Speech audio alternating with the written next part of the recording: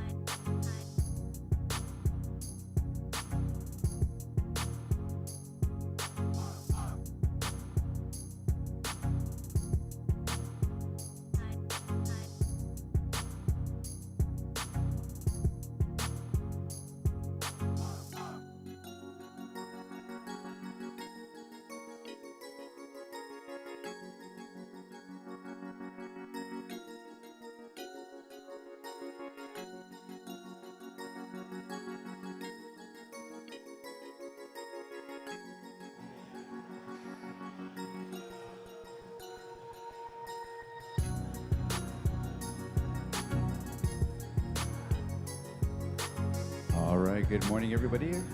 Welcome to Autonomous 25. I just want to let everybody know we are going to be starting in about 15 minutes. We're going to allow for some of those who are stuck in traffic due to an accident to get here. Once again, we will be starting in 15 minutes.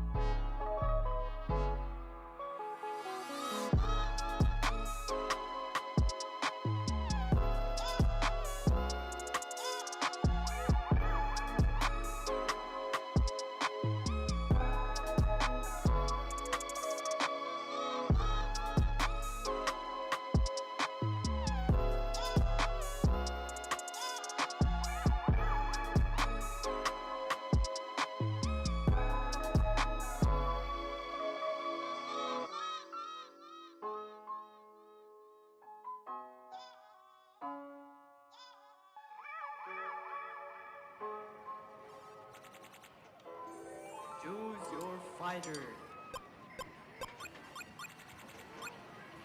Slightly inspired. Fight.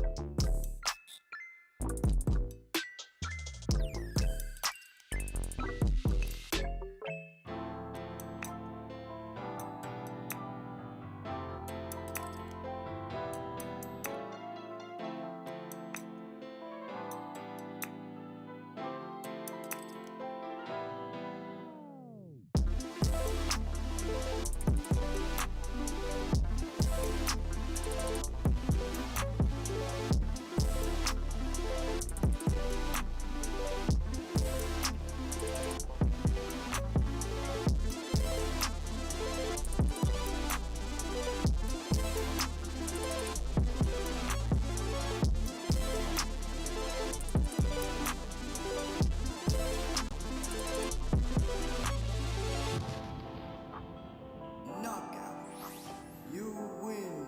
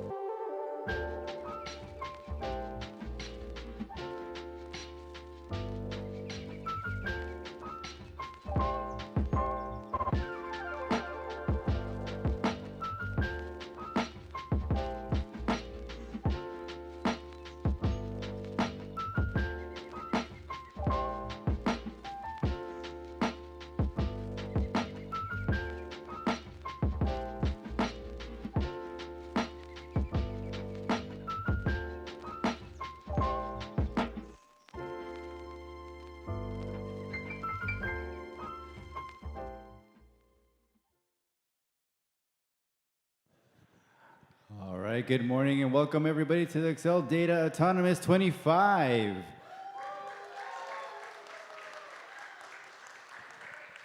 All right, at this time I have the pleasure of introducing your founder and CEO of Acceldata, Rohit Chaudhary.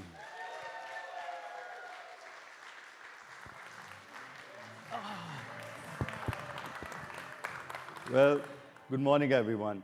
Welcome to Autonomous 2025. When we were thinking about the name Autonomous, we were thinking, what does it signify for the industry? And we figured out that it actually signifies a journey. You know, we can fix a lot of things, but we can't really fix the traffic in San Francisco. And it just coincides that, you know, the journey of people physically coming to our event and, you know, how everybody is going to move from manual work into completely automated work. I think it signifies the journey. This is the first one, and I promise you that the next event will be much bigger than where we are right now. I started my career as a developer 20 years ago, and today when I look at the tools that are available to everyone, including Cursor, Windsurf, ChatGPT, Anthropic, the only thing I think about is that, you know, how I've wasted my youth in debugging, you know, all the null pointer exceptions. Solving bugs that shouldn't have ever occurred, and, you know, going to seniors and asking them, okay, how do I, you know, solve this problem, and getting like a complete earful out of them. It was a pretty bad time, but if you look at what's going to happen in the next, you know, 5, 10 years, it's an incredible opportunity. And there is only one way of, you know, leading into this opportunity, which is, you know, just lean in. Just do how these LLMs have gone from answering trivial questions 2 years ago to where they are right now, solving really complex problems, and we can only expect how good they will become in the next 5 years. You know, later today, you will see our own version of how, you know, this whole generative AI disruption is affecting data management. We're going to show you the next version of our Acceldata products today, and hopefully we will be able to tell you the GA dates on that, you know, announcement coming soon. There are lots of customers over here, you know, from our own customer base, you know, from great companies, and many of the conversations that you will hear today will be led by customers and partners. We also have 2 leading voices in AI, you know, George Matthew and Cassie speaking about the trends in AI and how the industry is changing, how we can keep up. What you can expect at the end of the day is to take some lessons out of this as data leaders, you know, and some aspiring data leaders, and see how you apply those practices to the best of your abilities inside your organization. In the next half an hour to an hour, I expect a lot more people to show up. Hopefully the James Lick Freeway will get freed up, and we'll have a lot more people showing up. So I hope you have a great Autonomous 2025, and I'm looking forward to having more interactions with you. Please feel free to reach out to the Acceldata team over here, and we're happy to make any other connections that you would like us to make. So welcome once again, and thank you so much for showing up. Mahesh?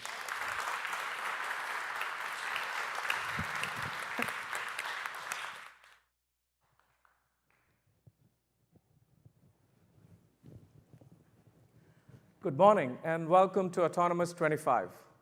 What a great event this is, and thank you to everyone that put it together. Thank you. I want to say a few words to introduce our first keynote speaker, Cassie Kozarkov. Cassie is a renowned leader in artificial intelligence.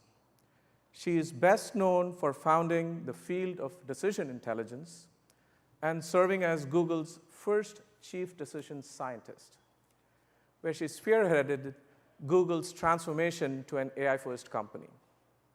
Today, Cassie is sought-after AI advisor and a speaker who's transformed how organizations like Gucci, NASA, Spotify, Meta, and GSK approach their AI strategy.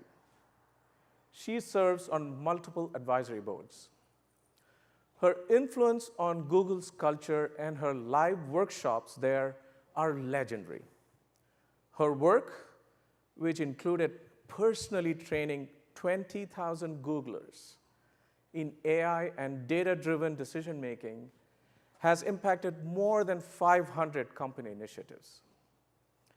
Cassie has appeared on the cover of Forbes AI, featured in Harvard Business Review, and just about any well-recognized business publication here. She's a LinkedIn top voice in AI and a #1 writer in AI on Medium for many years. Hailing from South Africa, She began her undergraduate studies at Nelson Mandela University and earned degrees in economics, mathematical statistics, psychology, and neuroscience from University of Chicago, North Carolina State University, and Duke University. She is also a guest lecturer at the Executive MBA program at Harvard University, Harvard Business School. We are indeed very honored to have her speak at Autonomous 25 and hear her thought-provoking ideas. So without any further ado, please extend a warm welcome to Cassie Kozerko.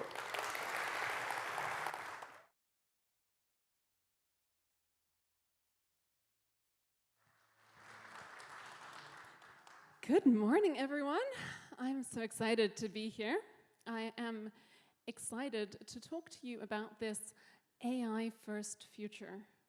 So, in this crowd, who here has experienced the buzzword AI first before I brought it up? Okay, a lot of hands.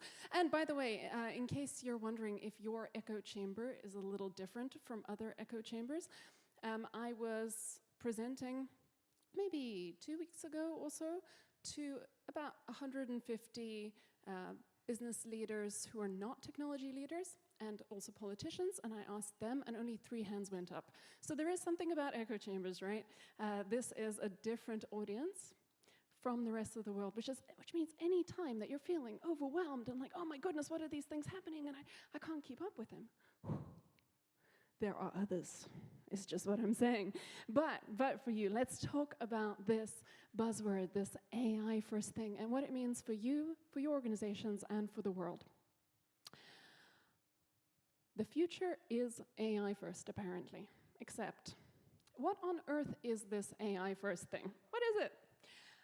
Now, there have been some companies that have made strides in making themselves AI first. The OG of this was Google, that was 2016, but recently there have been some others that have sent out company-wide memos telling all their staff to use AI or else in some shape or form.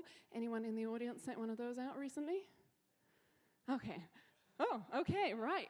So look, in order to do this well, because I'm a huge fan of the idea that since the world is changing, we have to be realistic about how it's changing, and we need to change with it. And if anybody is kind of holding their breath about AI, not in this room, don't worry, that's not for you. You know AI is here to stay. But out there, those who are like, oh, this is just NFTs all over again. No, my friends, it stays.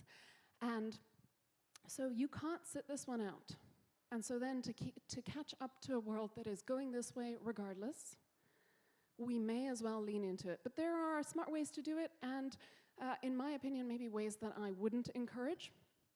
So on my newsletter, that's on decision.substack.com, I published an AI first memo that I wrote for my team, for my company at Kozer.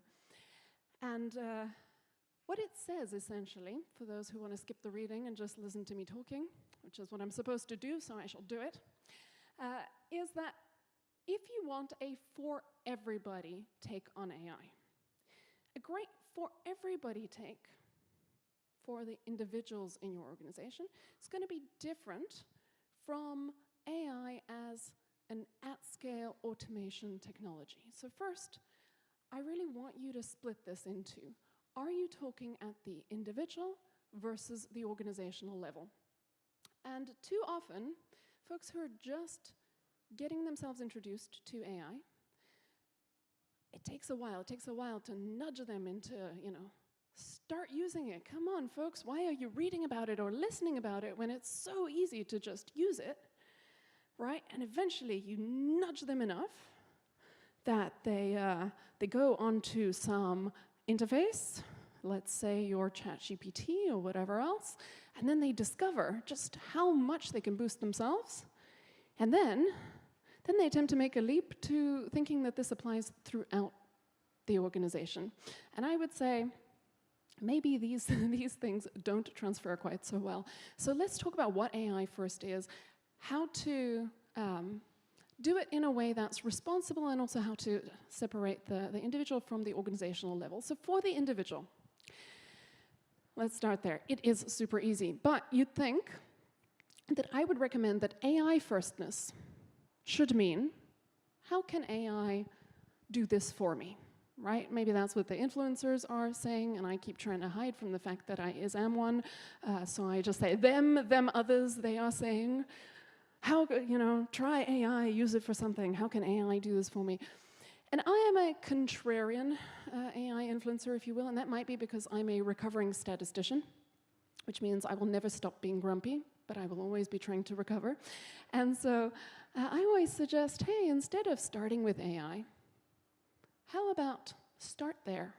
How can I do this better? And now we realize that inherent in this is a small problem.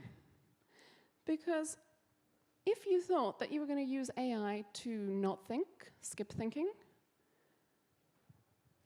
actually this is a big one, because in asking how to do this, whatever this is, better, you now have to slightly step back and go, wait. What is worth doing better in the first place? Which means, what are my priorities? What are the things in my life which, if I could do them better, would end up with better outcomes for me? And there is no single one answer to this. This really depends on what you need for your life. So an AI-first attitude at the individual level is really saying, what is so important in my life that I would like to get advice on it?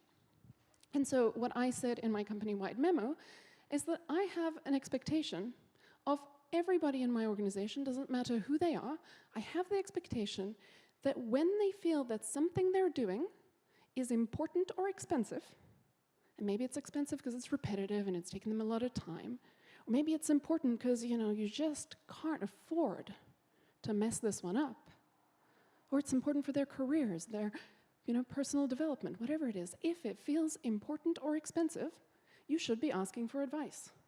Wait, hang on, we knew this the whole time. Right? Anybody who's not asking for advice, that feels a little junior in your organizations, right? And you got to teach them, Ask someone for advice. Ask a human for advice. And I say keep doing that.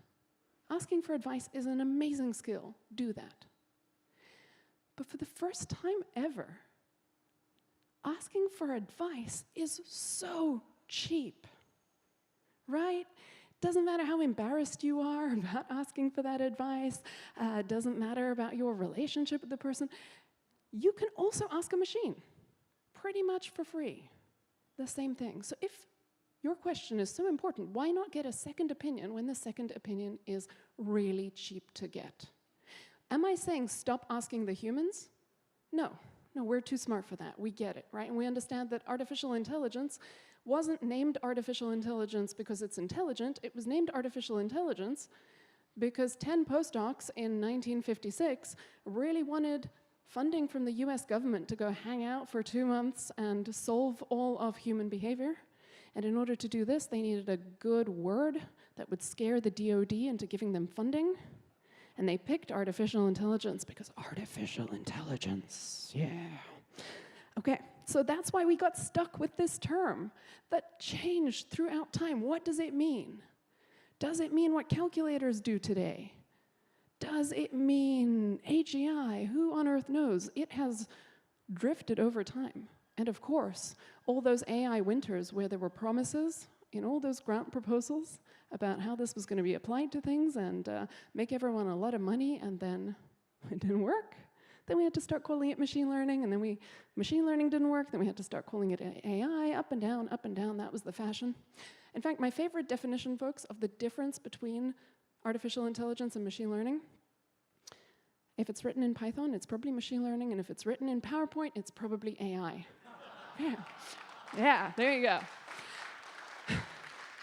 So AI, really, it's changed what it means. It depends who's talking. I will also point out that over time, different groups have joined the party to be talking about it. At first, only researchers, and they were usually talking about general purpose math. And then, come lots of data and lots of computing power, and all of a sudden we can do something useful with this. We can solve business problems at scale. And then those are the folks talking about AI. But usually it's at enterprise scale because, you know, just because we can do it doesn't mean that either we should do it or that it's cheap to do it. So it's big teams, engineers, and the folks around that ecosystem of applied AI. And now there's a whole nother group. And this group is enormous. And they're all talking about AI as well, talking about it in their own way, not worrying about which researchers or builders they offend. And this, of course, is the users, right? And that's the big, big groups. There's a big gravity pulling our collective feelings about what AI might mean over into the incredible progress in user interfaces, because that's what this revolution has been. A revolution in interface. Anyone can now think something up and make the attempt to get it automated, which is why I think at the individual level, first, everybody should be asking for advice if it's important. And now advice is cheaper, so whatever your thing is, how about you ask a human and you ask a machine too? And the interface thing is, what do you need to learn in order to use this? That's the big difference. I'm sure that a lot of us, anyone here self-identifies as a nerd with me? I know you can, this is a safe space, this room.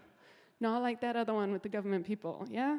Okay, so, fellow nerds, the thing about us is that when we were young, and now perhaps, we were masochistic. Because we thought, you know what sounds like a good idea? How about I learn some kind of weird, perverse, unnatural language that's nothing at all like I would have grown up speaking, and then I'm going to express myself to machines and or mathematicians in this way. Right? Like, who has that idea? And yet, it's pretty nice, this clear, structured way of communicating, and particularly when it involves code and getting machines to do things for you, you realize the power and the beauty of being able to say what you want, not what they built for you, what you want, and then the machine does it for you. And that is enough to get you hooked. I tell folks, you know, if you've ever fallen in love with the Harry Potter series or whatever else your brand of magic stories are, right? What's the closest thing to magic spells? It's programming. Abracadabra, make it so. And that's why we learn these strange languages like abracadabra and Python and C++ and whatever else in order to get our wishes met. And that's the price of admission to automating. You don't want to learn these things? You are going to take what someone else has built for you. You're never going to build your own your way. Right? So it's really a combination between Legos and magic spells. What could be better? That's programming. Except you're learning an unnatural language. And now this interface, the language revolution, allows you to make an attempt to be understood in your mother tongue. So you can just speak what you want, and maybe it works, maybe it doesn't, but you can make the attempt. So this is the world's easiest interface. It used to be, without that microphone over there, it used to be just like a text message, and then you had to be literate. That was the price of admission, but you didn't have to be program it, or whatever you might call that, right? Engineer it. But now with that microphone, you don't even need to be literate. You can speak, and then there's that right-click thing, have it speak back at you. So one could argue that this interface might be the interface that we are teaching our youngest children to use, right? As soon as they got speaking, as soon as they got understanding what they're hearing, ta-da, they have learned this interface. So this is an interface revolution, and no wonder everyone's imaginations are aflame with this at the individual level. So as leaders, all you need to do in your organization is say, hey, can you send a text message? Actually, can you speak? Wonderful. Do you know that asking for advice is awesome? If not, prepare to see your careers take off. Asking for advice is great. Ask machines too. And notice how all those interfaces, they are, yes, I do ask Claude to call me boss. All these interfaces are pretty much the same thing. There's Google's Gemini, and then in a satiric moment, there's this interface, which you probably won't want to put things directly into, just saying. But while we're on the topic of Mandarin, let's say that I am writing the most important email of my life. It's got to go right, it absolutely must. And it has to be in Mandarin, which I don't speak, for those who might be surprised to know this, as a South African. And so I ask ChatGPT, and ChatGPT very helpfully gives me that. So do I send it? Right. Do I just send it? No, I do not. And so we don't need technical skills to get this, but if we're teaching our non-technical staff to be AI first, we're not saying, first use AI, and then don't think about it, and send off all your most important things. And you know what? That's because AI is intelligent. In fact, AI is more intelligent than you, so, just don't think. No, that's not what we're saying. What we're saying is, trying to get a little help, trying to get a little advice is cheaper than ever before. That doesn't make the advice good. That doesn't mean you should use the help. As with people, even the smartest people may give you bad advice if they don't have context on what it is that you're actually wanting and doing in your life. Right? What's true for me may just not translate into good advice for you. And the more information you give me, the more I can make an attempt to do it better, but still, at the end of the day, you must be responsible for what's important to you and what it means for something to be useful and good for you. Yes, now we get into these words like useful, which is just a tiny hop, skip, and a jump to good, and then we're in philosophy, and then we're all screwed, right? Which is where these things land us up, because we begin to see that we don't get to spend time tinkering the tech quite as much and avoiding thinking about what's important, what's good, what's useful, what that means for us, and that it does not mean the same thing for everybody. So what we need is a culture of getting advice, but also being a little bit judicious about which advice we take, which is a culture of testing. When something is really important, think first about what it would mean to get something good and useful for you out of whatever advisor, human or otherwise, and how would you check? How do you think about trust? I often say that trust is now the grand challenge, humanity's grand challenge, the grand challenge of leadership going forward. How do you think about trust? How do you trust complex computer systems? How do you trust colleagues? Which colleagues do you trust? What about groups of people? Which groups? And what if all these people are variously augmented by technologies that they have various levels of personal trust into? And then as a recovering statistician who's not fully recovered, I say, well, I don't even trust myself. This is why we as engineers, when we write the code, also write tests just in case. Test everything, trust nothing, trust no one. That's how you're super safe. And then you find yourself realizing you can't do everything on your own, so you're gonna have to trust, but at least you know that you are trusting, and you think a lot about whom you're trusting. Because you can't go and read and think about every single thing.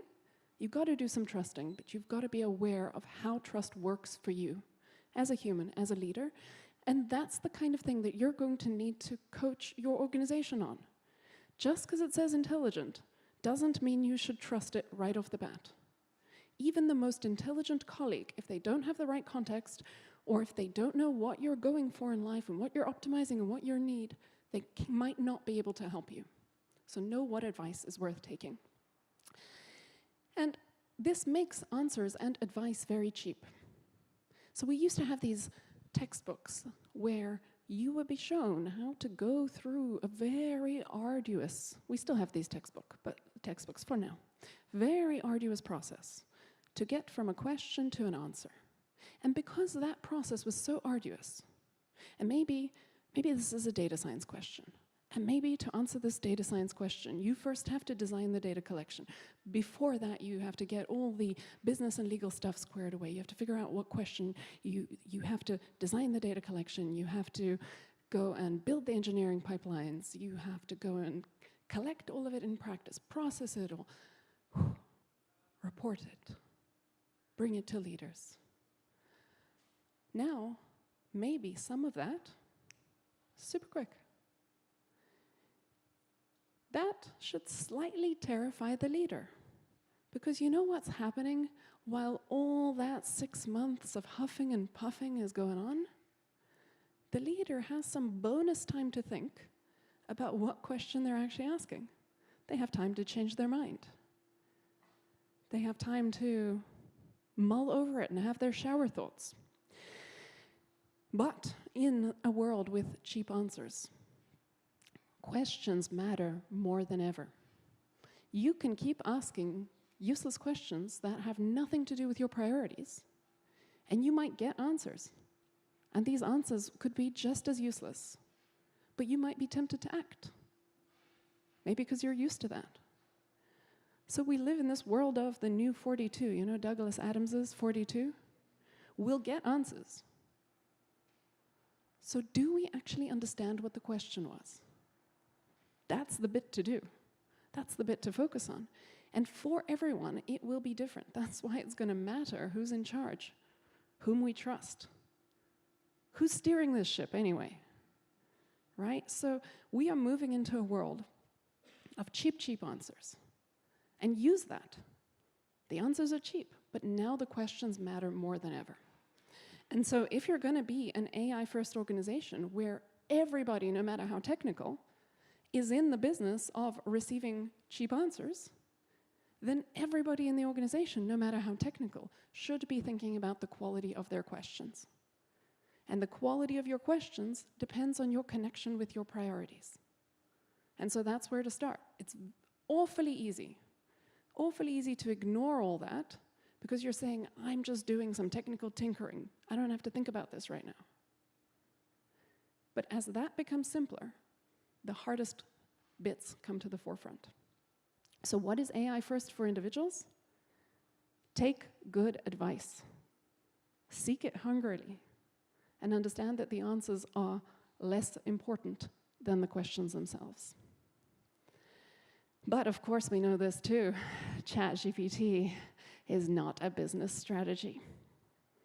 Is it anybody's business strategy here? Did I just break any hearts? No, this is a room in which I can run my mouth and get away with it. It's great. Okay, so we are in agreement about this. So we've got something different at the organizational level. And here, I think it's worth for your people as you're training them to really separate two categories. The category of tool use, which is part of our noble nature as a tool-using and tool-making species, right? This is why we have this and not a mud hut, because we make and we use tools. Awesome. So the attitude of, can I use something to make this better? This thing that's important to me, let's do it better. While I'm in the room, while I'm operating the tool, that's tool use. And then there's this other one, automation. Somewhat related with the word autonomous, I suppose. Define them how you like. That's between you and you. This business of definitions, I've taken too many math courses. I know you can write at the top of your page, let X equals. You define it clearly, you proceed. So we can say, let automation equals. Essentially, can I step away from direct involvement with whatever I've made? Because if I can get it done while I'm asleep, I can get it done while I'm in another country, I can get it done next week, and then I can scale, because I can do this once, or maybe twice in parallel, or 2,000 or 2 million or 2 billion times. So that's where the autonomous and automation pieces really start to play out. Because there's only so much you can scale yourself with a tool or a lever. It still depends on you. But when you can take yourself out of the equation after you've kicked off your, let's call it, magic spell of code, then you can go really big. the trouble with things that we're tempted to call autonomous is they're not really autonomous, right? They start with humans. And they start with human priorities, whatever humans thought were important enough to automate, whatever humans thought was important enough to do in the first place, right? So it always starts with humans. But the difference is that there is this massive lingering effect. We could create things that are so complicated that we don't realize what we've done as we've set them into motion. It doesn't change the fact that we've still done it, but it might begin to overwhelm our ability to think about what we've done. What this sounds like to me is a bigger challenge for leaders, a bigger call to responsibility, a bigger call to thinking about what it is that we're trying to achieve in the world and how we would know if we got there. So if we're going to talk about AI, and as I said, I'm not sure I like the artificial intelligence acronym. Is it intelligent? What is intelligence? Does it scare people? That worked. But maybe we'll say AI could be augmented individuals in the first case, tool use on steroids. And then automation and integration, because that's what we're going to get, automation at scale. And so let's think about automation then.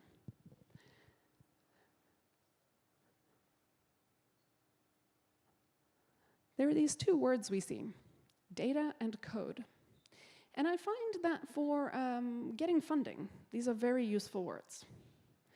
But I find that for having sensible conversations with your team members, they might be a little too sleek and shiny. Maybe we need more humble words. Words like instructions, because that's what code is, instructions in some perverse, unnatural language. And examples, just what data points are. And then if we think about the difference between these two approaches to teaching, let's say, a human, forget machines for a moment. We're going to teach a person how to do a really important task. Really, really important, has to be done well. You can't mess this up, or at least try, please try not to mess this up. It's important for the business, and we're going to do it at scale. We're going to impact the world. Maybe we're going to touch 1, 10, 1,000 people's lives. So please learn this task properly. 1 million people, 1 billion people. Wait, that sounds like a machine. Let's say you're teaching a human. They're going to do some important thing. 10 times it matters. You can teach them how to do this task one of two ways.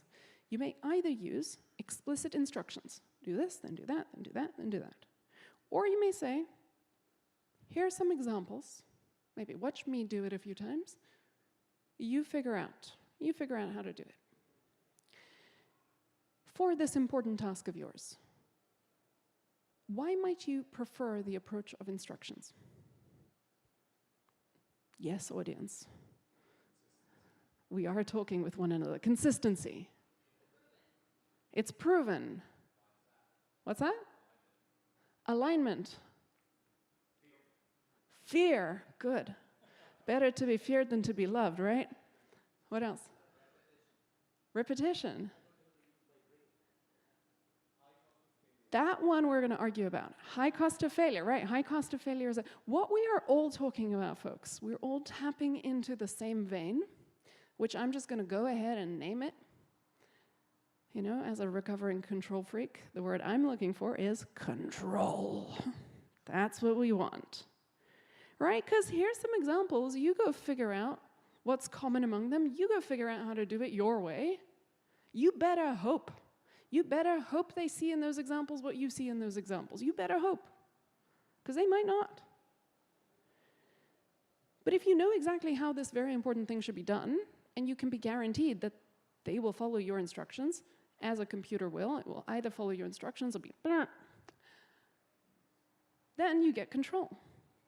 So what would possess you to get excited about a technology that tells you that, well, the first thing we're going to do is throw control out the window, shall we? That's not how we're going to automate. Everyone's like, yeah, AI. Folks, why? Why are we doing this? What would make it worth it? if the task is important. Discover what you may have missed. We will hang that on the list of things that converge into the answer I am looking for. So yes, but I want more. The task's important though, right? That it's faster. It'll just be a creative solution. It's faster. We don't want to think about it. Those things are all in the category of the task doesn't matter. A task doesn't matter, so we'll get what we get. And yes, that's helpful for innovation. Let's try it out. It doesn't matter too much. But let's suppose that it does matter. Let's suppose it does matter. Why do we give up control? So again, let's imagine you're white-knuckling it through this one. Okay, cost, trust, scaling. Okay, so this one really helps. When you go back to your organizations and you use this as the framework for how you talk to them about what AI has as both its promise and its peril. So, on the one hand, control. Why would you give up control? See, here is my trick. The way I set this up is I suggested to you, though I didn't say it straight up, I suggested to you that you know the answer, the right way to do the task. And in that situation where you know what the instructions are, on this really important task, you know them and they are the best instructions and they are good, right? You know the answer. Don't give up control. Don't do that.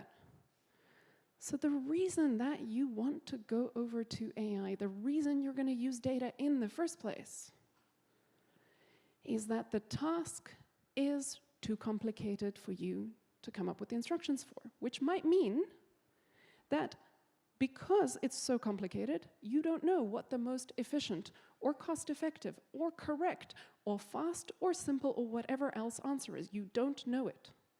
And because you don't know it, because you can't come up with it, then we go and enter a dance with complexity. Right? That's why we're here. We automate with data because that is how we handle situations where the answer is too complicated for us to know.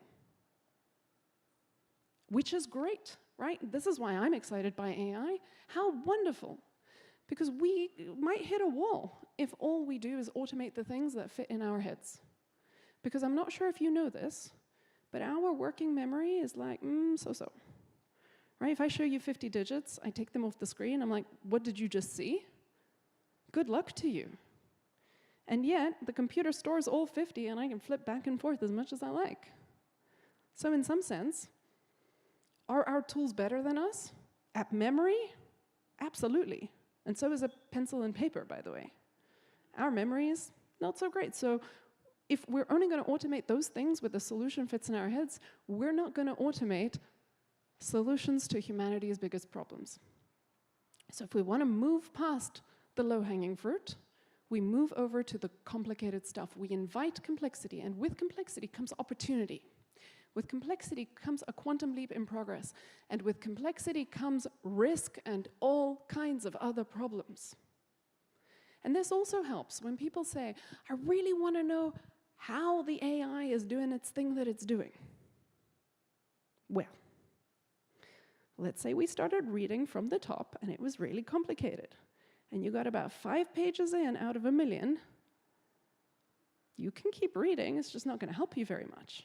Right? If the solution is so long and complicated, it just doesn't fit in your head. But can we succeed at the task? Maybe. That's what data gives us. That's why we automate with data. And why we really do brace ourselves as leaders as to what we're inviting into our lives. And that's why the second half of my AI First memo, AI First for organizations, is if we're going to automate at scale, with data, with complexity, then that's a hang of a lot of responsibility. And so with great scale must come great responsibility. You must think very carefully about what you're doing and why you're doing it. And is this the best way to do it? I think that we will get a lot of AI applications, a lot of progress from AI, just naturally. Just because there are things that we want to do. There are problems we must solve. And we don't need to appeal to the AI-ness of it.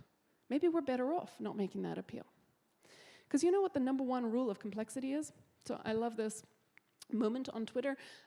This fellow BJ May, he goes for a walk. He's got this Nest front door smart camera. It's supposed to identify whose face is it and then keep intruders out. And he complains that his house locked him out because it was protecting everyone from Batman. Right, Batman, exactly. So the #1 rule of complexity is expect the unexpected. And because of this, of course, yeah, the engineers. If you think this one's good, well, you all heard about the Virgin Money chatbot that berated its users for the use of the word virgin. That one's even funnier. Anyway, so expect the unexpected here. What engineers need to do is know that mistakes are possible, and that immediately makes everything safer because they just build in things like, here's a pin pad, and if we put in our pin code, then it doesn't matter if Batman was the one who was spotted. It's just part of knowing when we deal with the complex, we get mistakes. Now, the #1 rule of agentic AI is when we take all this complexity and we connect it to the world, which is itself complex. So that #1 rule is what works in theory doesn't always work in practice. Or to put this another way, knowing what you want to do may be easier than actually doing it safely, reliably, at scale, in production, with a whole lot of moving parts. Because however complicated the data to solutions, to models situation was, the agentic one is more complicated. Why do we do this? Because it's worth it. But then as leaders, we step up and we do it wisely. That's the key thing. And of course, I have this analogy for AI. I've always been saying AI is like the proliferation of magic lamps with genies in them. And we know from all those genie stories that it's not the genie that's dangerous, right? It's the unskilled wisher.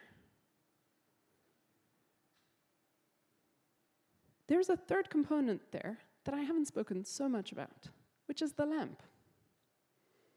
So it doesn't matter about the genie if your lamp is more powerful than the genie and keeps it controlled. And if the genie doesn't even get to the wisher, lamp can keep everything safe.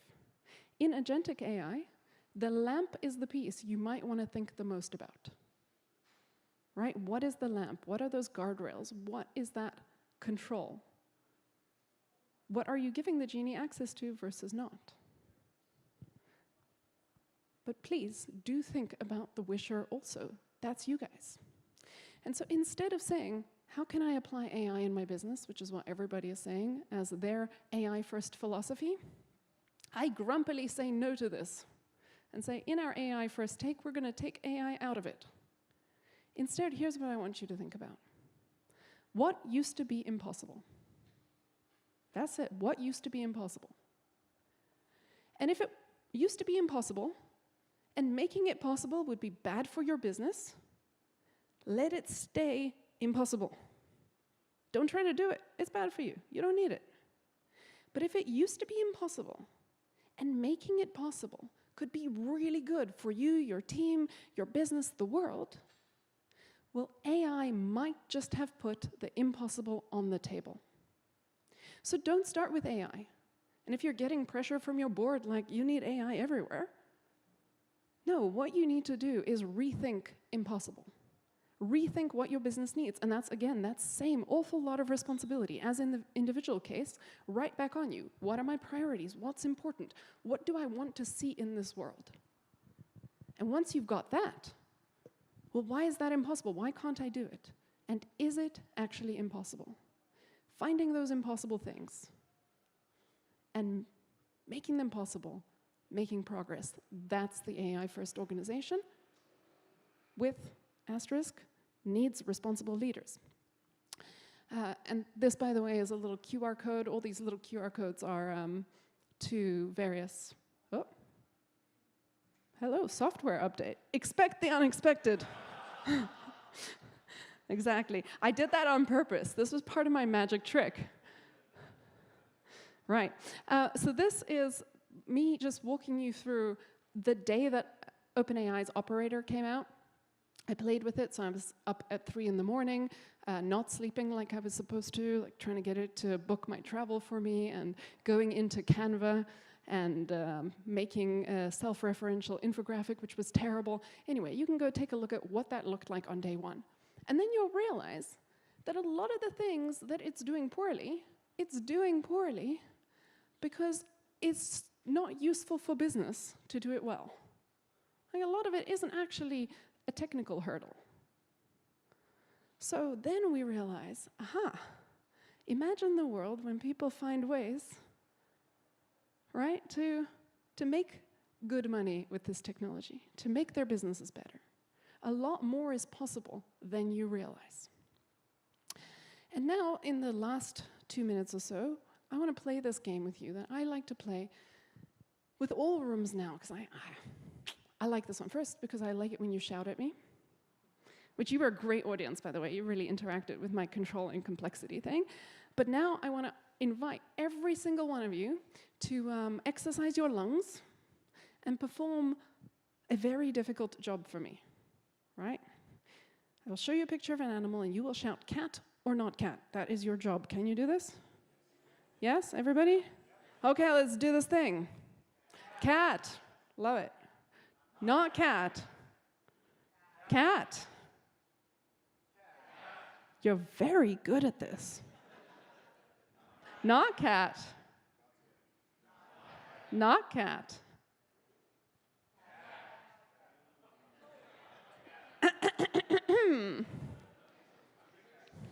You had one job. What is Schrodinger's cat? What? You had one job. It's cat or it's not cat.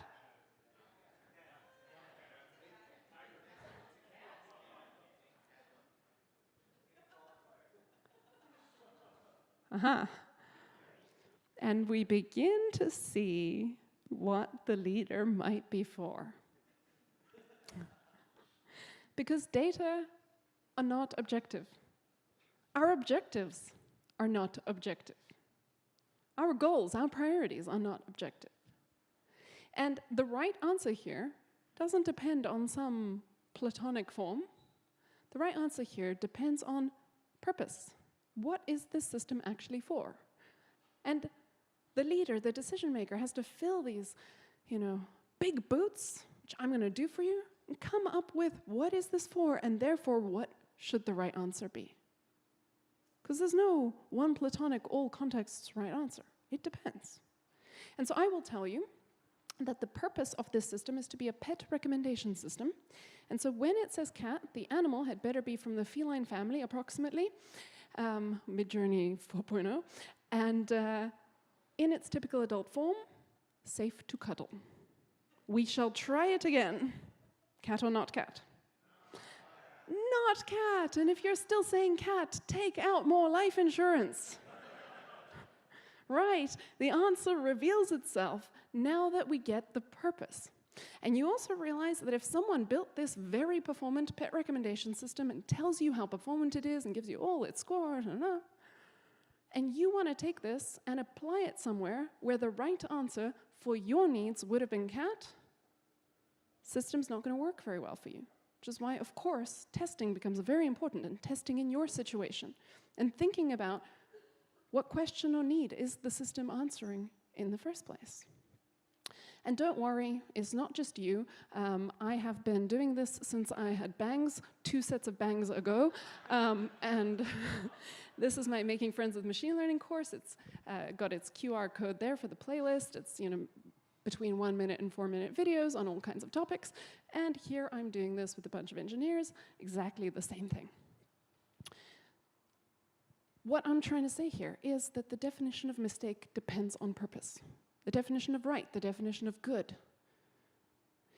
And the purpose depends on the people. And who represents the people is the leader, the adult in charge, you guys. And you are dealing with a world where there is no one right answer. But getting those answers is cheaper than ever. So the purpose, the priorities, the questions, the direction you choose to go in, and your clarity of thought around that matters more than ever. So you're going to have to be the author of meaning. That's what this AI world does for you. All of a sudden, those questions, which were the hardest questions, what's worth doing? What, Socrates, is a good life? Those are all back. And the technical bits are just in service of that now. But we are really standing on the edge of so much progress.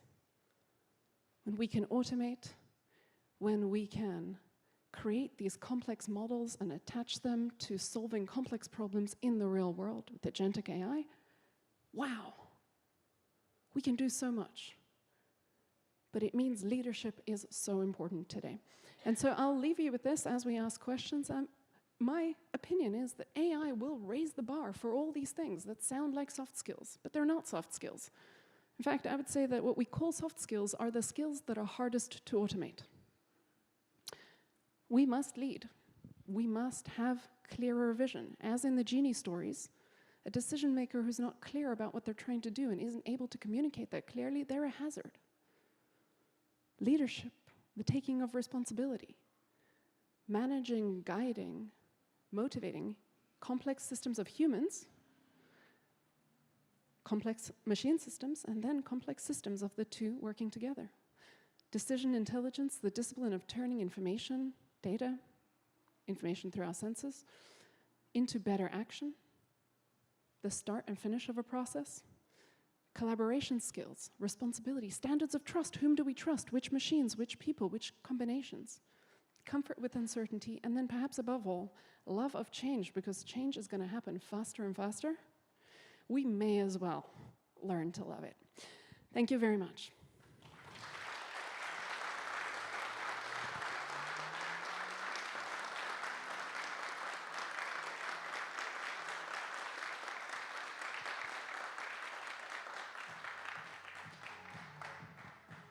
Are there questions? I think there's 10 minutes on my clock. So, oh, and that, by the way, I get to do a shameless plug for an Agentic AI for Leaders course that you can check out if you're interested in. I always forget the plug. I'm kind of proud of myself now. Oh, yeah, and post your thing. Like, share, subscribe. Post your things on social media. My team's going to be so proud of me. OK, 10 minutes, please.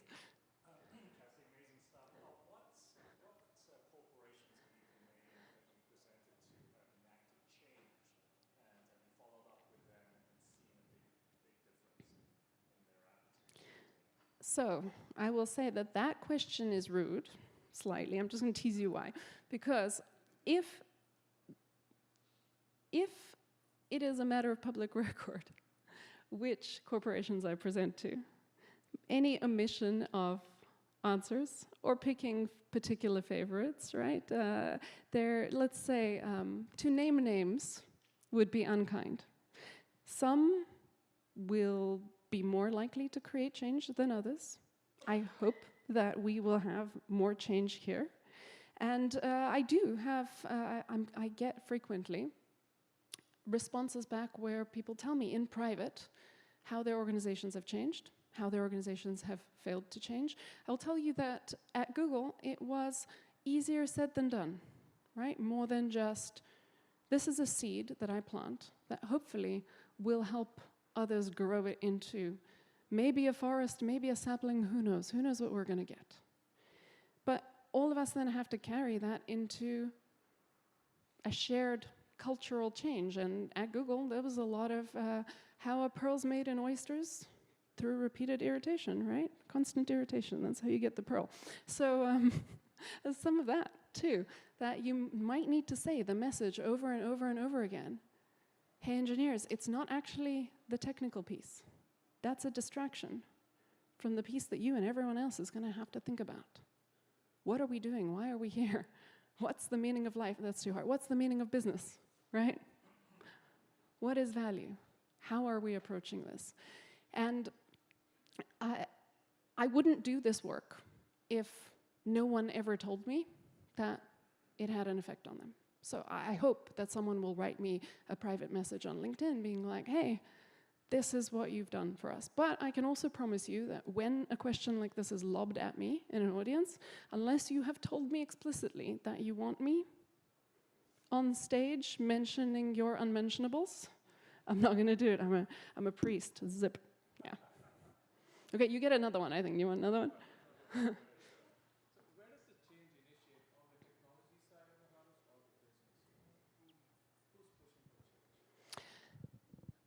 So, okay, so does change come from technology or does it come from business? Different organizations are different in terms of who's got the power within the organization. So at a place like Google, it is famously an engineering-first culture. And you can imagine, one might guess that in a engineering-first culture, engineers pushing for change would be the way it happens. There are other cultures where engineers pushing for change gets them buried deeper into the basement. So then, of course, the change has to come from the other side of the house. It very much depends, and it is a matter of how does influence flow through the organization.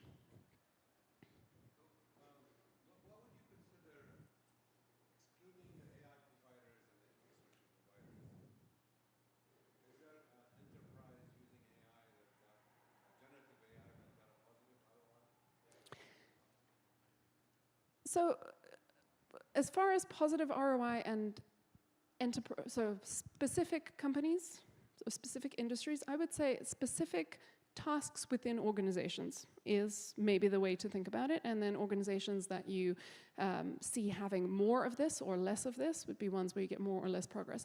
So, whenever something is tedious, manual, the humans aren't doing it very well anyway, and pretty expensive, you've got your sweet spot, especially if humans can easily check it, or it doesn't matter how well it's done.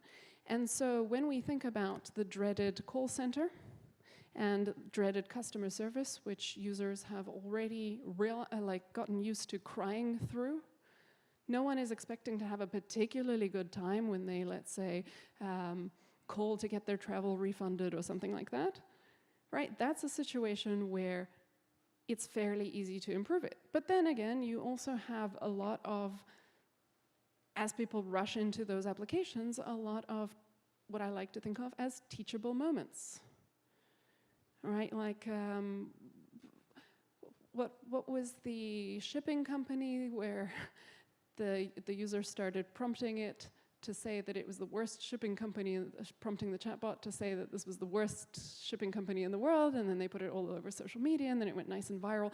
Or was it Air Canada, where it hallucinated a bereavement discount, and then a tribunal in Canada forced them to uphold that same discount, right? So you can see that there is room for whoopsies here, but also a lot of space for, if we used automation, we could get a lot of quick progress, right? Customer service is just one of them. Another really good one.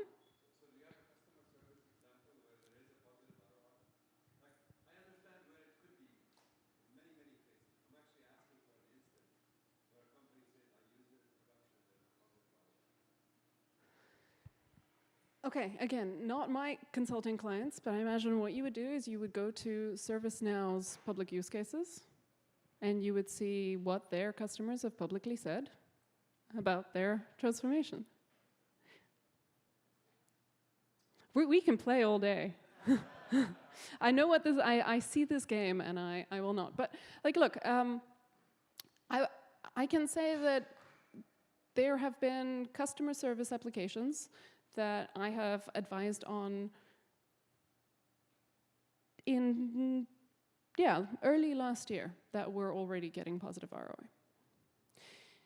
The other one that's really good, I'll say, is understanding that what we're automating here is translation in a nuanced kind of way, right? What are we translating between?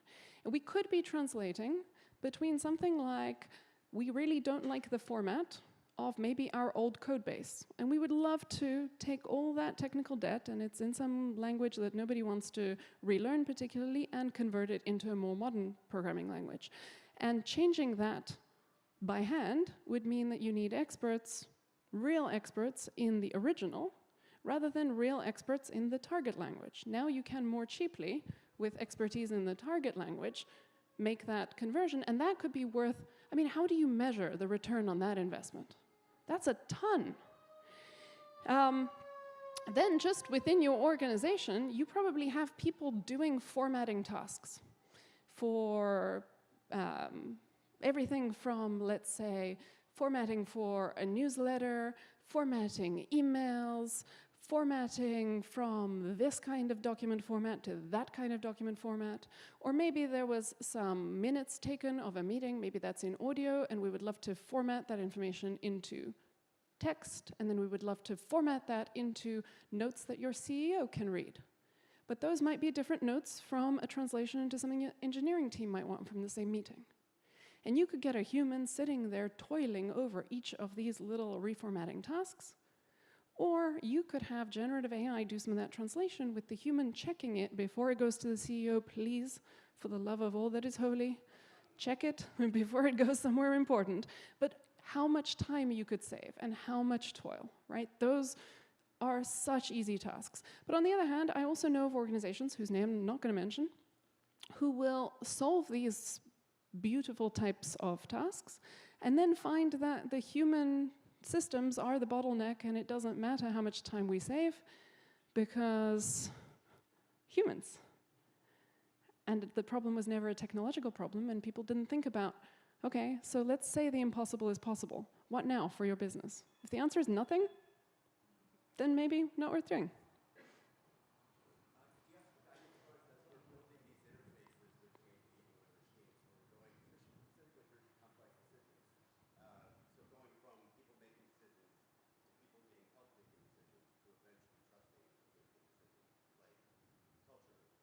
So culturally, how do we think about designing interfaces so that people can at first think about offloading some of their effort while being fully tool using into this is now more automation, and now we might have flipped and we have more of a human in the loop model to eventually full automation. So I'm not a UX person, and I have a lot of UX friends who might end up accidentally seeing this recording and want to throttle me for having opinions about what is their specialization. But user experience design is representing the user and working with and setting user expectations. And so maybe the most challenging thing is, what are the expectations of the user who's using the interface? Right? If I'm your user, it's going to be a different interface, I imagine, because my trust is 0. As soon as I get my diploma in statistics, I have 0 trust.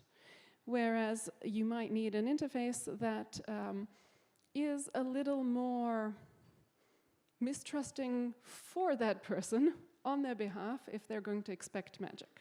So a lot more rounds as we build up to full automation of really checking what the goals were, checking, simulating what the world might look like if we actually hit go on this at scale, right? I think that one of the ways that interfaces must surely change, or 2 ways. One is disambiguation, right? Having a way to check, do we have multiple interpretations here?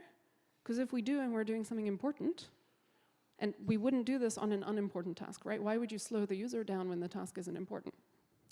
But on important tasks, disambiguation. You want to know when the wish you're making has really wildly different ways it could be served. And then the other one is simulation. Let's say we were to do it. Let's say it were to be achieved. What did we actually ask for? Do we know that? Can we have a look at what we're going to get before we get it? Because if I'm in the tool use mode, every time I do a thing, then, right, I'm driving, I'm awake, I'm aware. The more I move out of tool use mode into automation, the more I have to think before I do, And to help me think before I do, I might want to see what those actions without me might look like. So yeah, simulation and disambiguation are my favorite too, and my UX friends are going to hurt me. Do we have more time? I've run the clock out. Yeah, we do? Do we? Don't we? Okay. All right, you will stop me. You'll cut me off. Okay.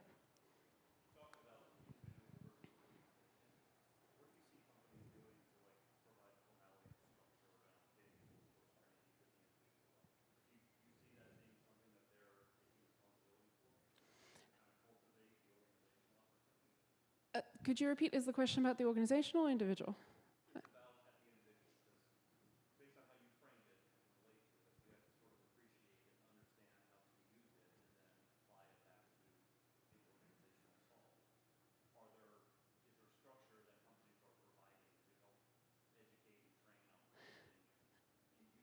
So I am really excited that there is a rise in interest in this, partly because, hey, it's kind of fun to do that. Maybe some companies will ask me to do it, and that'll be great. But like I said when I began my talk, you are an advanced audience.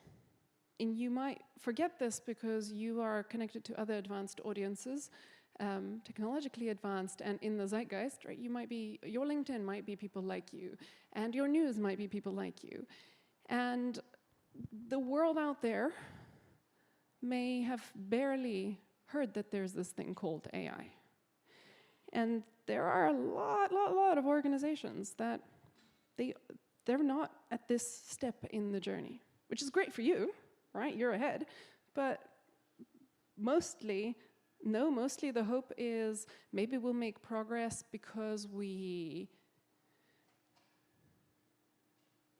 have our people, try it out at home? That's not much of a strategy, right? Now, within organizations that are making more progress, what I am seeing is that we are primarily looking at the individual level, and we're primarily looking at productivity tools. And yes, there is some guidance, and there is more guidance on the don't put anything in that we would regret side of the house, right? Which is a good idea.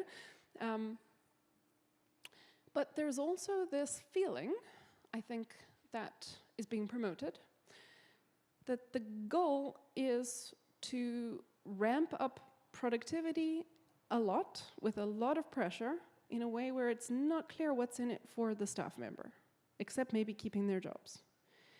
I don't think it has to be like that, right? I think that there's so many problems we can solve. There's so many impossible things which, if made possible, would just make everything better. We could, right, make real progress rather than doing what we've been doing this whole time, slightly more efficiently, and then yelling at our employees to get on that train. So I worry about that direction being the primary one when there's just so much opportunity. We don't need to. Just ask for advice. Figure it out. What does better mean? I don't know, employee. Maybe better is doing the parts of your job you like and getting automated the parts of the job you hate. That's something that's in it for the employee. Whereas, I don't know, panic productivity, like for writers, write 10 times more content.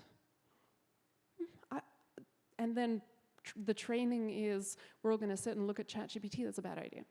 But it's coming up. It's coming up. Yes. Yes. So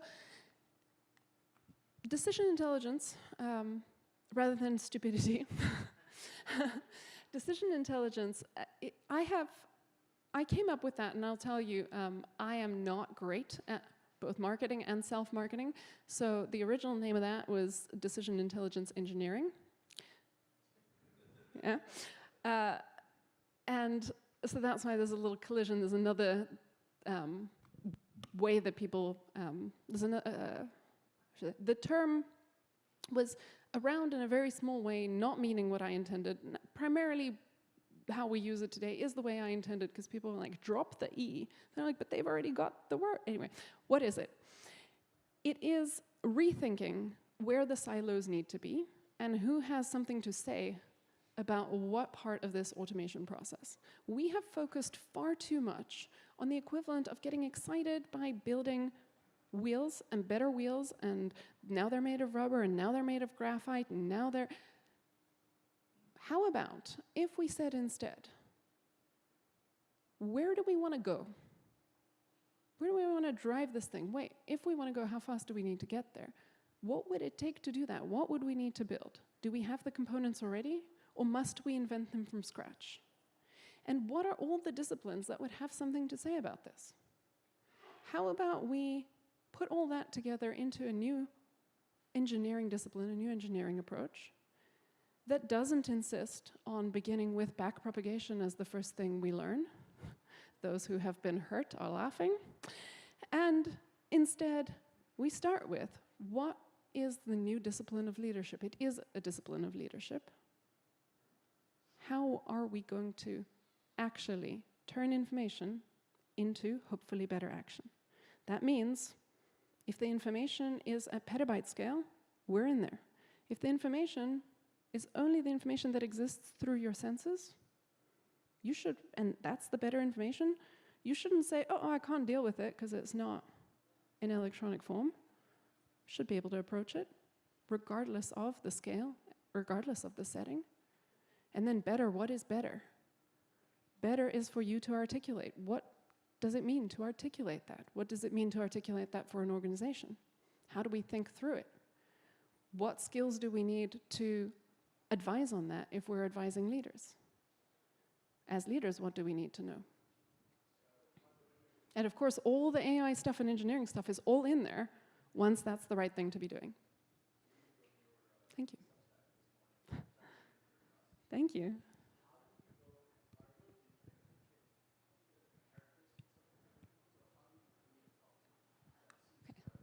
Oh, thank you. Thank you for asking. I get to double plug my newsletter, decision.substack.com. So this morning, I wrote a piece answering what should you study in college. Last week, the question was, should you go to college? Welcome, you graduated high school. Should you go to college? World, scary. My answer is, to previous one, if you thought college was a good idea before AI, it's still a good idea after AI. Okay, that said, supposing you're going to go, what should you study? And here I said, in a cutesy way, because the titles have got to be cutesy, and then the body has got to be nutritional. So the cutesy answer is major in clarity and major in curiosity. If you can, major in both. If you can't, major in one of these two. And what I mean is, clarity is clarity of thought. How to communicate and say exactly what you mean. Because whether it is prompting or working with a genie, because what is the AGI dream except the digital genie? I have no idea what they're going to do with it. They'll ask for something, and hopefully my tool can give it to them, right? That's what we're trying to build with AGI. What you need is clarity of thought and clarity of communication. Do I know what I'm saying when I'm making these wishes? Do I know what I'm saying when I'm prompting? Do I understand the question I am asking? And any discipline that is on the merciless to ambiguity side of the house, think mathematics, statistics, analytical philosophy, what have you, whichever one floats your boat, the one where you get dinged with a rolled up newspaper on the snout, wait, no, they don't do college like that anymore, where you get dinged for ambiguity is going to teach you that discipline of clarity of thought. And so does it matter if, let's say you do computer engineering, does it matter which programming languages you're going to learn? No, because they're not going to last long. But it does matter that your code doesn't work if you're ambiguous. That's why vibe coding doesn't count as a clarity discipline. And then I say, okay, so you can think about that. That'll be your AI readiness major. On the other side is curiosity. Whatever lights you up, you believe you love video games, prove it to me. Study the closest thing that lets you have the most interaction with the concept of video games during your time at college. And is that frivolous? I would say no, because we don't know what the professions of tomorrow are going to be. How are you going to aim at one? Doctor, lawyer, is that? What skills do you need for that? What's going to be around? How's that going to look? But what we do know is that if change is a constant, then you kind of need to know how to learn and love learning. And so if you take a major that leaves you feeling like, well, that was horrible, I'm so glad college is done, I'm never going to learn anything again, whew, that's not going to be very helpful for an AI future. If, on the other hand, you spend 4 years seeing that you can prove your love to sports, and you don't have to, we were talking with Ramon about, you love cricket, you don't have to be a cricketer to love cricket. There's so much in that business, or baseball, if that's where we're going, right? You don't have to actually be on the field. There's so many ways you can contribute to this thing you love. Prove it. Prove it to me. Show me how much you love it. And if that gets you motivated to learn things and nerd out for 4 years, then by accident, you will learn how to learn. And you will leave college feeling like, hey, that was pretty fun. Maybe I could keep learning things. And because the world is going to change faster and faster, if you're intending to rest on your laurels and never learn anything ever again, that's how you get left behind. So if you want to come along with, curiosity is a great major. And of course, if you are gratuitously talented and you can double major in clarity and curiosity, that's best of all. But if you can't, pick what lights you up.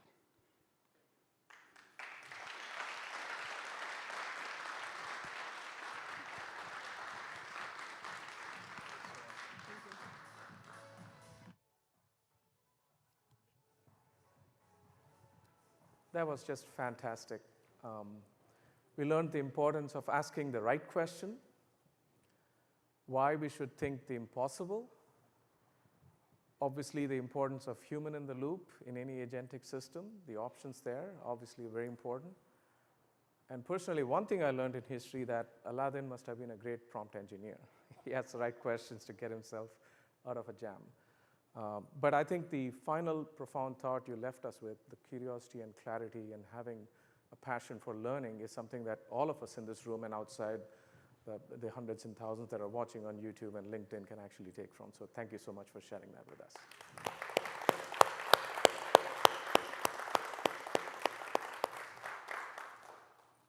I have the privilege of introducing the next keynote speaker, George Matthew.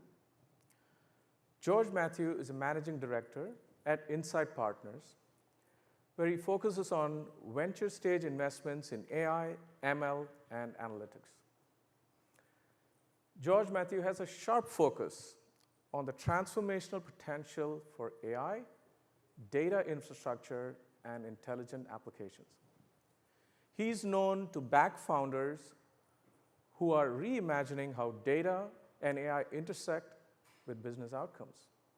His portfolio spans high-growth companies that are redefining analytics, automation, and AI. Some of these examples include Astronomer, Jasper, Acceldata, and Crew AI. In addition to his investment experience, what makes George unique is his deep operational experience. He has developed high-growth technology startups, including most recently as the CEO of Kespri. Prior to that, George was president and COO of Alteryx.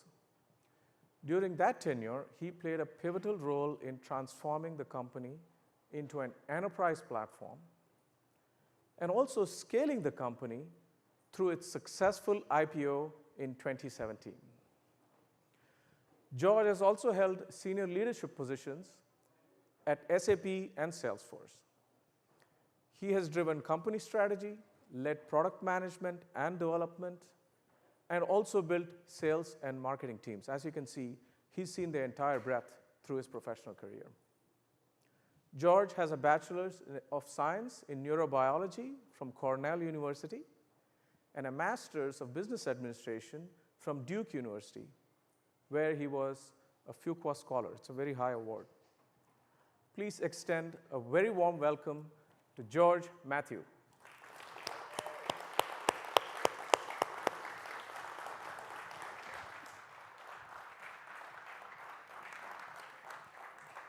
So fun to be here. Thank you, everyone, for this opportunity, Rohit and team. This is wonderful to see our first customer conference here with Autonomous 25 for Acceldata. Before I actually get started, I wanted to actually give a little shout out to Kaz in terms of one of the things that she had mentioned in terms of curiosity and really being able to sort of think about that early in your career. So this is actually my 30th year out of college. And when I was graduating from college, or about a year before I was graduating from college, I was studying for my MCATs, and that's why I was a sort of computational neurobio major. And the summer I was studying for my MCATs, between my junior and senior year, I was actually unemployed, so I had to find a job that summer when I was in Ithaca. And it turned out that the highest paying job, where you're a kid in college, was working at the Information Technologies Lab, and I was doing help desk support, like shoveling email on a Unix server, a VAX server, as well as a Mac help desk support.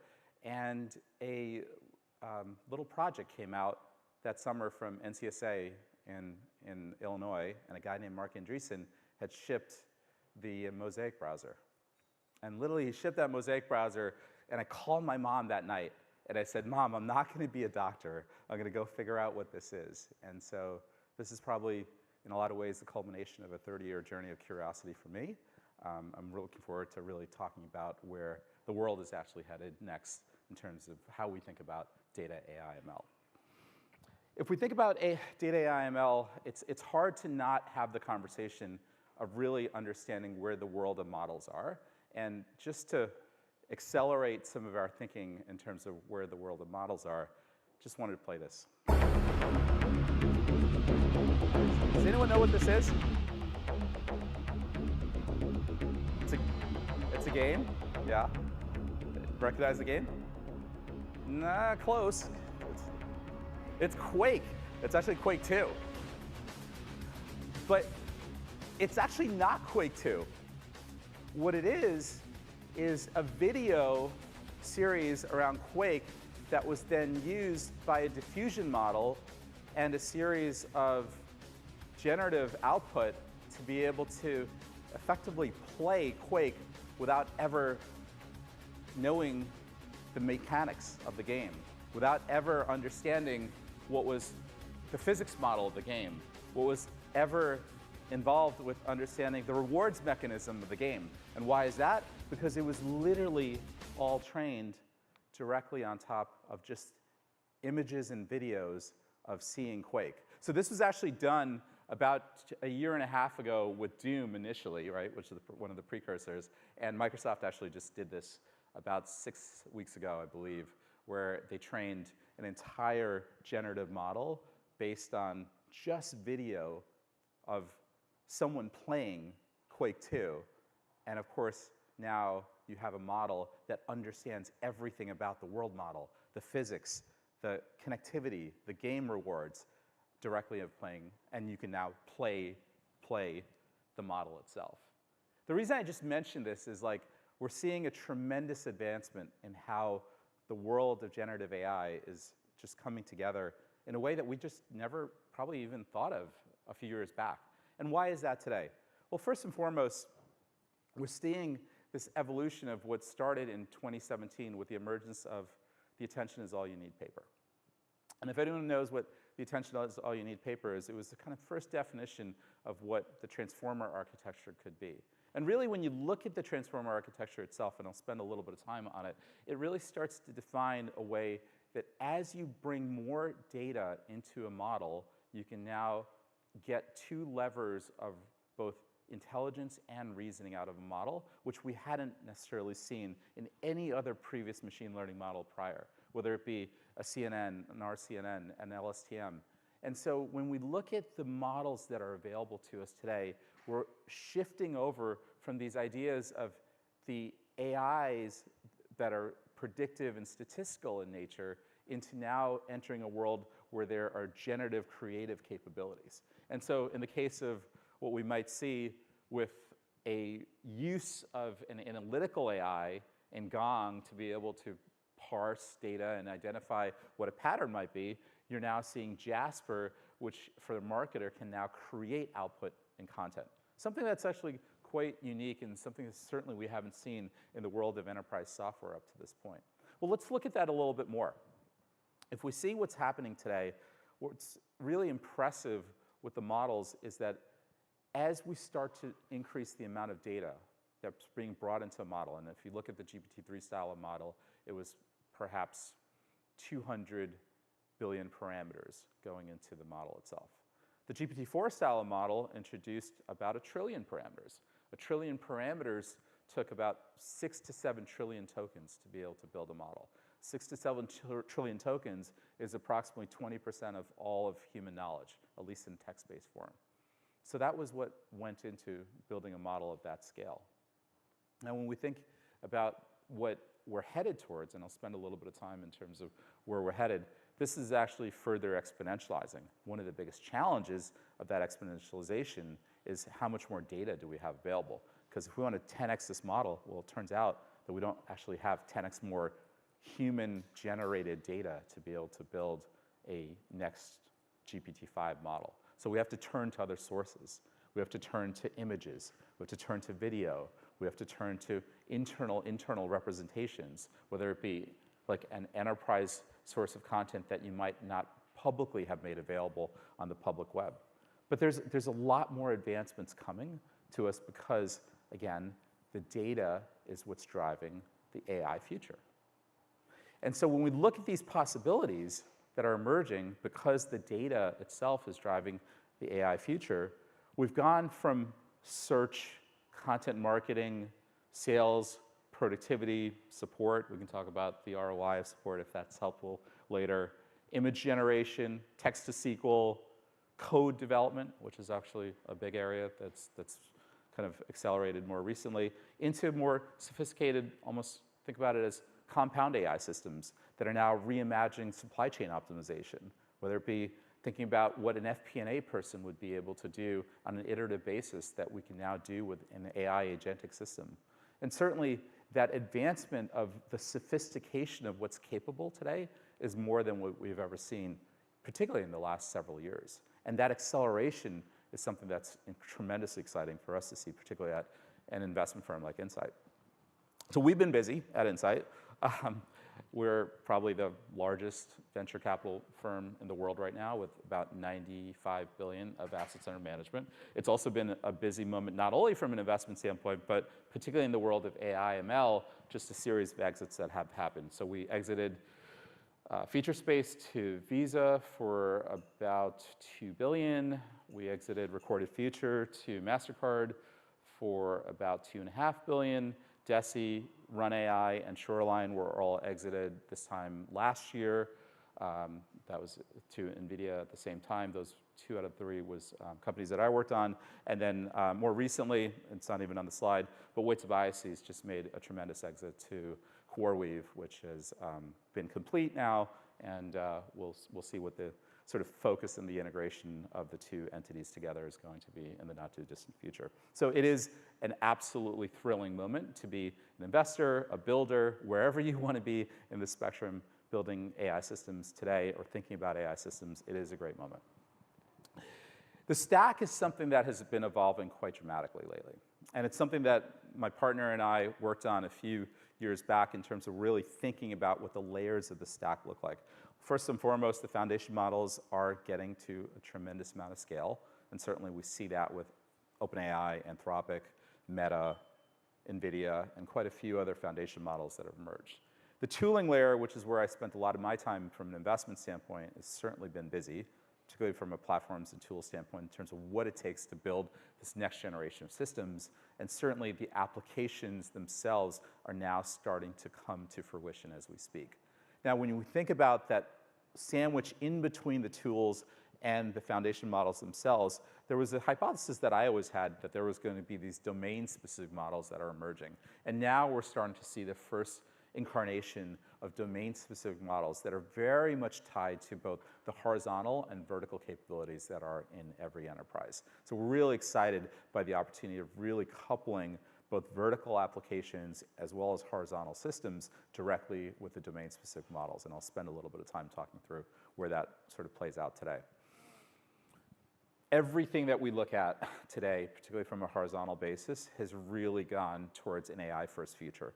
And certainly we're seeing that with developer productivity. We're certainly seeing that with cyber, the emergence of content creation at scale, the workflow automation, of course, customer success and support. These are areas that are really taking upon itself to be reimagined using AI systems. But if we're kind of setting ourselves up for an enterprise future, a lot of my time is now spent on really thinking about, well, what does it take to build enterprise systems today? And how do we think about the evolution of enterprise systems, particularly when it comes to AI? And so the areas that I spend a lot of my time on right now is model evolution, what the new infra looks like, what the design patterns that are related to kind of building these systems are. And well, I was thinking a lot about responsible AI, but I think for at least for the next 42 months, we probably don't have to worry much about responsible AI systems or regulations, but we'll come back to that in a little bit. Okay, model architectures themselves. If you think past the transformer has actually been very, very capable of being able to build the convergence of data and systems at scale, really to be able to advance, as I mentioned, two areas, intelligence and reasoning. So I'll spend a bit of time on reasoning because that's the area that's advancing most in a moment. But certainly there's other things that we can think through as far as the model architecture itself. Thinking through where small models might be very helpful to be able to be embedded into systems that are not as connected, that might have low latency needs, that might not necessarily have GPUs either for training or for inference. If you look at where the mixture of experts are now being used not only in large models like GPT-4 or GPT-5, but also just the emergence of domain-specific models like DeepSeek. I mean, one of the most innovative things about DeepSeek was that it used a series of mixtures of experts to be able to build a highly distilled model at scale. State space models can now expand the context window so that you don't have to think about just the limitation of the context window. You can have continuous context as you're building your insights, your reasoning into models as they scale. And certainly this emergence of agentic capabilities when you think about the agent-based systems that can be based on either a large series of action models or orchestration of agents at scale, certainly as areas that we think are going to be quite important in, call it, the advancement of AI systems beyond where the transformers are today.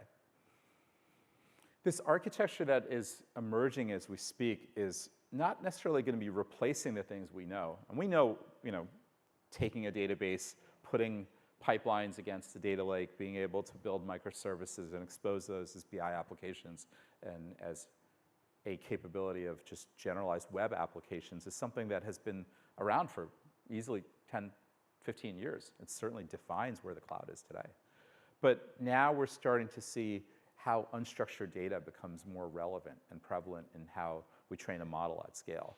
We're starting to build inference platforms so that when you think about the scale of how you're delivering GPU-based inference, you have entire infrastructure that's really focused on that. And ultimately, when we think about the user experience on the front end of how these systems are coming together, they're not necessarily going to just be web UI.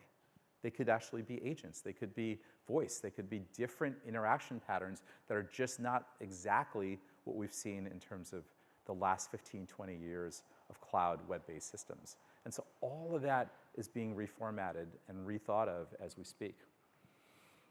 Okay, I'm going to skip the responsible AI section. I'm happy to talk about this offline, but really right now, it is not a moment that people are really thinking about the frameworks related to it. But in all seriousness, there are some things happening in the EU as we speak.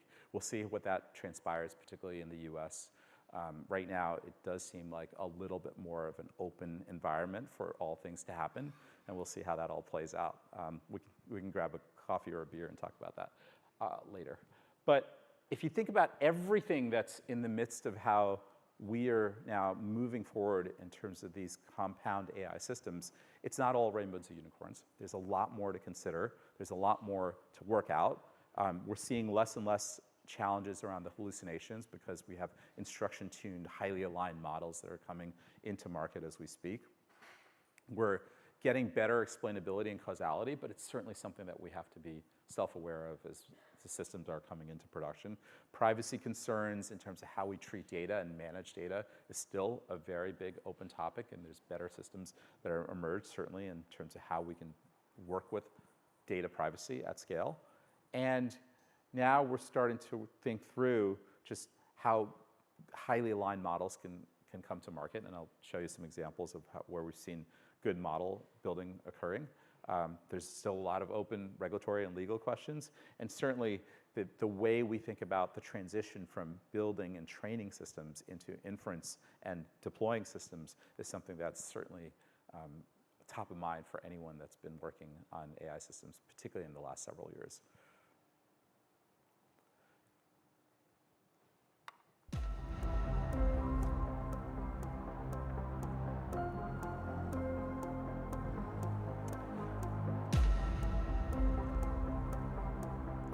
There's zero rendering of any pixel on the next several minutes of video that you're seeing. This is the Runway 4 model that was just released, I want to say about 3 months ago.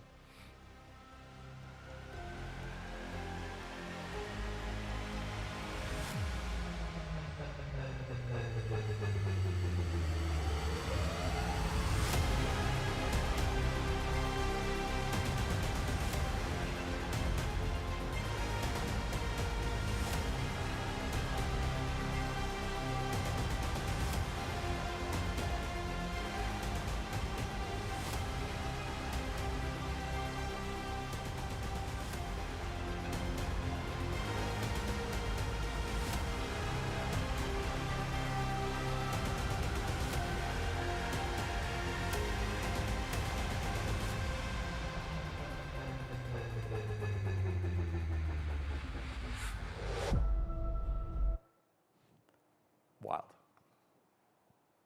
I mean, who would have thought, right?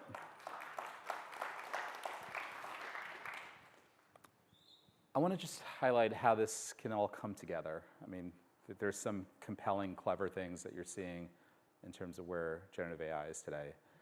But in the last 18 months in particular, I've been really surprised by how much the agent-based systems that are now available to us today can really start to imagine how enterprises can be reformatted. And so if we think about the agent-based journey, there's a lot here. It can go from reimagining a rules-based playbook inside your organization to the introduction of the next generation of business process management, BPM, how RPA, robotic process automation, can be rethought, or as I now think about it, fully agentic systems emerging, where it's not just about the co-pilots that can be sprinkled directly on top of your software, but it's about potentially full agentic autopilots that can do entire pools of work. And so what do I mean by that? Well, I'll give you some examples of like what it takes to build an agent first, and I'll tell you what it means. So today, you can now introduce this layer of reasoning, right? Before, you didn't have this ability for the models to be able to think in a long-form manner. You can now have the reasoning be introduced where there's a plan that the model thinks through, or the, call it compound AI system, thinks through, because there could be multiple models underlying it. There's an agentic orchestrator that can then now task out the number of things that an agent does. Now the agents come back and do a series of subtasks work, and then come back and say, well, look, I've reflected on the things that I've pulled together, and I'll evaluate the quality of my work and then bring it back to get feedback from, say, for instance, a human or perhaps even another machine to give a response on how high quality that agentic process was. Well, that can be very useful. If you think about even in the world of like investment management for ourselves, what if you had an agent and a series of sub-agents ask the question of, or be given the task of building an investment memo for investing in NVIDIA? Well, how would you do that? Well, you would task that out to a relationship of sub-agents that could be the research agent, the industrial analyst agent, the TAM agent, the thesis writing agent. And these can all be very, very specified in terms of what they're doing. And those agents can be interacting with each other in an orchestrated manner and come back and deliver a fully realized memo. By the way, 18 months ago, that'd be like science fiction. And now, we've actually got that working. It doesn't work perfectly well. There's still more iteration to do in terms of how some of the sub-agents work today, but this is something that's very functional today. And the reason that this is really exciting is that we've now introduced this level of not only human-like intelligence, but we've now introduced human-like reasoning. And both of these vectors matter at the same time. And what's incredible to see is how much in the last 18 months we've seen human-like reasoning evolve more than ever before. All the way to the point that now we're starting to see the first iteration of digital workers. Things that are capable of doing work for a business development rep, a content marketer, potentially a data engineer. That one hasn't occurred yet, but certainly an opportunity for us here within this room to be able to think about.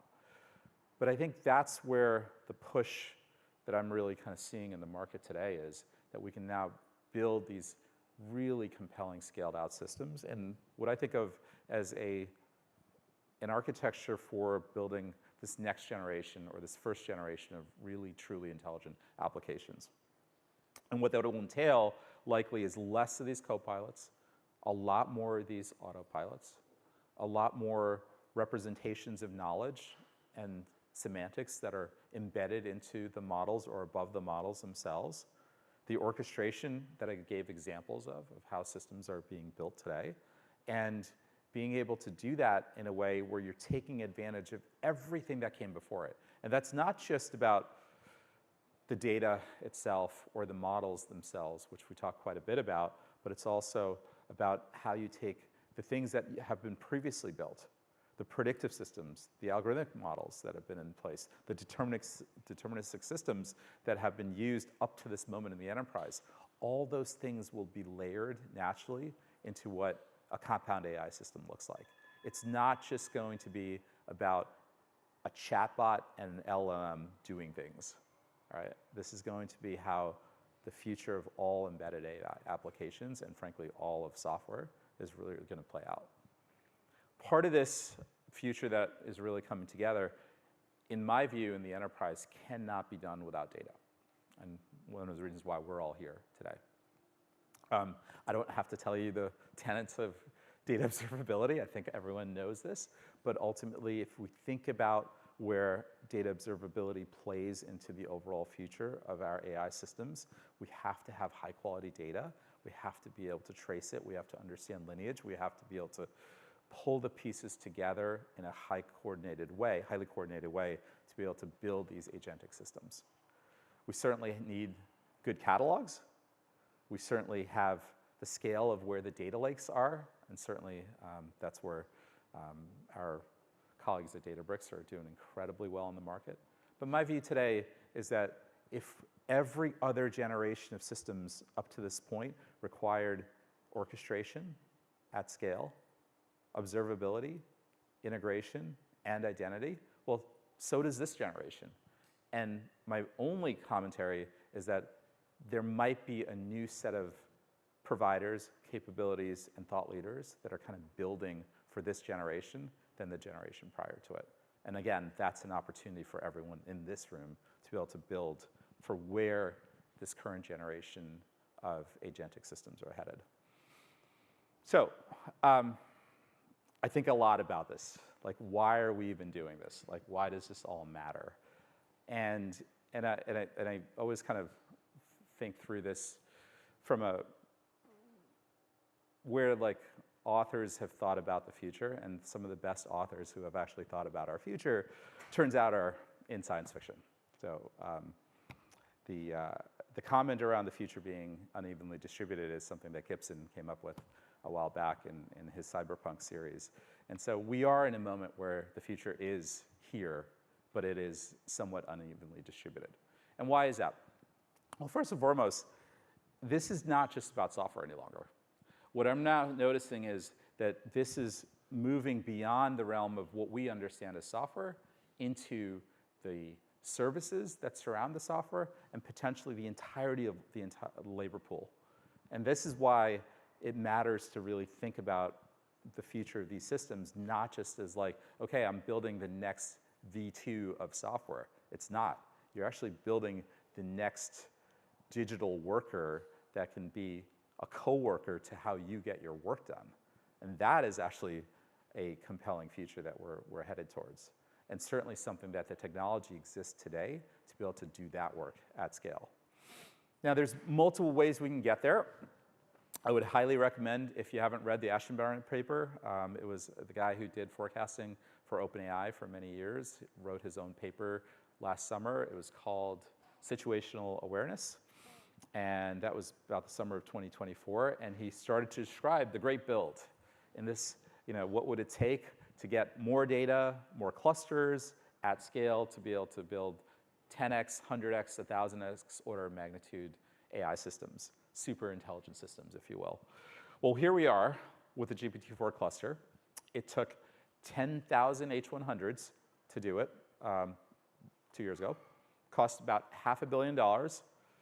It was about 10 megawatts of power, which equates to about 10,000 homes. As the current generation of researchers are undertaking the GPT-5 and similar builds in terms of a model, that could be as much as 10 to 100x order of magnitude. I have severe doubts that the intelligence around 10 to 100x order of magnitude will appear. Why? Because we're just running out of data.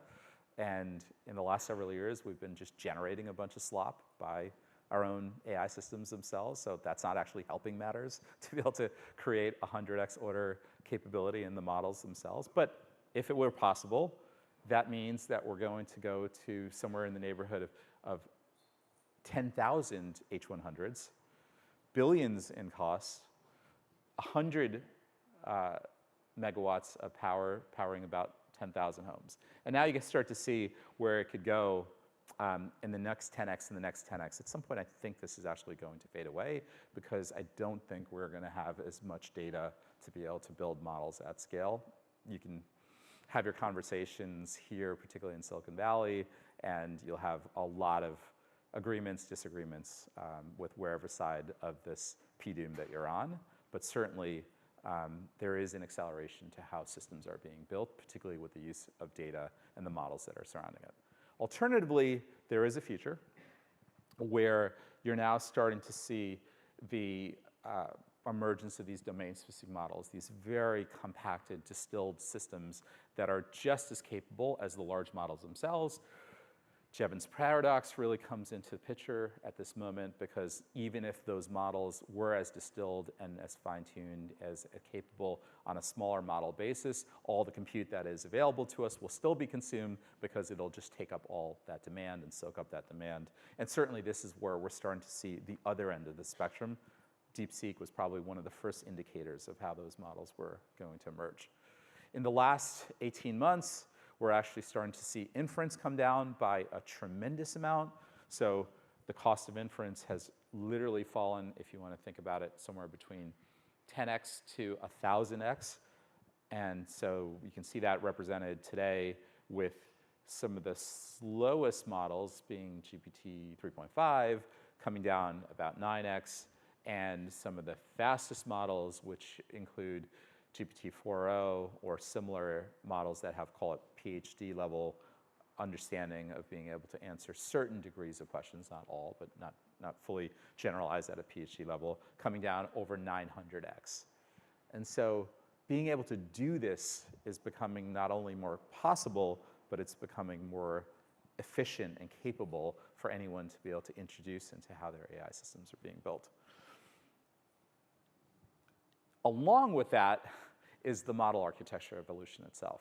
And so what's really compelling about what came out of DeepSeek in particular was that they used a few things that were in the research realm and combined it together to build a highly efficient model. First and foremost, the use of multi-head attention, and particularly a multi-head latent attention technique that was being used to basically compress the key value cache in the latent space of the model itself so that you can reduce the size of what the cache was to be able to generate the inference efficiencies.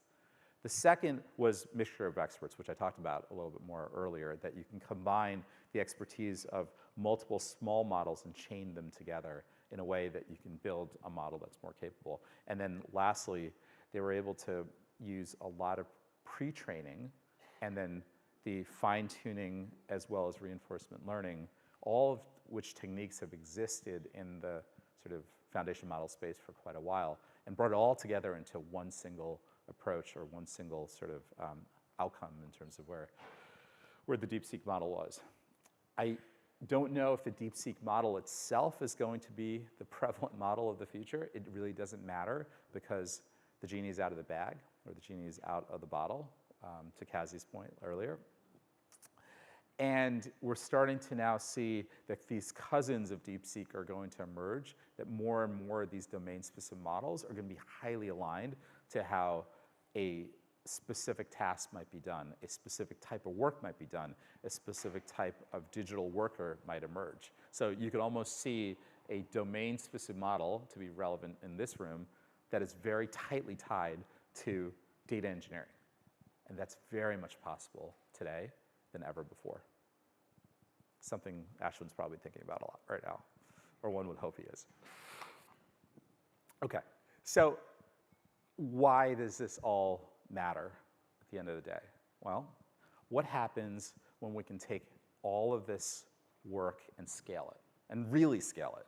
And this is like something that I've been thinking about. This is actually a really good paper that was written called AI 27, just came out about a month ago or 2 months ago, where if you can increase the parallelization of your digital workers, your agents, and at the same time, the speed at which you're accomplishing those things for each agent could be, going from humans thinking at 10 words per second to 10x human speed and potentially 100x human speed. And so what if we had a world where we had 200,000 copies of things that we're thinking at 30x human speed or 50x human speed? And so the paper actually describes that this is actually going to happen by 2027. I don't believe that might be true, but it's something that we can even talk about out loud and say that it will happen in our lifetimes. It might even happen in the next 5 to 6 years, if not 10 years. And if that were to be the case, then how would that play out? Well, it turns out that you don't have to go think through all of the futures, whether it be for science and technology or for the next generation of robotic systems or military systems or cognitive labor. What you really have to think about is how do you build the first iteration of automated AI researcher. And if we could build an automated AI researcher, that, I don't know if I can go back, I can go back, that has 50 to 100x of human speed and thousands, 10,000s, hundreds of thousands of copies of it, that would actually change everything. It would actually change how we live, how we work, how we think about our own humanity. And so this is the thing that actually is most exciting. Now, whether we ever reach AGI, I don't know if it even matters anymore. That even if we don't get to a single intelligent system, the fact that we'll have so many copies of near human intelligence or potentially slightly better than human intelligence systems that are doing things on our behalf. And that future is something that I, going back to my 30-year younger self, leaving college and entering the work world and saying I wasn't going to be a doctor to go do this is immensely gratifying. J.C.R. Licklider in 1960 said in The Human-Machine Symbiosis, it's a great little paper, it's like only like 5 pages or 6 pages. He was way ahead of his time. He thought about like human-machine interfaces. I think he was like the first person that thought about a UI and a mouse, by the way, and put it on a paper.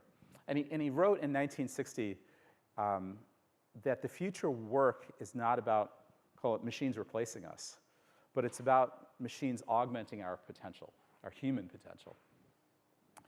And so as we think about this great future that we're fast sort of rushing into, accelerating into, I'm really excited because I can think about this and see a future where machines are assisting humans, that we're really supported by artificial intelligence and the machine learning that's surrounding it, that we can find kind of a more just a more capable, better world that we're living in because business outcomes are better, because communities are better, because society is better. And that is actually what's exciting for me and anyone else who's been thinking about this future. So appreciate the time. Always happy to have a conversation about this topic. Happy to take any questions that anyone might have, and we'll take it from there. Thanks again.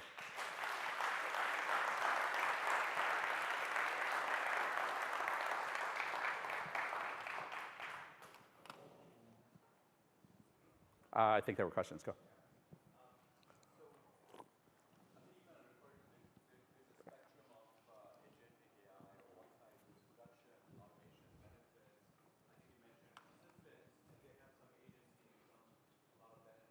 I think you were looking for, let me just go back.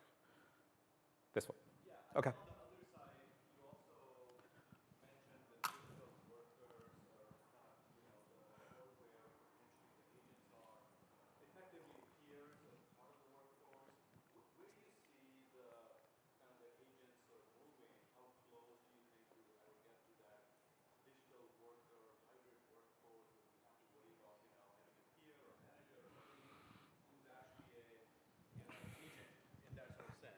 Versus you think it's mostly the left side of that, Whatever, you know, co-pilots. Co-pilots, yeah. So Raj, good question. About 18 months ago, certainly 24 months ago, I was like agents, fully automated digital workers. That's all weird science fiction stuff. I'm definitely on the other side now. I'm definitely on the side of like we can build full digital workers. And the way I think about this today is like, look, most work happens inside the enterprise, and let's be honest with ourselves, at an 11th grade level of intelligence and reasoning, okay? Like there's not that much true PhD level work happening. And yes, there are certain parts of organizations that, yes, there are true PhD level sort of pieces of work happening, but most work doesn't happen that way.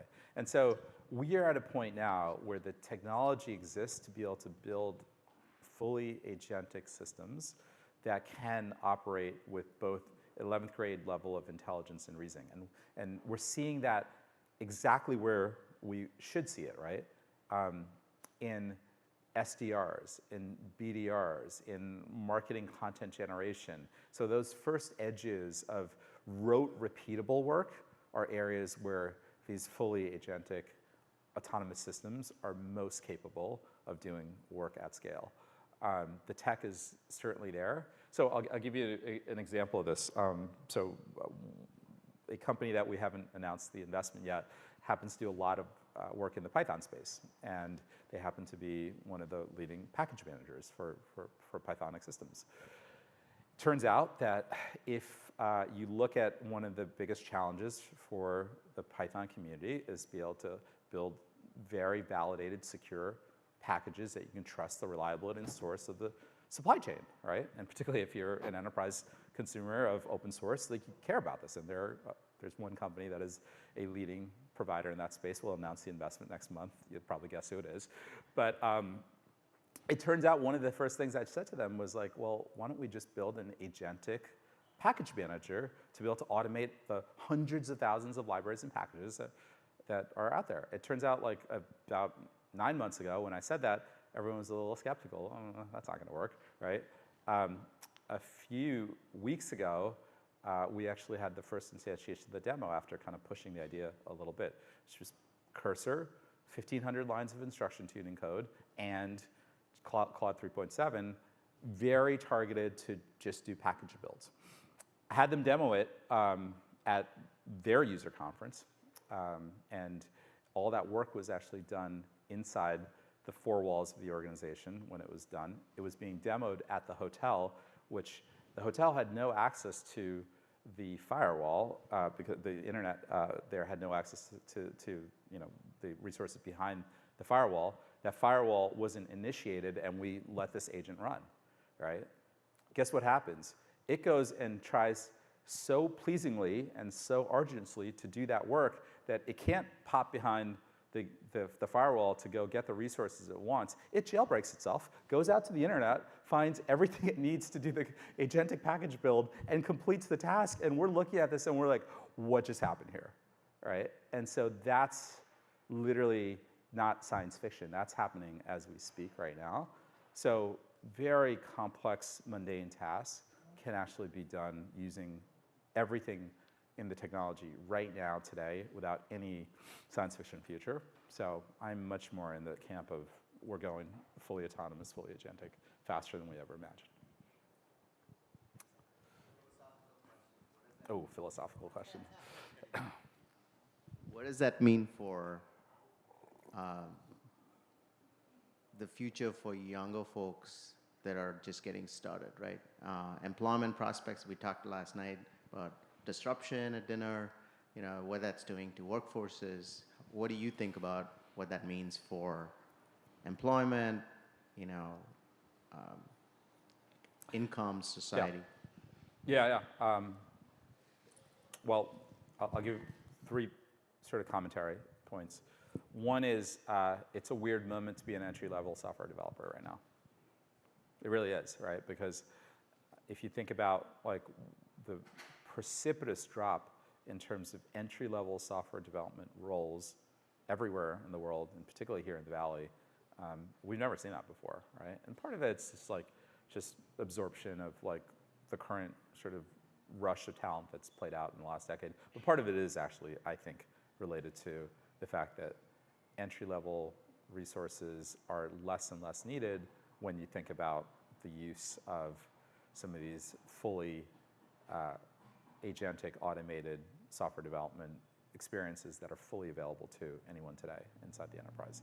So I think that's sort of one realization that we're under. The second is that we're at a moment where, and Kazi covered this a little bit, I have a 16-year-old who's a junior applying to schools as we speak. Not super obvious what her major should be. Ironically, she wants to finish the task and become a doctor, which I'm like, okay, that's great, amazing. You should go do that. And maybe it might be a good moment for her, right? Because she's like that excited to do something that might not be fully disrupted in a lot of ways. You still need someone to work with their hands to do and to work with their own sort of intuition and thinking to do the work that a medical professional does. Now, that being said, there's probably a lot of augmentation that's going to enter her work world if she were to become a doctor, because all of the research that's been done over the last several years, now you can sort of compartmentalize it and you can kind of bring that forward in a meaningful way for her to do her work as a specialty practitioner that you couldn't have possibly imagined before. And certainly, you could see a world where you have if we talk about the emergence of the possibilities here, there isn't any reason why there wouldn't be a fully capable, knowledgeable medical agent that has awareness of all the research that has happened before it. And certainly there could be a moment where in the field of medicine, you could have a fully autonomous set of systems that are now directing the future of the research, even if humans are still doing that research. So yeah, that does change quite a bit, where someone who's entering college even can imagine their future. I think as far as for everyone else, I think we're in a weird moment of dislocation. And I think in the next 10 to 20 years, like the next sort of decade or two, the things that we are going to have to reimagine in terms of reskilling our workforce, reimagining what they're doing, because the rote stuff is just going to disappear and everyone has to be up-leveled. Like that is something that we have to really own as individuals in this room, that everyone will have to get reskilled. And there might be a moment where we're not going to need as many people to do the things that historically have been done. I think there could be entire 7,000 to 8,000 person business process, outsourcing systems and organizations could be reimagined to far less people and a a generative model, an agentic system. Now, that labor pool needs to be able to find meaningful work at some point. So the reskilling is certainly going to matter. There's probably some things that we're going to have to provide as scaffolding as kind of governments and the sort of underlying structure of what the social fabric is to support that shift. I mean, that's the stuff that we should be really talking about, but we're weirdly not. But yeah, it's all happening faster than we would imagine. I guess I'll ask. Given Hey, Osama. Hi. Given how fast the space is evolving, how crowded it is, and this general availability of the frontier models, how do you guys think about investments? Are you looking at applications to business processes, or are you looking at technology platforms? So I would say in the last 5 years, it was a lot more straightforward to make investments in the platforms and tools, and that was like easier because it was like, okay, all this stuff is happening. We're not able to precisely pick who the winners are, but we can at least give the tools, the picks and shovels analogy, if you will, that anyone who's going to be winning will have the right tools in their hands, right? Certainly that was where the weights and biases investment played out, right? It turned out every foundation model builder in the world except for Google was using weights and biases, right? And so you just had a winner, right? And it turned out like it became the best GPU profiling product in the world, and ergo CoreWeave bought them for what they did. So that was the last 5 years, for sure.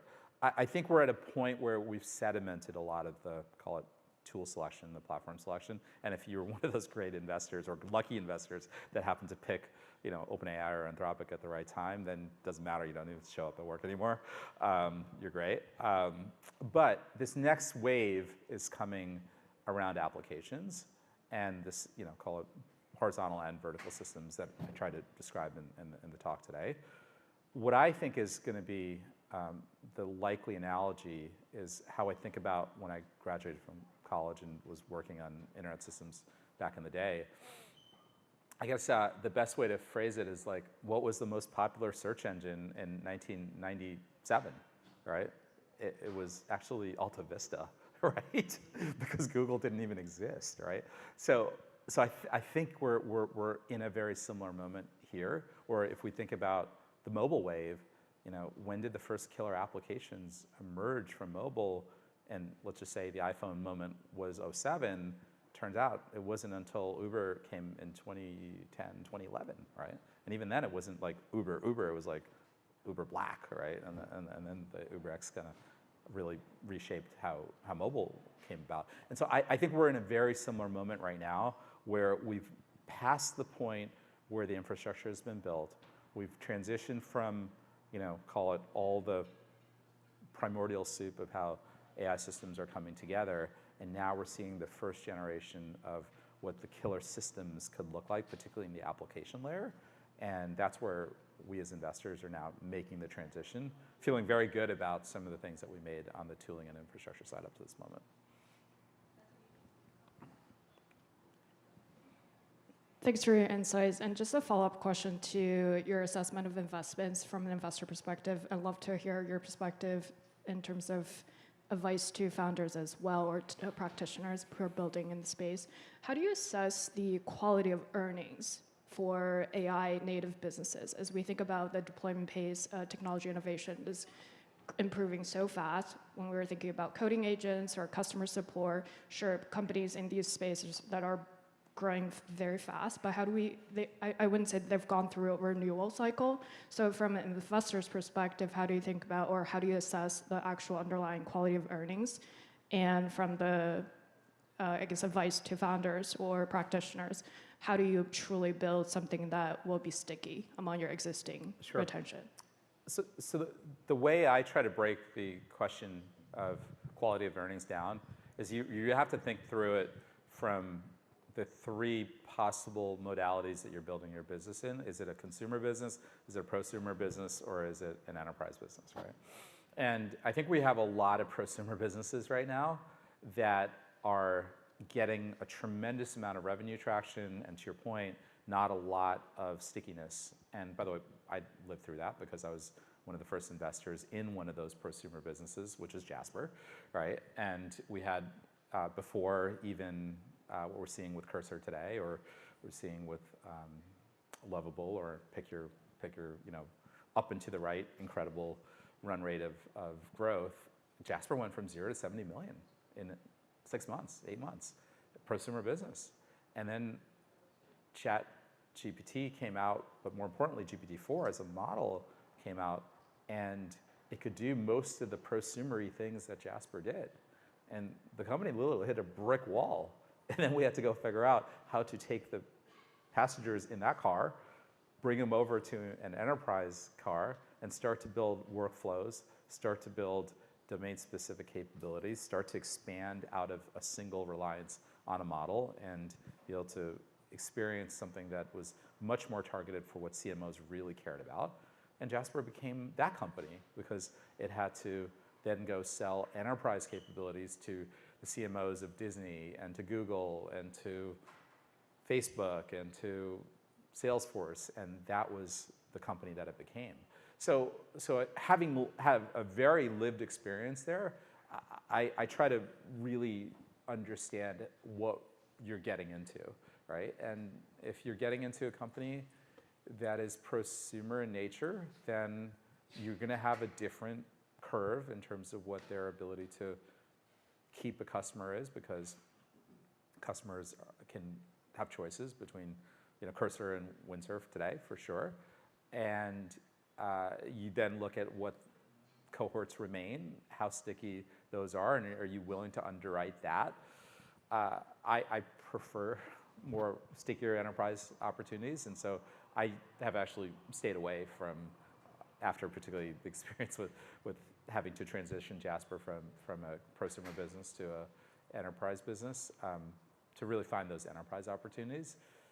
But I think there is a lot of companies that are being built, and some of them are going to be very generational in terms of what they're doing and what they're capable of. It's just not going to look like enterprise software in terms of the things that they're up to.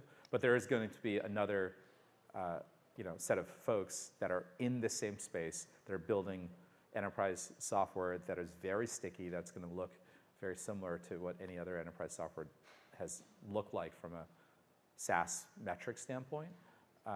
But I think it's just knowing what you're getting into than anything else. And by the way, you can still build an incredible consumer business. Like, look at what OpenAI is. At the end of the day, they are like a consumer company. And they built a tremendous consumer business, a tremendous consumer brand.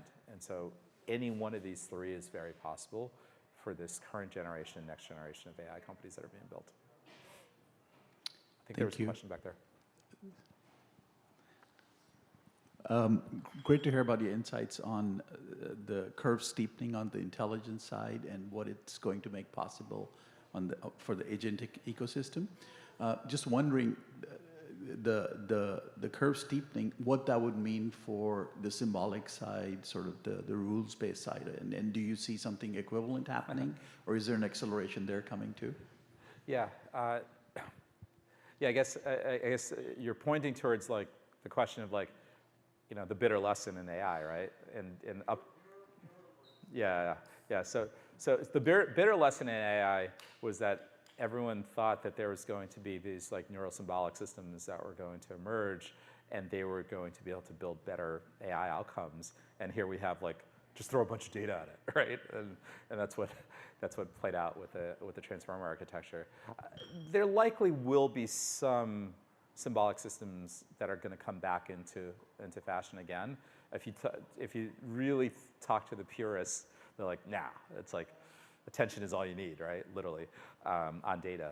I think that I was alluding to this in some of the model stuff that I mentioned earlier in the talk, but I do think that if we stare at where the new model architectures are going to emerge, they are certainly going to be not just the transformer itself, and you can certainly see a path for neurosymbolic systems coming back in vogue again.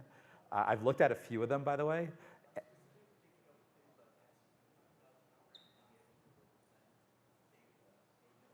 Oh, yeah. So the question around MCPs and representations, oh, for sure, right? Because if we think about where this entire front-end experience as far as interactions between systems and agentic functions are, it's all certainly driven by, call it model context protocol becoming more of a standard and even sort of A2As coming to market. So yeah, I do think that piece of it is absolutely the way that, call it an agentic application would emerge. I was just more commenting that like the core model architecture from a, call it neurosymbolic standpoint hasn't found its way back to being in vogue yet, but we'll see what happens there. Okay, I think I'm out of time, or is there one last question, or keep going? All right, I guess I can take one more question. You asked a question already. So, yeah, ask.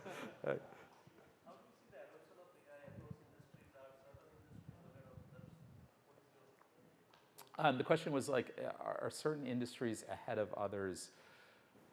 I think so. I think what I'm noticing now is that if you look at the data-forward industries today, they're more advanced and thoughtful in terms of building these agent-based capabilities. So financial services is moving very quickly right now. I've seen financial services move much faster in this topic than ever before. I think if you're in a business services role that has a high data fluency associated with it, you're also going to be generally moving quickly. And then the other thing is, despite regulations, it's amazing to see how much healthcare is moving right now. So I'd say data fluent industries, no surprise, even if there's highly regulated situations like financial services and healthcare, they're actually some of the most advanced thought leaders right now in terms of bringing, call it, applied AI at scale to the industries themselves. No surprise, high tech is still, pretty solid about pushing the envelope, and that's not just, what happens in high tech, call it west of Reno and east of the Hudson River, but there's plenty of high tech that happens out, in other places around the world, and so it's pretty exciting to see what's happening there as well. Okay, well, thanks again for the time. Appreciate it, everyone.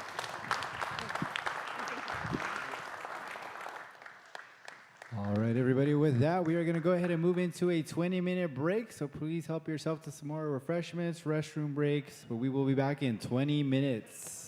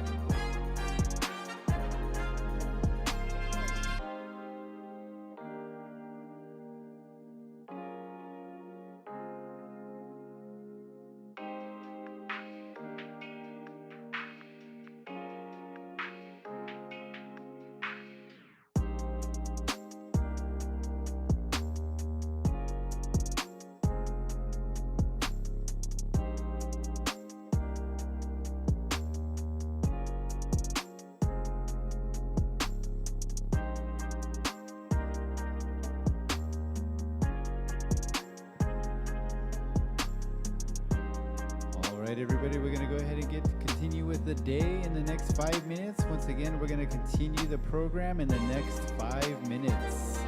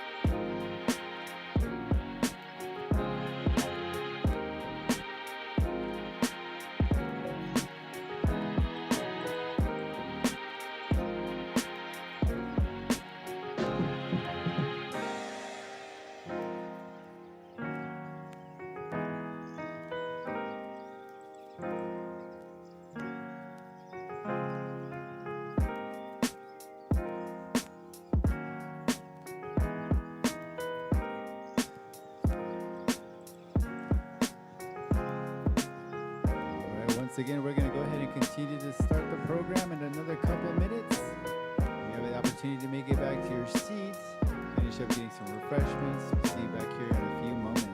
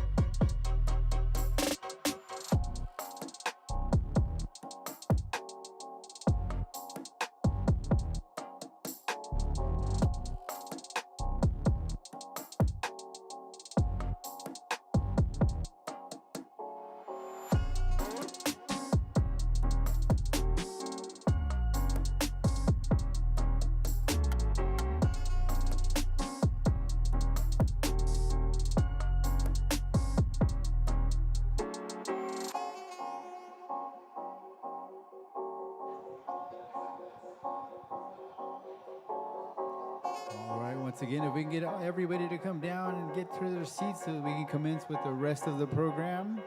Once again, if you could please come back and make it back to your seats. Thank you so much.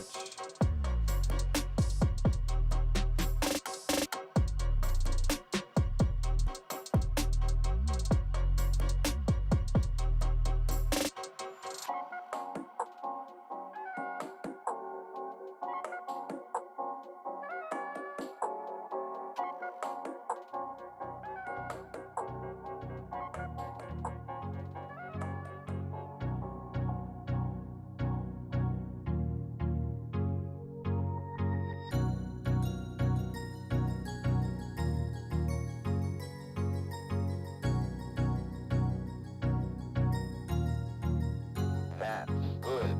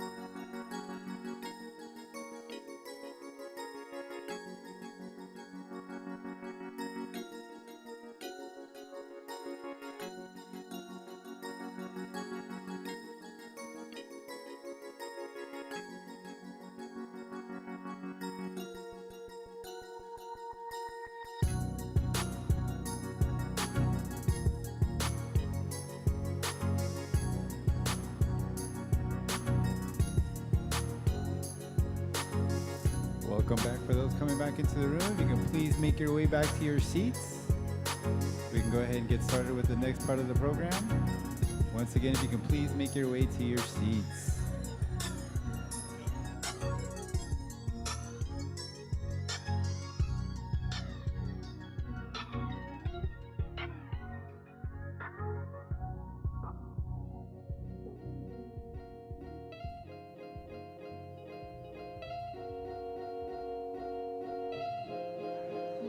If you can please make your way back to your seats, that would be much appreciated. Thank you so much.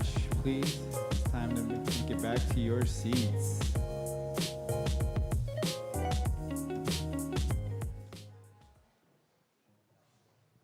We'll give it one more minute.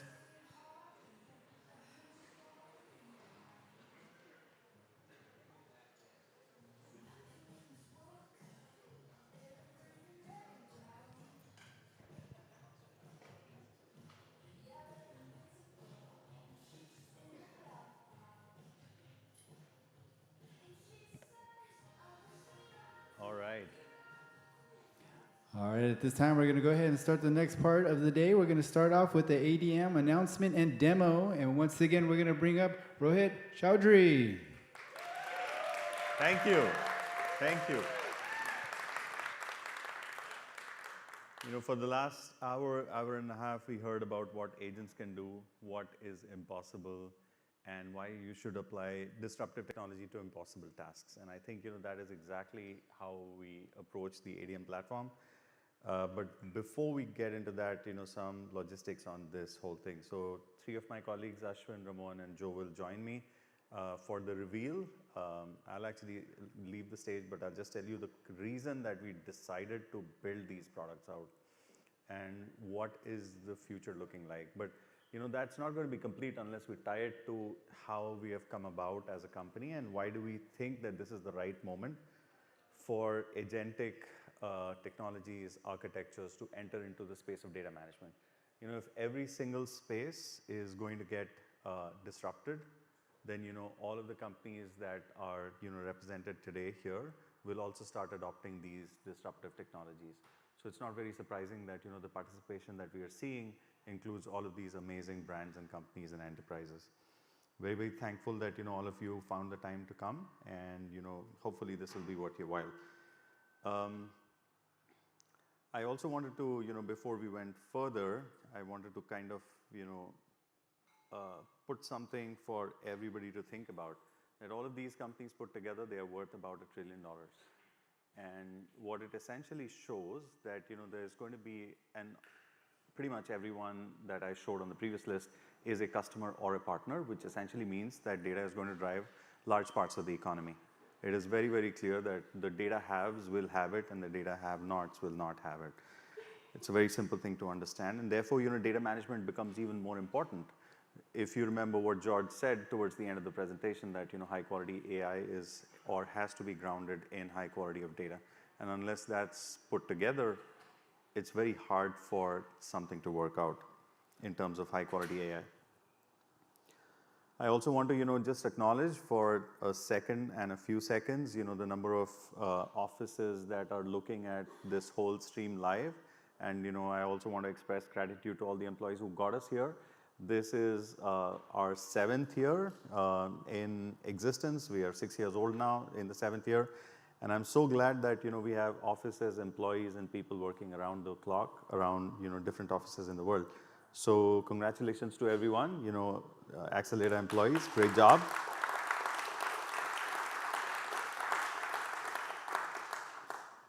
And let's look at, the sponsors for this event. Yet another logistical topic. There are some booths placed right over here at the mezzanine level. Whenever you're walking up for lunch or coffee or any refreshments, please do stop by. They're great partners, great companies, and I'm having a lot of fun working with all of these companies. So, what are we talking about in this session? It is needless to point today that the enterprise data and AI stack is getting more complex. All of you are managing data systems. It is not a surprise.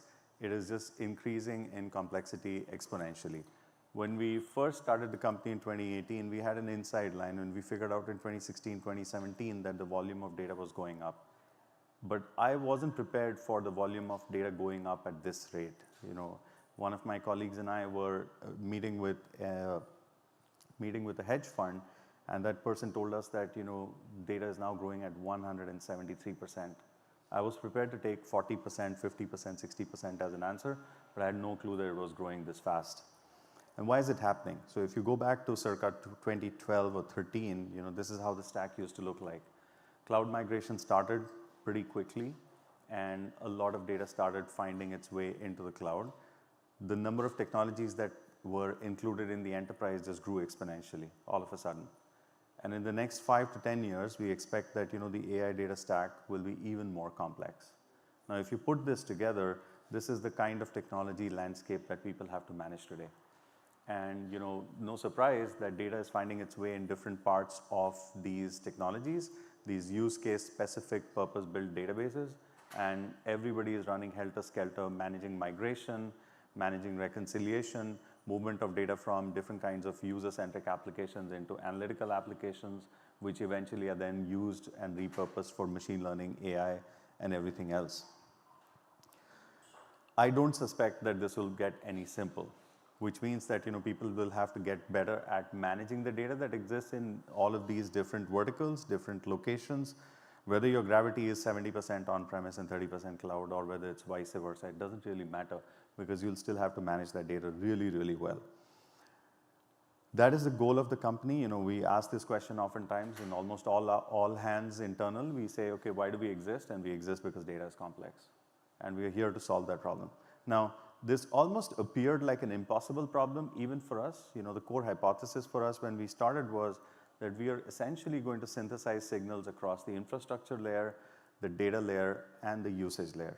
And it seemed almost improbable, I would say, until about a year or 18 months ago, that we would be able to derive meaningful signals out of that. But now we are able to, and you will see in the demo that the kind of insights that we are able to derive because of the signals that we've collected from all of these different layers are now finally coming together. The metadata is extremely valuable. The operational data is extremely valuable.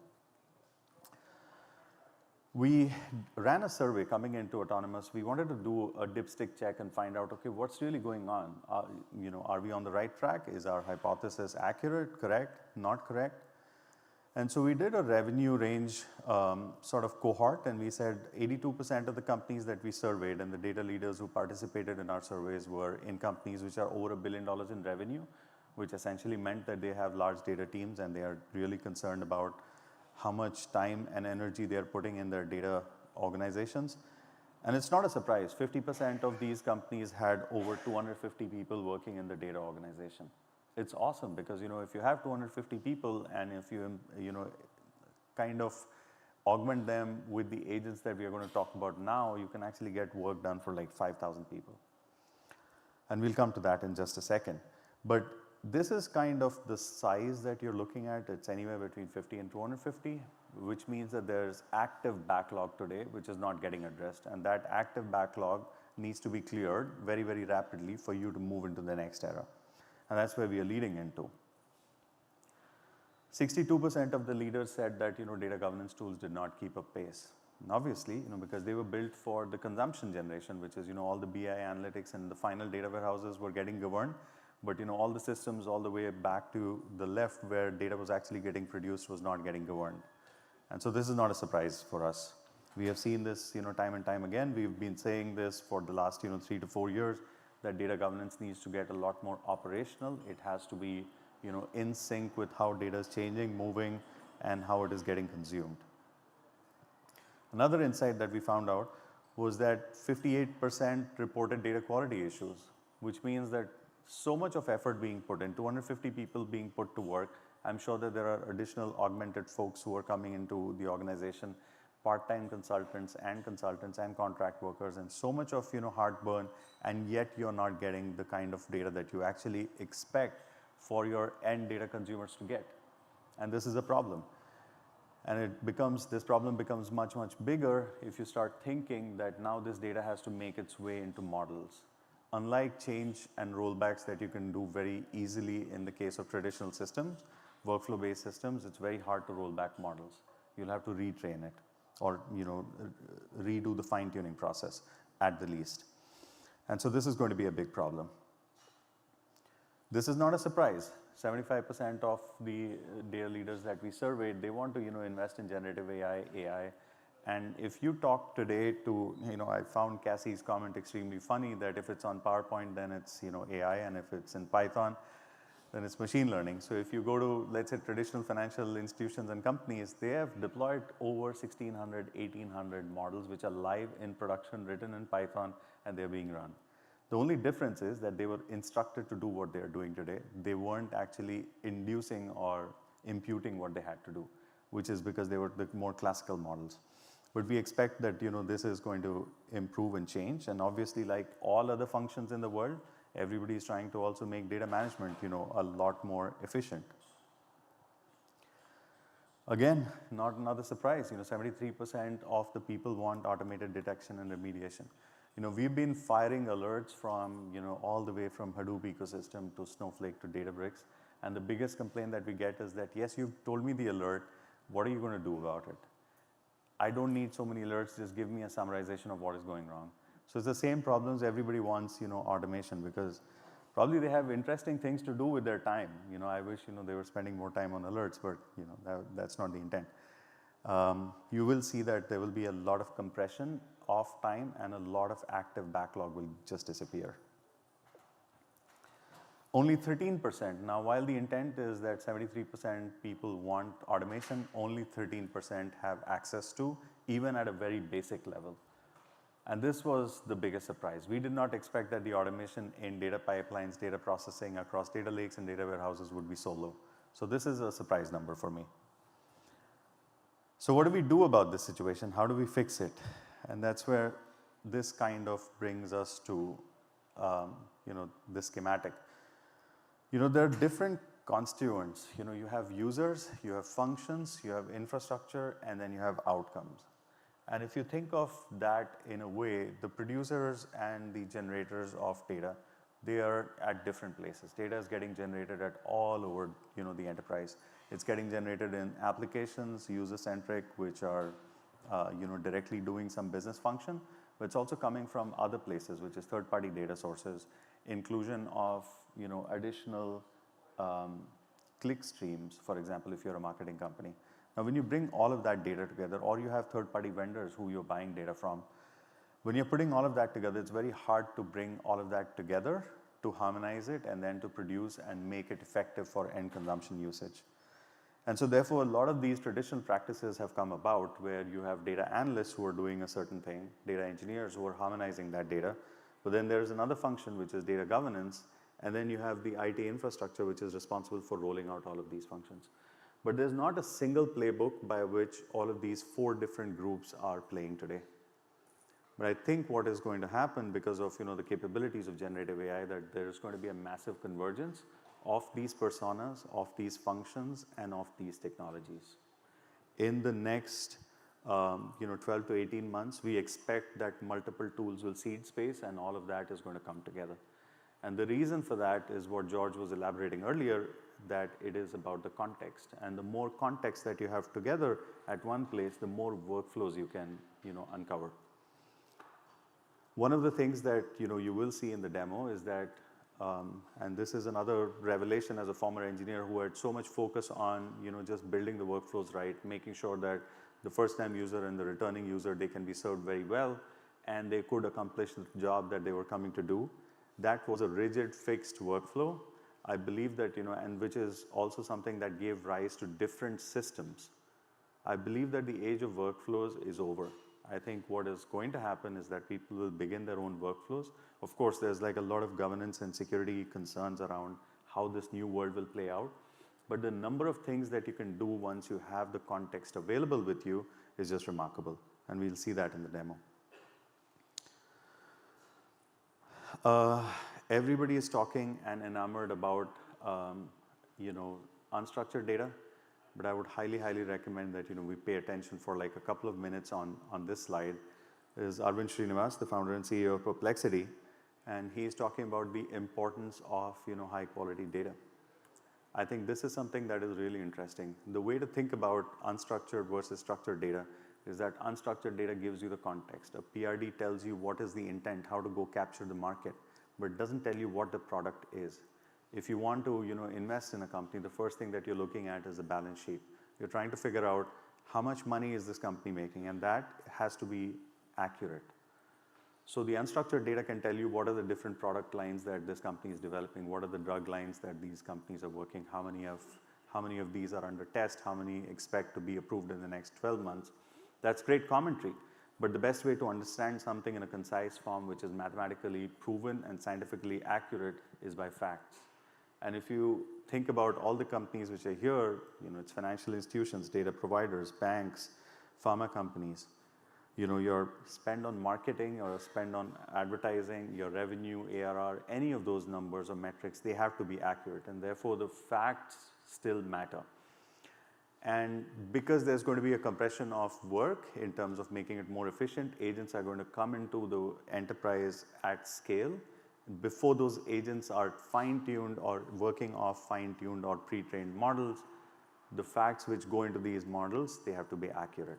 And so this is a time where you actually use this statement internally and externally, which is that if you send garbage in, you're going to get disasters out.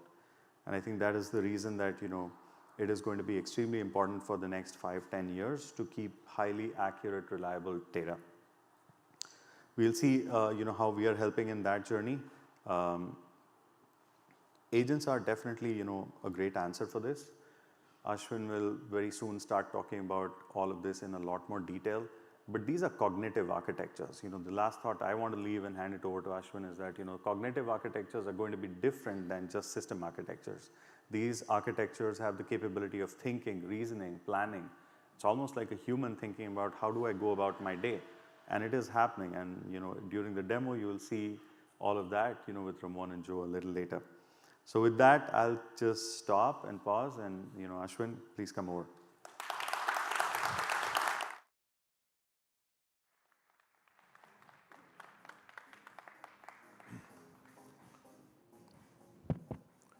So I'm the guy standing between you and the promised demo. So I'll not take too long. And can anybody guess what I'm going to talk about? So yeah, it's an easy answer, agents. We actually wanted to have an agent counter, so that we count down from morning to evening how many times this is actually mentioned.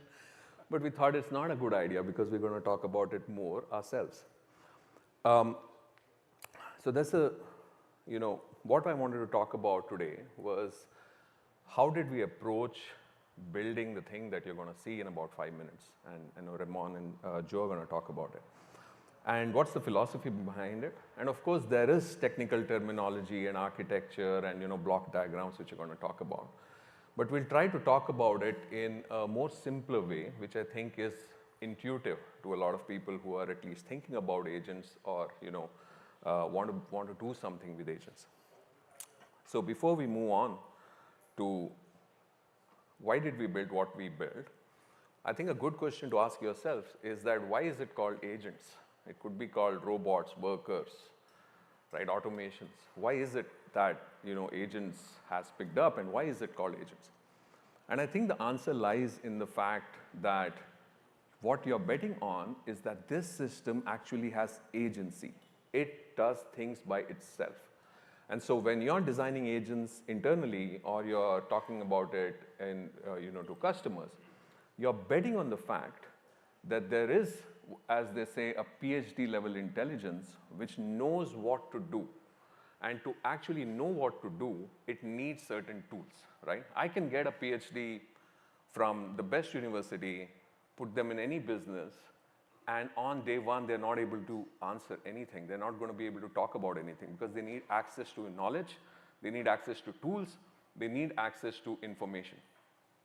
And that's what our philosophy on building the X-Lake reasoning engine is that we have been working with our customers and building software which connects to all of these data sources, right? Hybrid, on cloud, through all configurations of possible in an enterprise.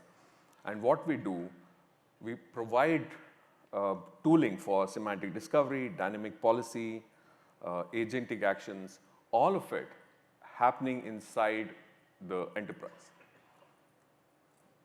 And so how does a daily activity on the Acceldata platform look like? So this is some data I actually pulled off. This is about a day's activity on the Acceldata platform. And so we have a hybrid infrastructure. That means it works on cloud, it works on-prem. The total number of assets registered on that day were about 22,450,000. Total tables which were accessed about 880,000, 900,000. We fired about 200,000, 150,000 rules. Out of those, they were executed almost 722,000 times. Many were successful, many were aborted, and the reports and the alerts, like Rohit said, were sent to all the stakeholders. Now, why is this important? It's important because what you must realize is that to make this happen, there has been significant effort which was put in by us as vendors, by our field engineers to train and talk about it to our customers, for our customers to actually bring in people who understand the platform, learn about the platform, go ahead and code these rules into the system, activate them, make sure that they run it on a daily basis, and then there's someone on the customer side and also on our side who's trying to figure out what all of it means and how does it impact the business. And this is really important. Another thing which we really want to talk about is scalability, right? This is a test we did when we put out our platform to the users. We want to talk about our scalability. This is a standard, industry standard benchmark. You would see that, at any given data set size, essentially this is a run for 6.3 billion rows. We run at 3 million rows a second, about 12 nodes, and there's validation happening, there's profiling happening, there's a lot of activity in the platform. And what this tells you is that customers are not just interested in writing rules and writing policies and data quality and data validation, but it needs to happen at enterprise scale. And this is the scale that we are talking about. So when we were designing the AI engine and the AI platform, we thought about these three things. Number one is that you don't want to have a co-pilot or an interface which essentially you go in and tell it what to do, right? This is how you write a policy. This is how you find information. This is what you want to do. Because if you think about your daily lives, the most impressive an AI system is when you ask it questions that reveal something and give you information which you probably couldn't get it yourself, right? So if you want to be wowed by ChatGPT, you can ask it, is consciousness emergent or is it fundamental? And the answer will surprise you. And we at Acceldata, what we wanted to do is to make sure we built a system which not just tells you what you have, that you have all these assets and that you have all these policies and all this data. What you need to do is that when customers interact with it, when data scientists, data engineers interact with it, they're able to do much more than they're able to do with business software. Because business software is all about open a form, fill up fields, click 50 different places. It is a boring, repetitive task. And recently I heard someone talk about, in the AI age, you don't really want to know or learn a new UI, right? You don't want to learn, what do I do? How do I open this form? How do I schedule it? The system should tell you what it can do, what it cannot do, and it should be intuitive enough that you can actually discover newer things just like you do with most common AI systems. And so that's what we have done. What you'll see in the demo is a system which actually understands your business. Why does it understand your business? Because we have the infrastructure as Acceldata, and we have worked on this for the last many, many years to work with the most complicated enterprise systems, right? Our data plane, our technology can hook into as easily into your data center somewhere in Arizona. It can hook into your cloud systems. It can hook into your files. It can hook into your business documents because we have the capability to do it. It can look at structured data, unstructured data. It understands knowledge bases. It understands your alerts. It understands your policies. If you are one of our enterprise customers, you already have thousands of rules running on system just like I showed you. So this is a really smart PhD level intelligence which we're going to place into the data system, and now it has the tools, it has the knowledge, it has all access to the information it needs to actually give you an answer which will surprise you. And that's what we've been doing. So when we talk about it, one of the things which we wanted to do is to make sure that just like the agentic future that we are promising, that you want to have agents or smart entities which understand important aspects of your system. So we've built agents around data quality, data governance, AI observability, data observability,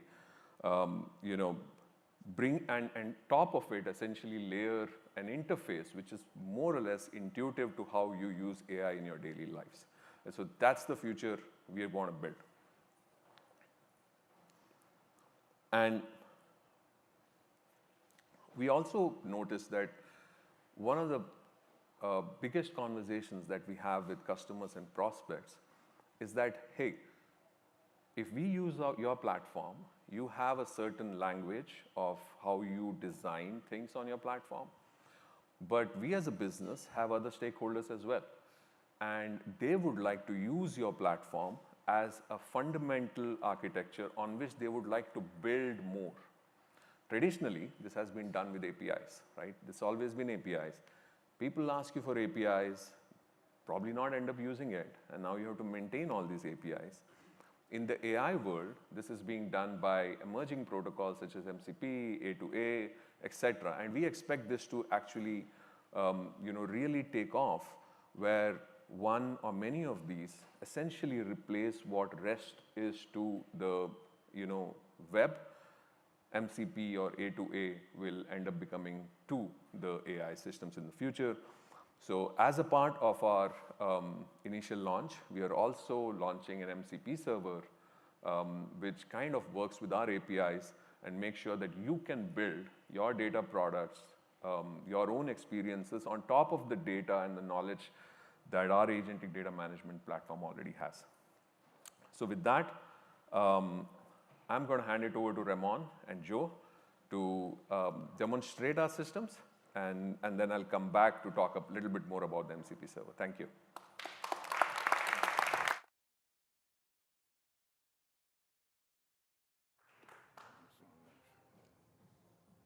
All right. Everybody feeling good? Yeah. Wow, what an amazing event. It's just been incredible, the conference so far. I love the keynotes.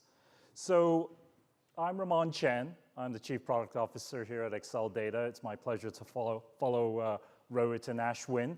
And together with Joe, my trusty data engineer, is the persona he's going to play. I'm going to play a business person to start.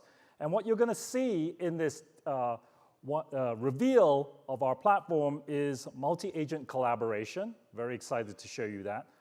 A new business notebook interface. We believe this is the future of interacting with agents. Business and IT collaboration with Agent in the Loop. Cassie, in the morning, talked about go and ask questions and get advice from humans. And then she said, go and ask and get advice from agents. Well, we're going to show you how you can do both together in a collaborative fashion. We're going to talk about enterprise-grade access controls, the lamp that Cassie was talking about that holds the genie, that also defines what you can wish for. We have that at enterprise scale. And we're also going to show dynamic dashboards from conversations, auto-magically deploying and surfacing visuals dynamically without you having to custom create dashboards. And we'll also discuss how you and our partners can build agents on top of this corpus of metadata that we're collating across the enterprise. So let's get started. Okay, so the agents that Rohit and Ashwin talked about, what are they and what do they do? Well, here's a sampling of a metadata agent, a profiling agent, all of which you'll see in action shortly as I launch a request. The metadata agent, as an example, just like a human being, has specific capabilities and skills. And you can tune and create new agents by controlling what they have access to in regards to their functionality. This is all customizable. This gives you a fine-grained level of control to manage your agents.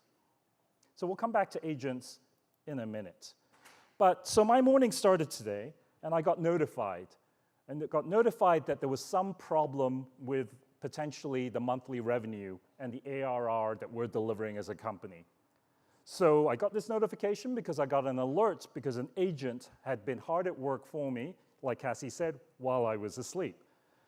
So the agent basically, and here you're seeing business notebooks that basically are collation and collections of prompts and activities and actions that have been brought together and saved. You can see that this agent alert from revenue impacting assets has been run 15 times. And then most recently, looking at the run history, it was run this morning, and that's when I got my alerts. To show you what this agent was doing, I'm going to copy this and run a real live prompt.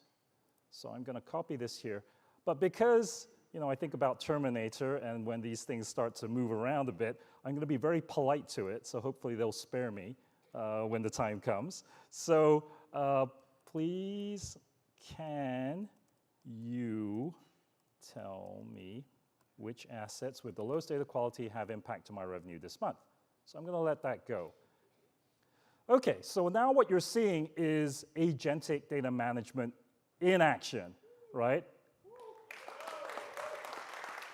All right, it starts with an orchestrator. An orchestrator, it's now looking at a knowledge base to find information, and it's invoked its first agent, the DQ agents. It's checking quality metrics, and then because of my question and the goals, it's looking for something that's specifically tied and related to revenue. It's returned some information, and the orchestrator has correlated that data. Now it's bringing in the metadata agents that's saying, okay, let me look at these assets, and I will also look at it from my perspective as to which one of these are related that have low quality, because that's what you're asking for. Now, tagging and classifying agent serves two purposes. It's looking at existing classifications, but it's also preemptively thinking about, well, what was not classified and needs to be tagged, which Joe will talk about in a second. And now it's also going through and now in re-invoking the data quality agent to check quality metrics. Now, while this is cooking, I'm going to show you something else. So you saw that it keyed into a knowledge base. So for the first time ever, instead of just structured data, we're now bringing together the ability to import unstructured documents. What we have here, and I'm going to use an example from the next speaker, a Deloitte white paper on BCBS 239, is the ability to assimilate this unstructured information and use it in context with this question that I've asked about my revenue impact. And then you'll see later, what Joe will show you is that he can also then use this information to assess compliance. And that's an incredible thing. So I go back, I can see here that this would be the outcome of the assessment that it's made. And now it's pointed the finger at this offending asset, sev-rev process transactions. Now, I'm smart, but I'm not as smart as Joe. It's not as smart as the average Joe, in fact. And what I'm going to do is I'm going to bring Joe into this conversation together with the agent, and we'll collaborate together to diagnose this situation. So what I'm going to do here is I'm going to pick a set of users, and I'm going to share this with Joe, and I'm going to invite him to come on stage with me. Okay, Joe, please join me. But what you're going to see now is the first collaboration between human beings with an agent involved, a three-way dialogue between us all. And I think that's going to be amazing. So, all right. There we go. Yeah. I'll take it over. Okay. Okay. So it popped on my screen. I got a message from Ramon. I've been invited to a chat. Actually, I had just gotten alerted because I had agents running too. As a good tech partner, I want to be ahead of my business partner.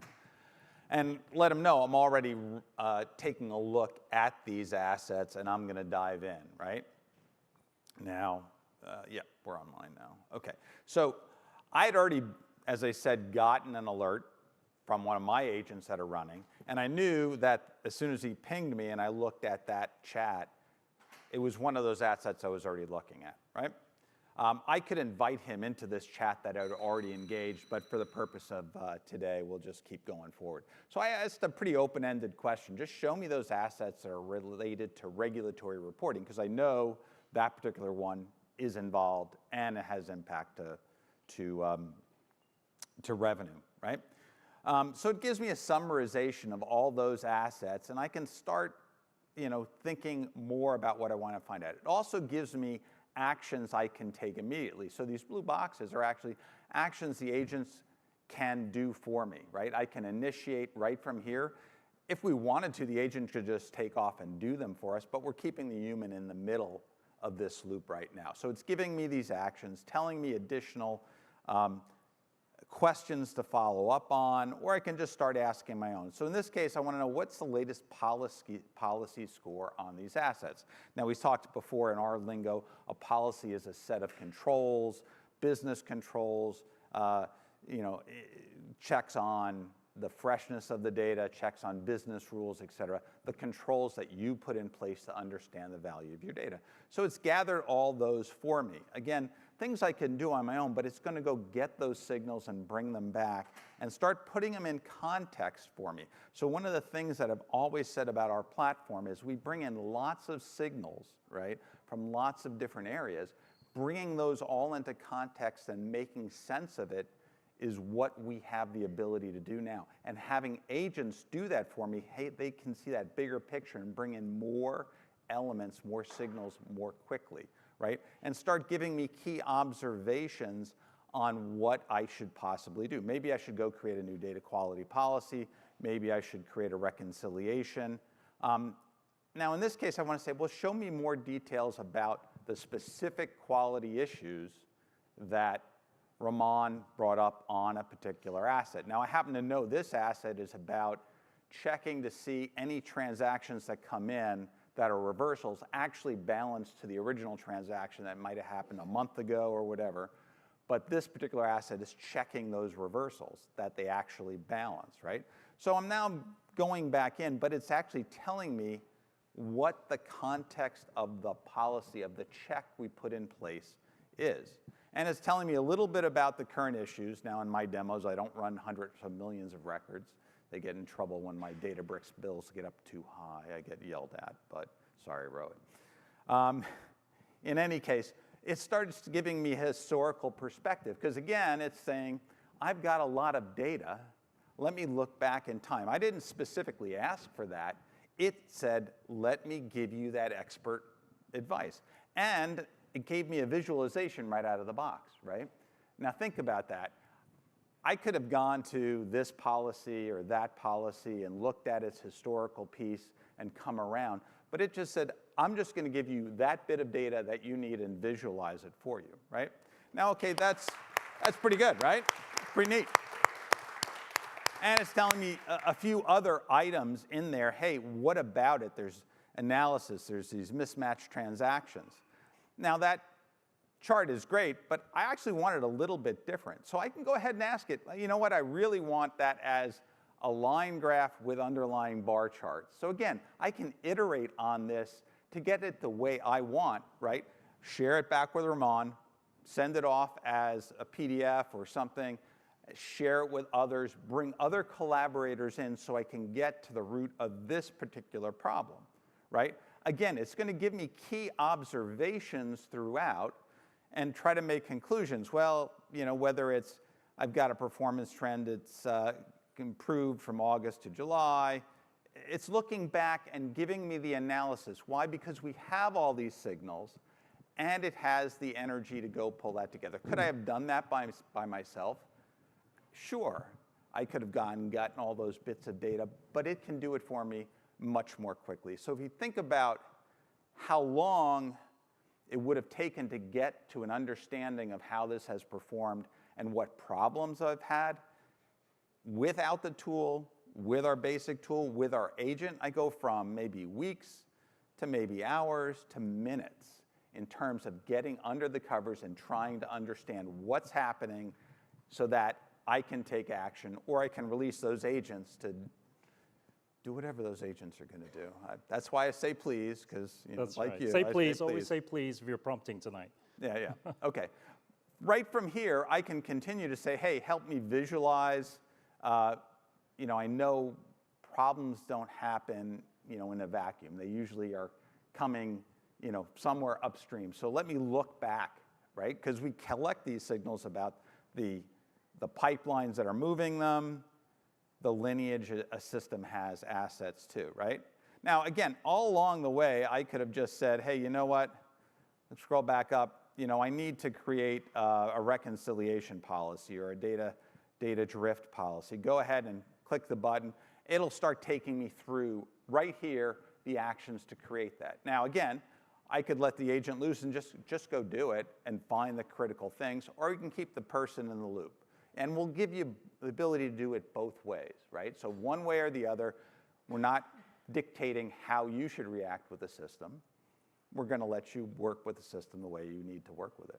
And Joe, so this is another thing that Cassie had mentioned about ensuring that the intent is correct and that the trust of the question that's being asked is relevant. And so while the systems and the agents can act autonomously, you will want in critical aspects to have a human in the loop and have verification, and that's what you're showing right here. And I really connected what Cassie said as to why are we going to bring in things like, there's things I've worked with this system for a few years now, and I know where to go for things. Could I get here faster than there? But when you start thinking about trying to get to root cause, there's not one path, right? I can't say to a new guy, well, this is how you get to root cause, because it's always dependent on the problem. The value of all our signals is to be able to correlate all those. The ability for the agent to traverse all those more quickly than I can brings me those elements so I can get to root cause so much quicker. Fantastic. Now, Joe, so we've seen a lot of good stuff, and it's happened in minutes instead of hours, days, or even weeks. But the question, the big hanging question is, are we really going to let agents loose on all this valuable information and metadata? How can we trust it? To use that analogy again around the lamp and the genie, what kind of lamp does Acceldata put in place before allowing agentic capability? Yeah, great question. Agents are going to take action, so they need to live by the same rules that people are going to live by, right? You have an organization where you've decided that Mahesh should see this data, but not that data, right? Joe has the ability to act on this data, but just view that data, right? We talk about our role-based access control and resource-based access management, et cetera. Agents need to live by those rules when they are acting on my behalf, right? Now that can get a little complicated in an enterprise model. So while we built out this infrastructure to allow you to control that access, we've also given you the tools to help you understand what's going on, to visualize it. So I brought up Mahesh, who's our CMO, and I'll zoom in this a little bit, right? He's in product marketing group, and because of that, he is getting a role of a viewer, but he also has access to this domain of data, data producer, which is a data product that we have, and it's made up of resources, tables, reports, things like that, right? He has access to that with a role, a resource viewer. He can see what's going on, right? If I pull up myself, in my role, that's a Murphy's Law thing where, his last name is Murphy. Yeah, so. yeah. I was hoping to get through one demo finally without it. Come on. Yeah, never work with, an actor once said, never work with children, pets, and now I think we add LLMs. LLMs, never work with LLMs, yeah, okay. So in this case, now I have access to a lot more, right? Because I have a role of a data engineer, I have multiple domains of data. But the key thing I want to point out to you is like, here, I'm the resource owner. If I click on here, I can see these domains, I have roles to take action, right?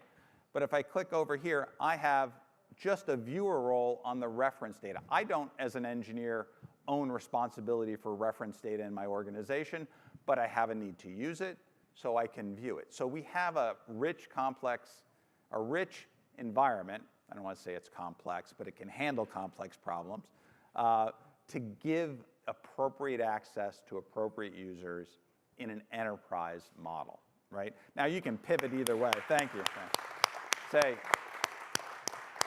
who has access to this, who has access to what, but this is what's going to enable you to add the trust and add the control to let those agents loose.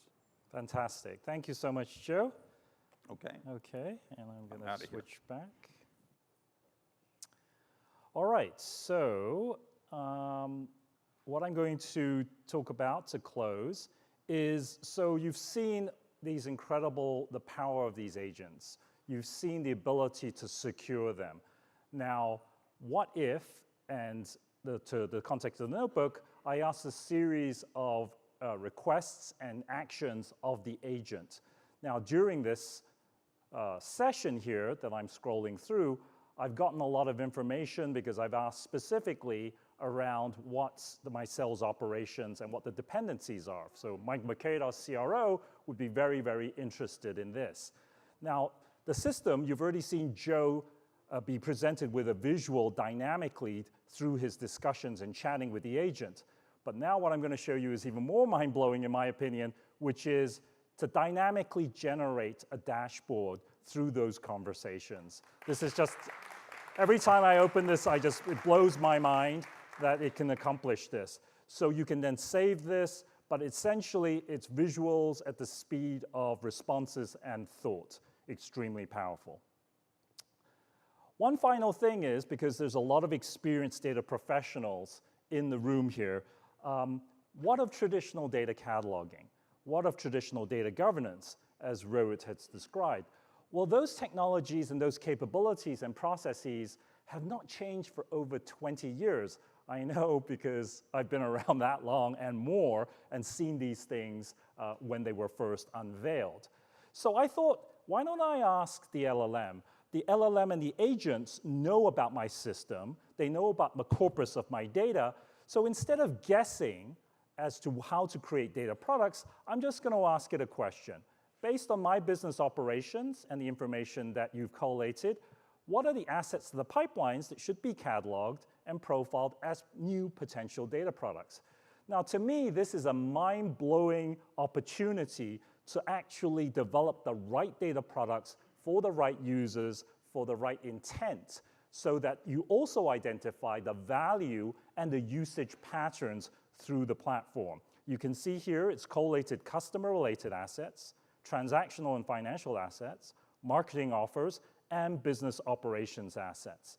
And then just as before, I'm going to ask to visualize this, and you can see it's created charts that show the distribution of these potential assets by category, and it's recommended to me the list of data product candidates. This is something that people are flying blind with today when implementing a data catalog and cataloging the entire enterprise, and they never finish cataloging elements that may not be critical to the business. So this is another incredible thing. Thank you very much. And to close, I'm going to go back to the concept of agents. As you might imagine, this is not just our agents. They're agents going to be developed by our partners. Deloitte is going to present shortly after me. BCBS 239 agents and HIPAA agents for healthcare and life sciences and more.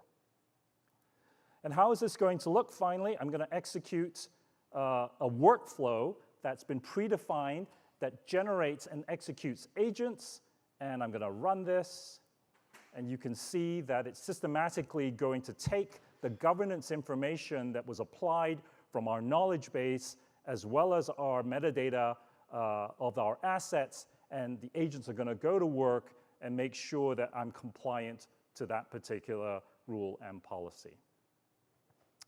And with that, I will summarize here with a final slide. What did you just see?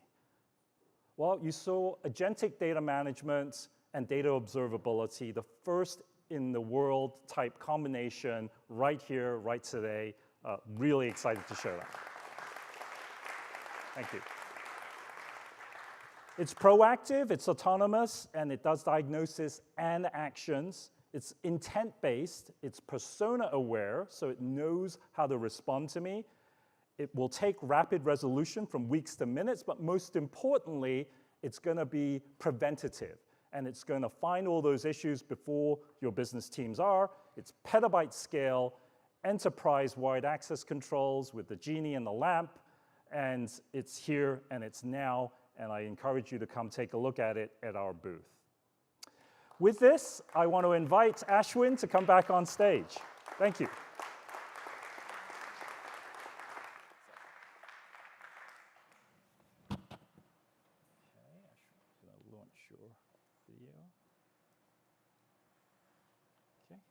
Okay, perfect. Start it? Yeah, start it. Pause it. How do I pause it? Okay, works, yes, space works. All right.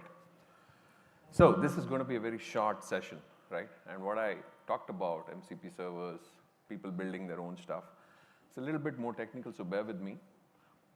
This is going to be just some AI doing some work, so it's very boring. And so that's why, meanwhile, I'll tell you a story. And the story goes that I actually went and tried this experiment where I asked an AI to do something, and I asked my team to do something, and then explained the process of how both of these things went.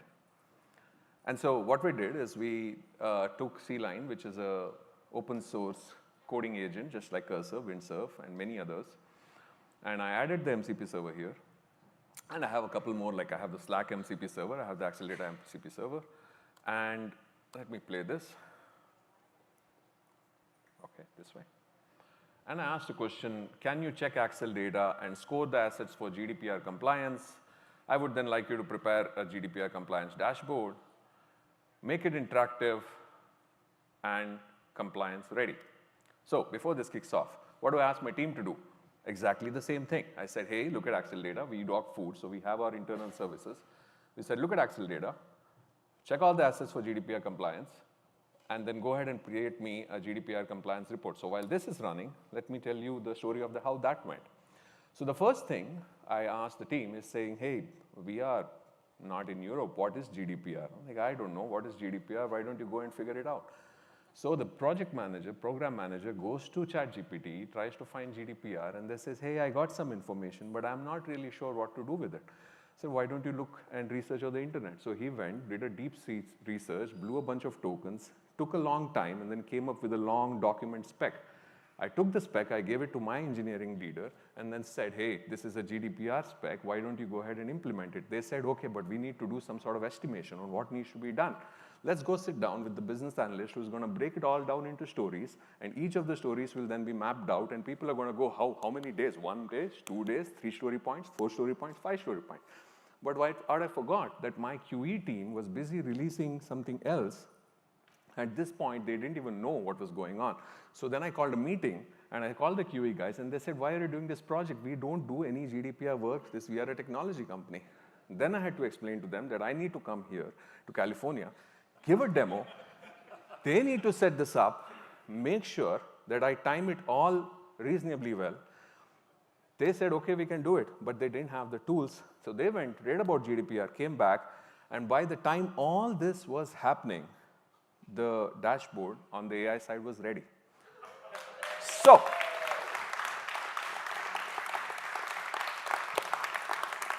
I didn't cover the design language discussions on what should be the color, what should be the UI, what should be the chart. So the team is still on it.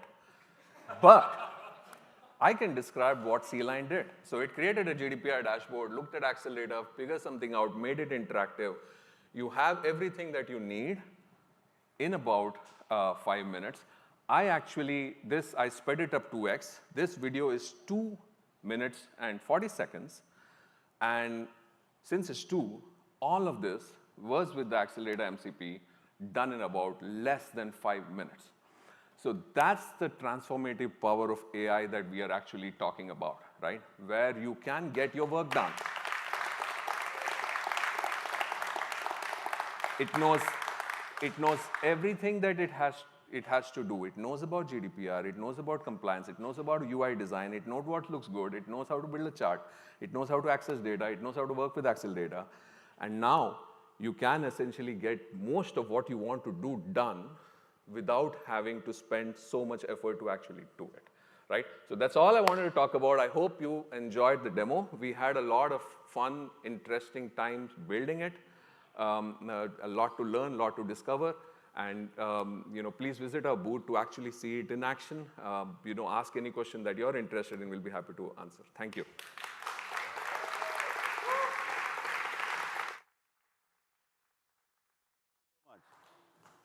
Thank you so much for your time today. I hope you enjoyed the demo, and this is what I was referring to, that the power of AI is transformative. We were doing some demos last week, and even those demos weren't as good as this. So this is the rate at which things are changing. So thank you, Ramon, Ashwin, Joe. Great demos, and we look forward to seeing you at the booth. Thank you so much.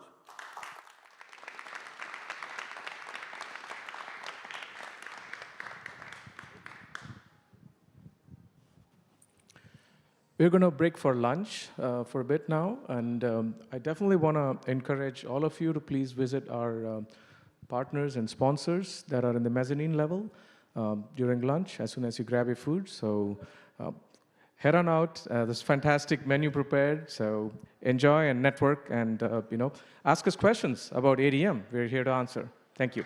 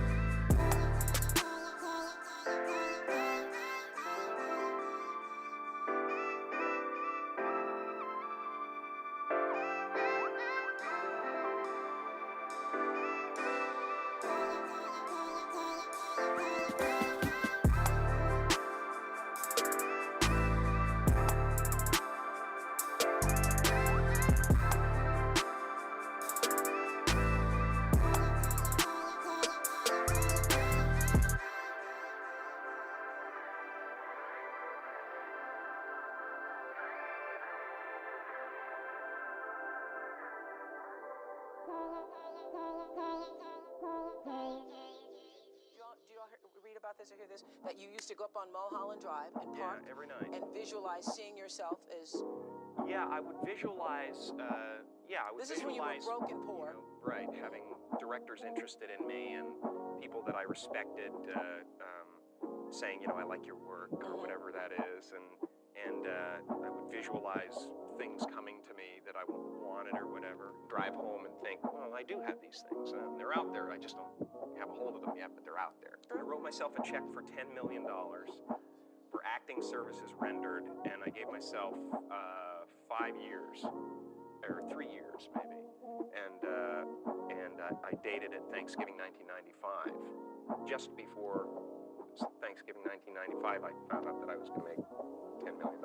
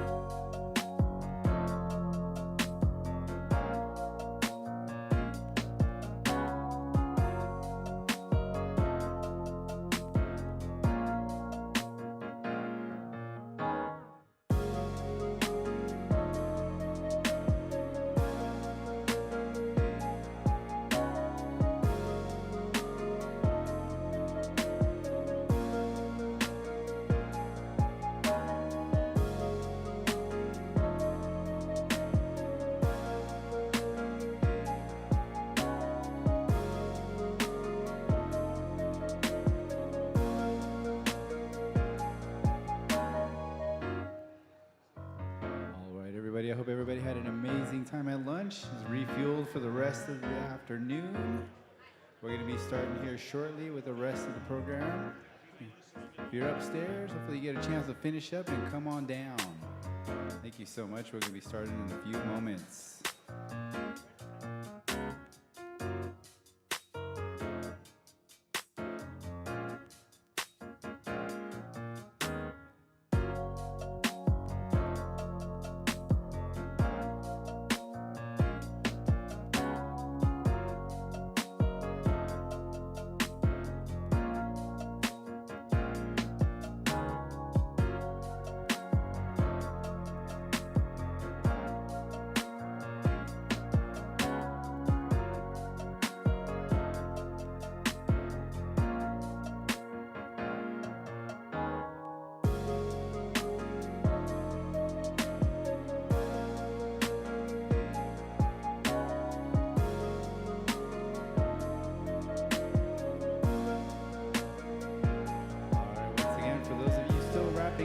Upstairs, we're going to go ahead and start shortly. If you can please start making your way down.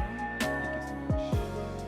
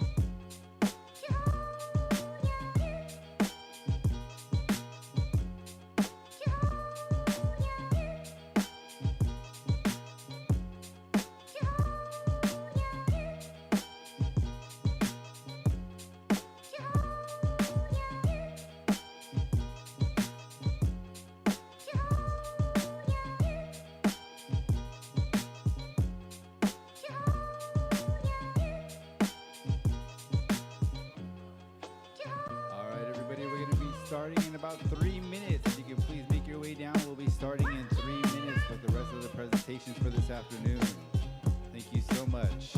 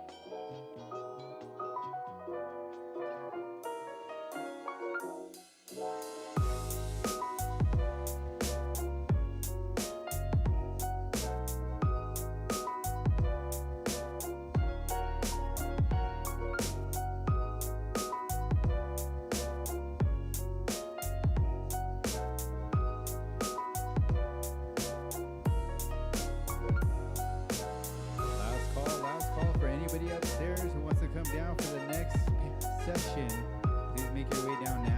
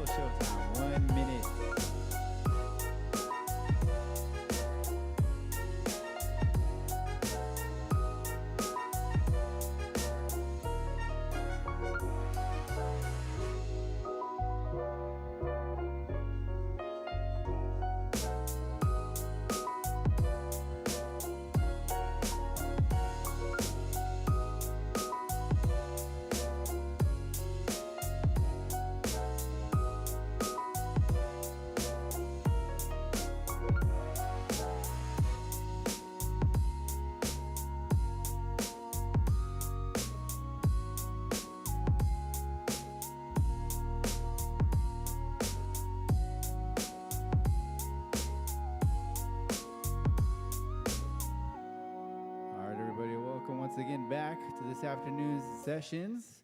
We're going to go ahead and start with the next session, which is going to be Agentic AI in the digital workforce. Please help me introduce Joe Dos Santos.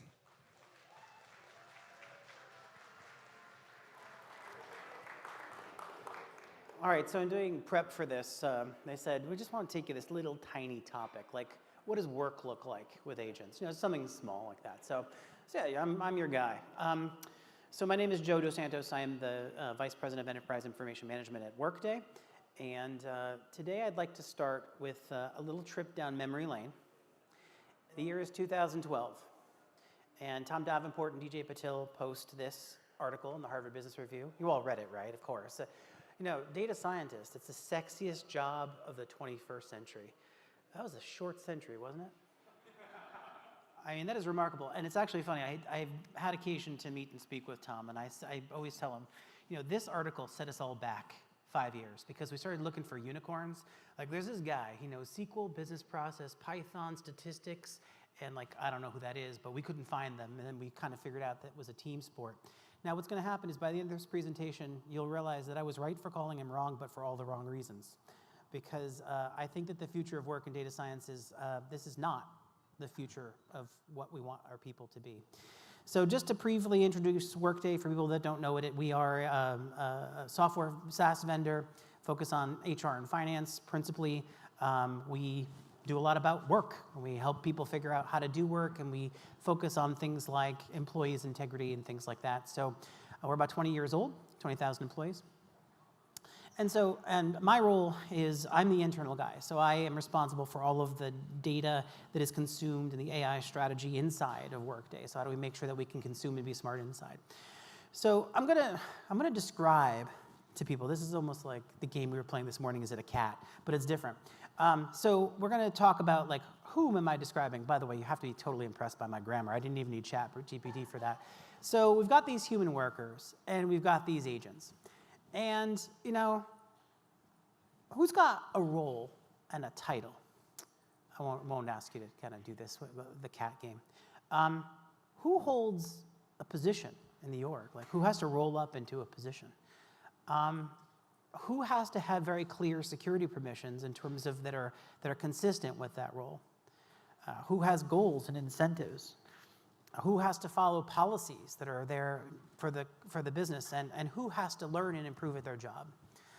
I think by now the setup this morning has basically gotten through. It's both, right? The actual future of how we think about an agent is not much different from an employee. And I think we think a lot about, like, what does it mean for someone to interpret, to learn, to grow? And at the end of the day, it's just like a person, right? That person has to work within the context of an organizational structure. They have to understand the policies of that. So let's say you're answering the help desk. There are policies in place for when you can call your manager. There are policies in question when you can hang up the phone. There are policies in question, and it's just a question of making sure that these agents learn these things. So at the end of the day, we're kind of moving to from this place that it's not co-pilots anymore, right? And you heard a lot about that this morning. We spent a lot of time with this concept that felt really good to our core, which is like, ugh, they're just going to help us. You know, like the little robots, they're just here to help us. Hasn't anyone seen the Terminator, for crying out loud? Like, yes, but they are here to serve functions, right? So all of those places that we're looking for to do low-cost types of activities, they are going to be done holistically. We had this concept that we talked about, like, are you building parts of a car or are you building a car? And increasingly what's going to happen is that these agents are going to build cars. They're going to actually fit into that. But as any good process happens, there are things that you want to be happening in different places by fully formed things, and humans will have to redefine those rules. Okay, so I think this is pretty much consistent with what we talked about this morning. And what I wanted to do was highlight a few things, like, what does that mean? Like, how do we start to think about that orchestration? So the first is a remarkable role clarity. So one of the things that is always bedazzling when you watch AI, it's like, oh my God, that was amazing. Like, but then you have to say, like, who does that job? And the thing that was great about the Acceldata demo here was it's very clear who does that job. There's a person who has this job, and this will do this instead.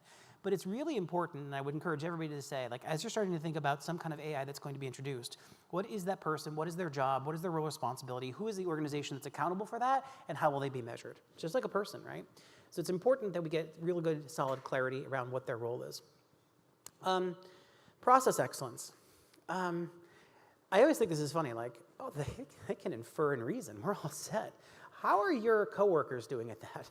Like, it's a mixed bag, isn't it, right? At the end of the day, yes, they will learn, these agents, but the idea of making sure that it's clear what the procedures are in certain circumstances, it's not exactly kind of rigorous in a BPM kind of a way, but you really need to make sure that it's clear about who does what when, because that's how the agent keeps themselves out of trouble.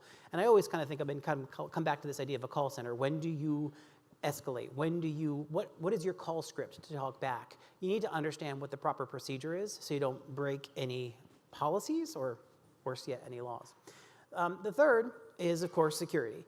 So, when we come to work, we have security that is hopefully mapped up to the role that we have with respect to the job that we do. And frankly, I'm not sure that companies are great. We're the data people, so we know that people aren't that great at it, right? So John comes in, what's John's job? I don't know, we just hired a guy. Well, what am I supposed to, I don't know, just give him this role. But what about, and it's a mess, right? That kind of data access is a mess. And, I love the idea of like the agent that breaks free. You can't have, it's a mess, it's vague in your security of your agents. It has to be super clear. Especially like, I think it's funny, like we did have a fleeting conversation this morning around how the Trump administration is maybe not as particularly interested in this, but take across the pond, very interested in, right? So there's a lot of serious dedication to making sure that the rules and the security are in place and that we have good clarity around that. And the thing that I think, and we're going to spend a little bit of time on this presentation, that I think it's short shrift, is translation. So I'm going to, for people that have done AI projects, Agent A usually has to deal with semantic layer A and data store A in this nice little tiny stack, right? And that's particularly true in the structured world, right? And then each new vendor that you see now has its own semantic layer. That's fun. And they have their own agents that speak to their own semantic layers. And so we're kind of doing this whole thing in silos, right? So the secret that's really in front of us is going to be figuring out how to manage the orchestration. And so we saw the NCP in terms of like the protocols. But as you start to think about that, what we saw this morning was like this kind of orchestration that's handled specifically for a process in a workflow. That will get hairy in a second, and I'll tell you why. Stay tuned. Okay, so I thought, what better way to do this than to get with, I'm going to give you an example. So this is actually something that we are doing at Workday. We are deploying a BI agent. Think about it as an AI for BI. So I'm going to follow my own Joe Dos Santos axioms. Seems like a good place to start. So who is this persona? So the persona is a business person. In this particular case, it's in sales. And they need some help understanding the next best actions with respect to some of their clients in their pipeline. Okay, cool. We need to make sure that we start off with data product management. So it has been, I guess, somewhat liberating to come to an Acceldata event where we haven't talked a lot about data product management, but can we just acknowledge that it's kind of essential? So one of the dirty little secrets about AI's birth is when we say we're running out of data, we are running out of unstructured data. The world is running out of things. I mean, there's only so many times you can figure out why the Titanic sank. There's only time, right? There's only so many times you can use the same data sets for the same stuff. We are almost out of data on the internet. And yet, in each of our daily lives, it doesn't feel like we're running out of data, right? It feels like we can barely structure the data that we've got, right? So the secret to being really good at these things is trying to figure out how you can blend the structured and the unstructured world that work on completely different paradigms. And this is where this kind of translation layer becomes important. So we need to make sure that as we're going to crank out some financials, or we're going to crank out some pipeline information or information about the customers, that it's actually governed and correct. That should be a no-brainer. Now, the second part is you also need to have access to the unstructured data, because frankly, that's the easy part now. And there's going to be a theme that I come back to is I can't believe how easy this is. I'm going to show you in a minute a demo. We had a hackathon, and we decided to set people loose on some data, and we had 3 AI agents developed in 2 hours. It's easy, and this is actually part of the problem. It's a little bit too easy, and it can potentially lead to some sprawl, and we'll get to that in a minute too. All right, so an LLM you can trust. It's a short list, but you can do that. And you need the ability to generate graphics, right? So I thought the thing that was shown in the Acceldata thing this morning was great, because there is something that's really important about being able to kind of see it in the form of a chart and different kinds of things like that, right? So this is kind of what we want to do. So in short, what we're trying to do is I should be able to ask a question. You should be able to present me with some facts. Then you should be able to interpret what it means. And then you should be able to give me some recommendations and then show me a nice little pretty chart. That seems like a good BI agent, right? Cool. Now, I had a demo I was going to show you. And then I realized it wasn't as fake data as I thought it was. And it seemed like among the data people, that could be career limiting. So what I'm going to do is I'm going to actually show you some screenshots of what we actually did. So the reason I talked you through those steps is because there are, in fact, 4 different steps to our dialogue.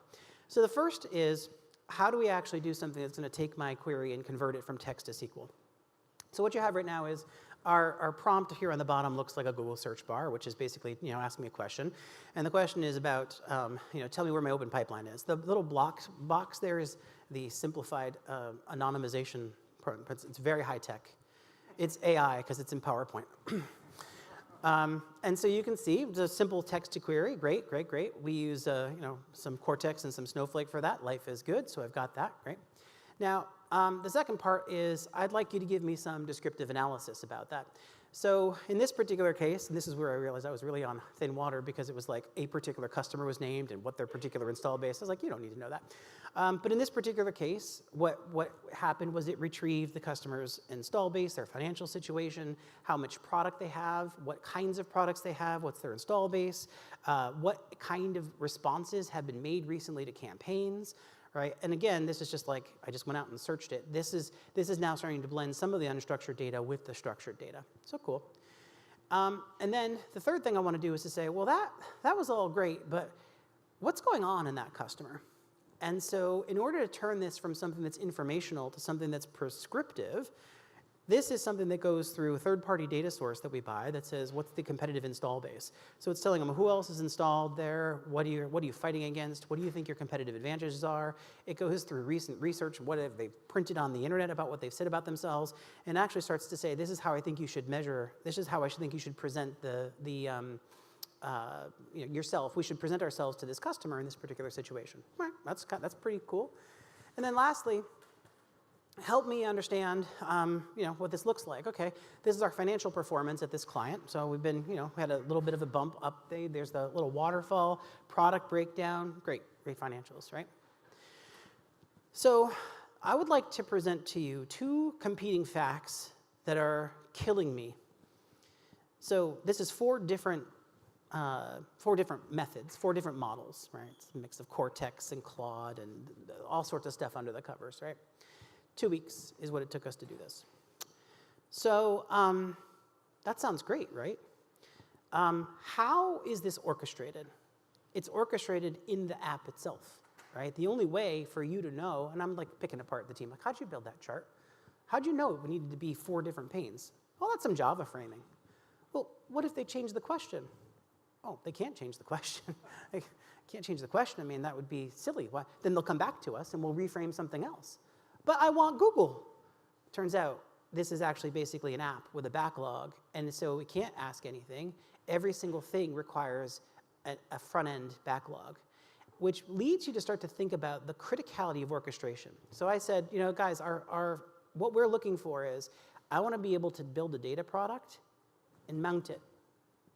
And that's it, right? And right now, the capability for doing that is, let's say, immature. Although there's some people that I've talked to today that might lead me to believe that maybe it's not as far off as it could be. But at the end of the day, here is what I wanted to kind of share with you if it's not scary. Because on the one hand, it was super, super easy. And on the other hand, we have an experience where we have, when I started at Workday 2 years ago, we had 800 Tableau dashboards. We're going to fix that, right? I've taken a baseball bat to that, and now we have 950. That was some of my finest work right there. So how do we make it so that 950 dashboards just doesn't become 950 agents, right? And so I think that this is going to be the task that lies before us. And I think that what you've seen over and over today is it's so easy. It's so easy to build an agent. It's so easy to plug into an LLM. That's not the problem anymore. And the reason why data scientist is not the sexiest job is because I barely need one, right? I got my Claude, right? Claude's my agent, right? He's fine. And so for the most part, this I think is the challenge for us, that what we need to start to do is to figure out, we've been trying to experiment with different kinds of ways of labeling this, like is there a certification? Do you have kind of an agent that's certified and an agent that's not? Do you have to go through certain governance processes? If it's so easy that people can just spin them up, what can we do to actually stop the proliferation of them and make them more useful? So I think that this is going to be our challenge. And I think that the reason I thought that this was an appropriate topic for an Acceldata sanctioned environment is the same principles that we apply to data products, we need to start to apply to agents, right? What constitutes good? What constitutes right? What kind of inspections do we need to go against to make sure that we feel comfortable about the outcome of this? So right now, I can feel like we can spend all our time trying to make sure that we feel super confident about the content of these data products, and then the agents that go against them, they can actually be completely have wildly different outcomes depending on the humors of the particular person that set that agent loose. So, so that's my warning sign. So I think that the key here is, how do we start to think about the difference between building an AI agent, which is super easy, as I said, and scaling. So if we want to build an agent, we can get going quickly, and I actually think, lest anyone think that I think this is a bad idea, I actually think it's super good, because at the end of the day, we data people don't speak always the right language, and so you need to speak in the language of a business, you need to deliver on a use case, you need to like deliver something, right? So I think that the idea of showing and delivering against a specific use case is not only okay, it's critical. There's a specific user. There are a series of curated questions. I just showed you something that was very specifically curated questions. There's orchestration of what those agents are and what they do that's actually in the app, right? You have carefully planned graphics, but the downside is the next time you get a use case, you're starting from scratch. And I think that what's going to happen in front of us is we're going to start to deal with, how do we start to think about semantic layers that are universal, that help get access to whatever's underneath, and orchestrate not only just the ability to call an agent, but actually know which agent to call. Almost, what is that? What wasn't that? Robots, agents managing agents? There's some movie where they talk about like AIs managing AIs, but that's basically what we're talking about, right? I think it's going to be this really important point about governance tools and how governance tools start to shift to become semantic tools. You're starting to see it all over the place. That you used to be able to kind of build a product, describe the product, and a BI person would say, "I want to build it." Oh, that's what I need to build. Cool, and I have the answer. Agents don't speak Google Sheets or your catalog of choice. We need to figure that out. I think we need the ability to dynamically generate graphics. So the thing you guys showed this morning was really cool, because I'm not sure I know what I need to know, but you need to kind of be able to plug that in. Now here's the real trick. How do we start thinking about crowdsourcing of semantics? So let's say that I put a data product out there. and forgive me, I think I've given this example 10 times today, where I have a data product that is all of my revenue by customer, and in those customers it says revenue of the customer and size of the customer. And the question is, what is my revenue average for large enterprise? Well, large enterprise is not a data column that appears there. Large enterprise is an inference of how I'm going to read it. And in the old days, you talk to a BI person, they'd be like, I got you. I'm going to talk to the governance team, we'll nail this down. I want those people to disappear. So who's going to take the place? Some form of integration where you ask a question that's never been answered before, and it has to figure out how to route to the governance and figure out whether you're not right or not. So if you guys, if you're ready for a new breakthrough software idea, that's the one, I think. So. And then the idea also is it's embeddable anywhere, right? You can't just have a React specific dashboard. You just need to be able to call this from wherever you are. Call this thing from Slack. Call this thing from Salesforce. Call this thing from Workday. And that's where you should be doing it. So at the end of the day, what I would say is you should feel that you've seen everything you need to do the thing on the left right now. And we as a community, I think, are on a journey to figure out the thing on the right, because I think we figured it out for data products, and now we need to figure out for AI products as well. So in summary, I think we need to think about agents, people. Agents are just people. They need love too. They can just work 24 hours a day, so sorry about that. But they need all the same things, so start thinking about the introduction of agents being the same thing as the introduction of a person with a thing to do and all that. The second part is, if you didn't get that whole part about orchestration, it is the crux of everything. The agent can do anything. Give it the rules, give it the data, and it will do the thing that you ask. But usually they're discrete. Like in the Acceldata demonstration, you saw that it was basically a kind of a composite service. Like in the old SOA days, you used to say, like, oh, it's a microservice, but then you can string them together. So how do we start to think about the reasoning of how to string together agents, right? And then lastly, the future is semantics. So governance is now starting to shift radically from the idea of documenting what things mean into the ability for the agents to actually understand what's sitting below. So these are the things that are in front of us as a series of professionals. And we will go out and conquer them together, but this is what we're working on. So here endeth the lesson. All right, let's continue to give it up for Joe and an amazing presentation. All right, next up, we're going to have a panel of our AI investors, so please help me welcome George Matthew, Abhishek Shukla, and Ramin Sayer.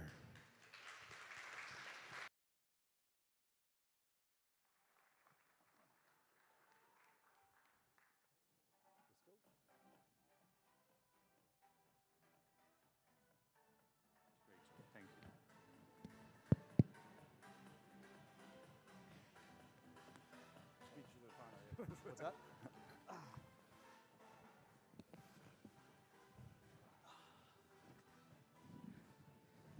Well, Joe, thank you so much. That was so awesome. I love the graphic which said 950 workers replaced by 950 agents or dashboards with agents. It was awesome. Quick round of introductions over here, starting with Ramin Sayer. Ramin used to be the CEO at Sumo Logic, currently a partner at DFJ. Ramin, please go ahead and introduce yourself. There's not much more to introduce. I'm glad to be here. Thank you. Oh, there are some stories behind.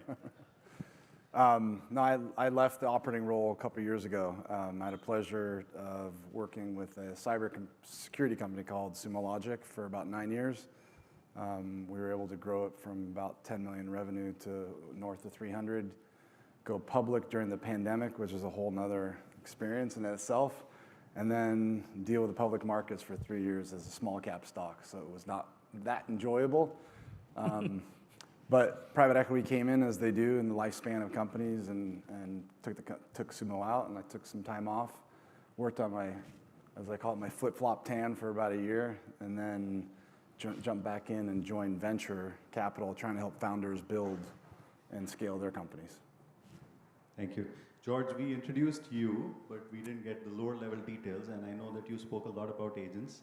But it would be interesting to just, get a comparison between your corporate life and your investing life. Right? Oh, okay. I was like, I'm pretty sure I covered a lot of ground this morning.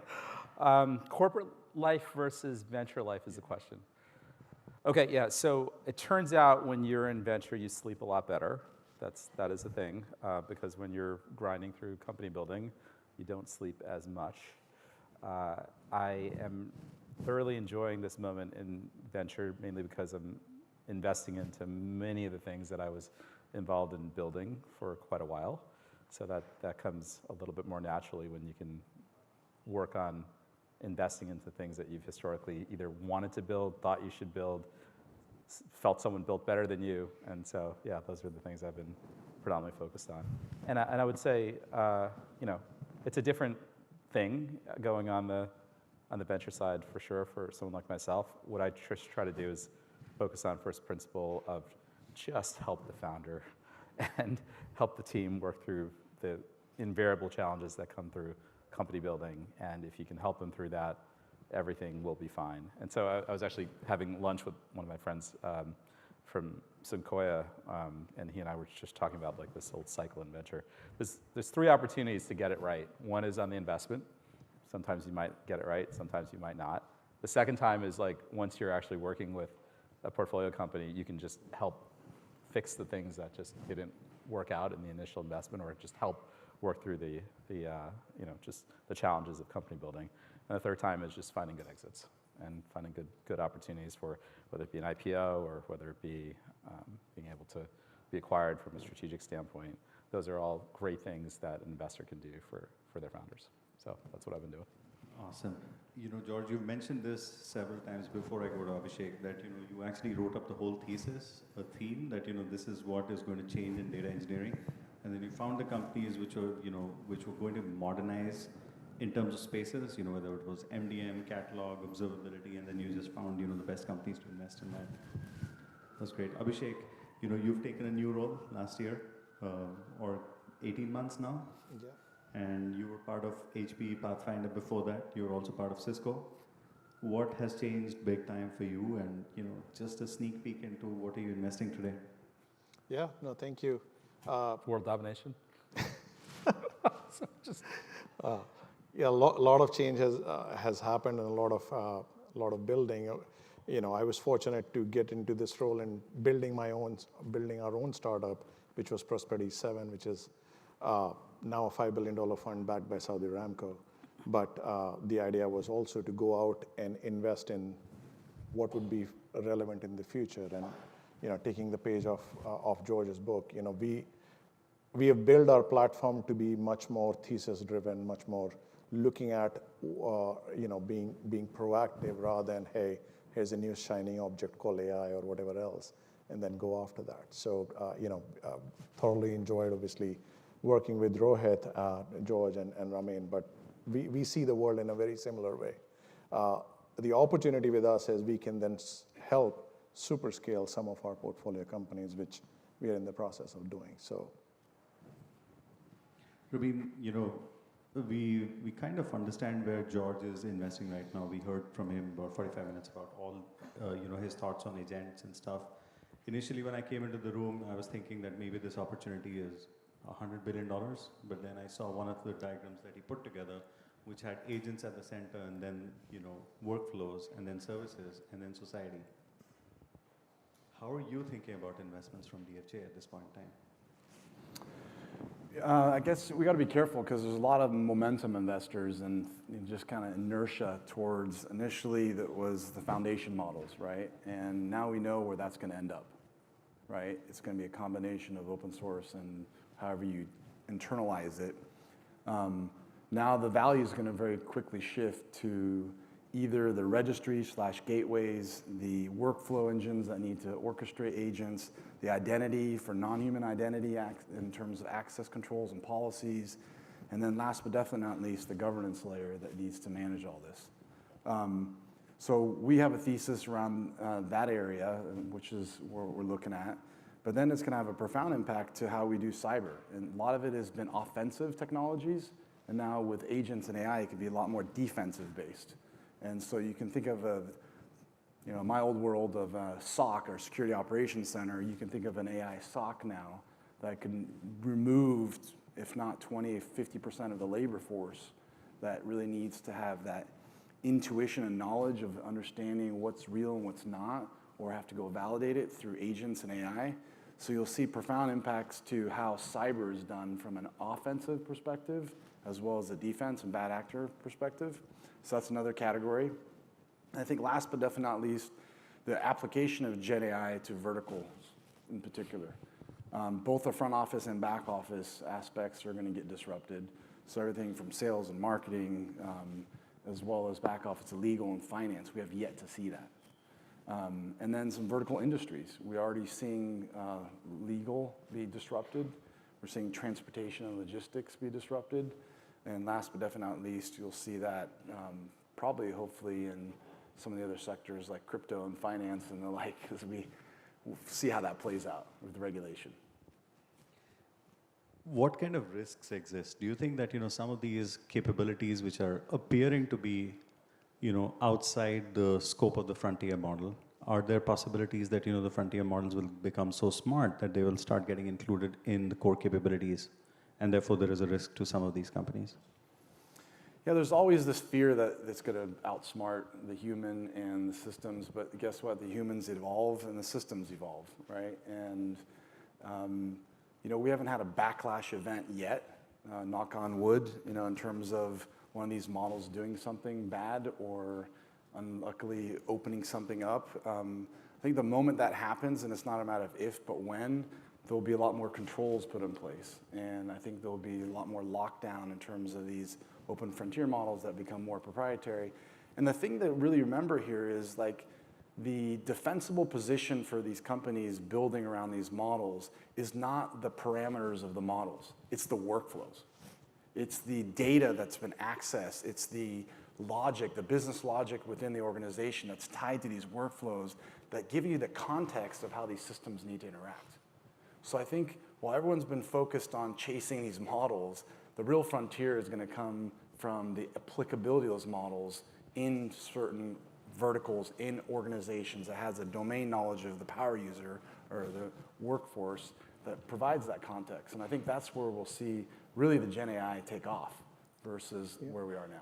Can I add to that? Some of that is already becoming more and more evident if you look at the last 6-8 months of just using the principle which Ramin outlined and applying it to coding. You saw the companies like Cursor and Windsurf and everybody else come in out of nowhere. I remember the word wrapper being a pretty dirty word in venture capital about 6 or 8 months ago. Guess what? That is changing. Because what matters the most is, do you have custodian users? Are people willing to swipe the credit card and use your thing because they feel there is value to be given to them through the platform? And that's what we saw Cursor. And there have been many companies who have gone after building businesses in limited time. Nobody has seen companies like Cursor or, for that matter, Windsurf and others come out from the tangent. And if you really dissect the whole thing, it's an amazing user interface. Why should a user interface be worth that much and should grow that fast? And I think that is where we are now learning because, the value is at the end of the day, with the users.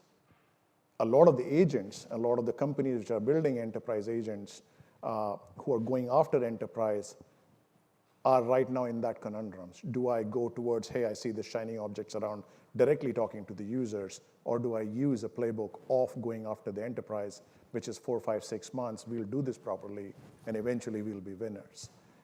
To be honest, that playbook is still not very evident and is not entirely written yet for the first time.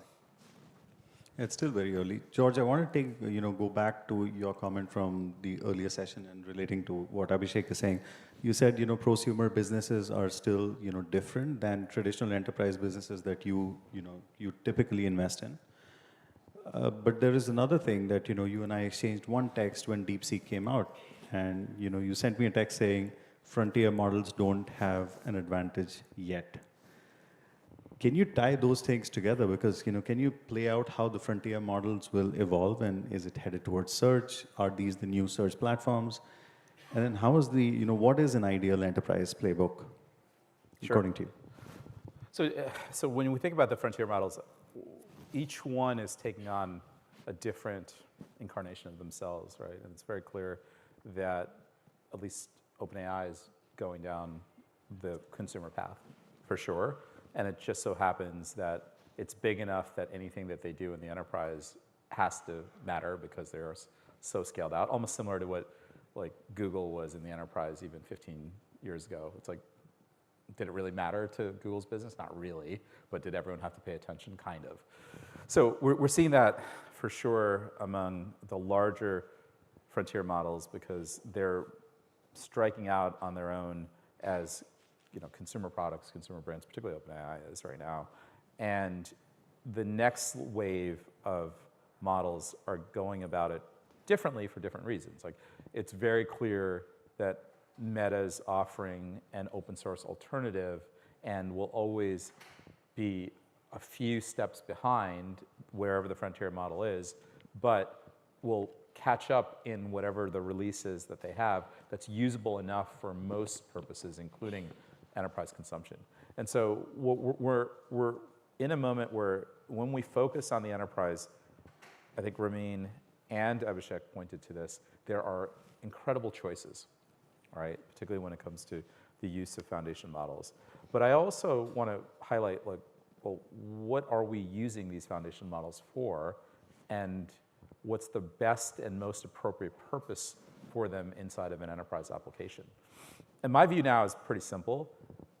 My view now is like the foundation models are best suited for probabilistic reasoning that will look like what a human can do and potentially what a human can never do. But it's going to be on the reasoning frontier that's going to be most valuable, particularly when it comes to enterprise use cases. And so when these enterprise systems are coming together, and this is what I talked about in the keynote, and I think the guys actually both alluded to this, but just didn't say the word out loud, it's the compound AI system that matters, and the use of the foundation model is for probabilistic reasoning purposes, but then there's going to be other things that are more deterministic, like your calculation engines, your aggregation engines, your existing systems, your existing machine learning, your existing data pipelines are going to be very much important for those compound AI systems to merge, particularly in the enterprise. So I don't view this as a foundation models are going to basically take over everything in the enterprise. It's just unlikely, and frankly, if they do, what they're taking over is not a valuable company or even perhaps a product, but a feature. So like someone pulled me aside and it's like, hey, by the way, there's like 30 folks that are doing text to SQL right now. And isn't the foundation model going to just like take that over? I was like, yeah, probably.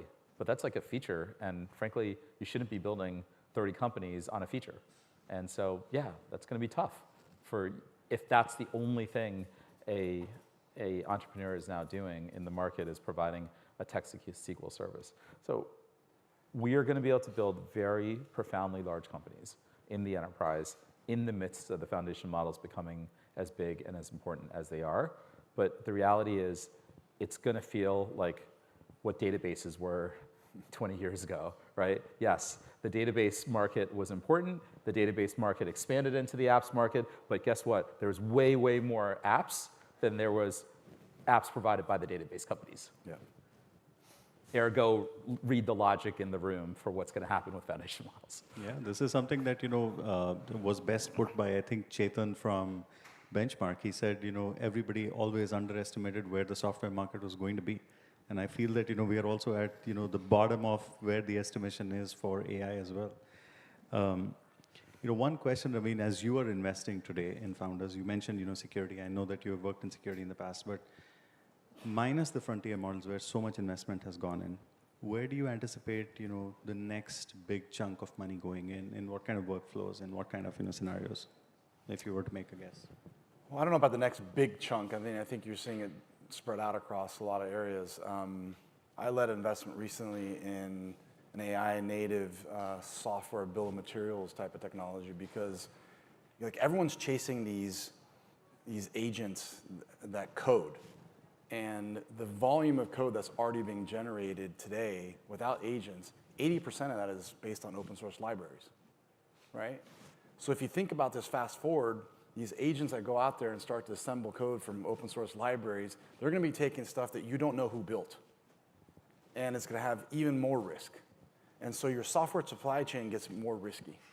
And so I invest in this company called Endor Labs because essentially they built an agent that watches the back of the agent developer. Someone really likes Star Wars in that company. They do. Yeah. Endor Labs. Yes.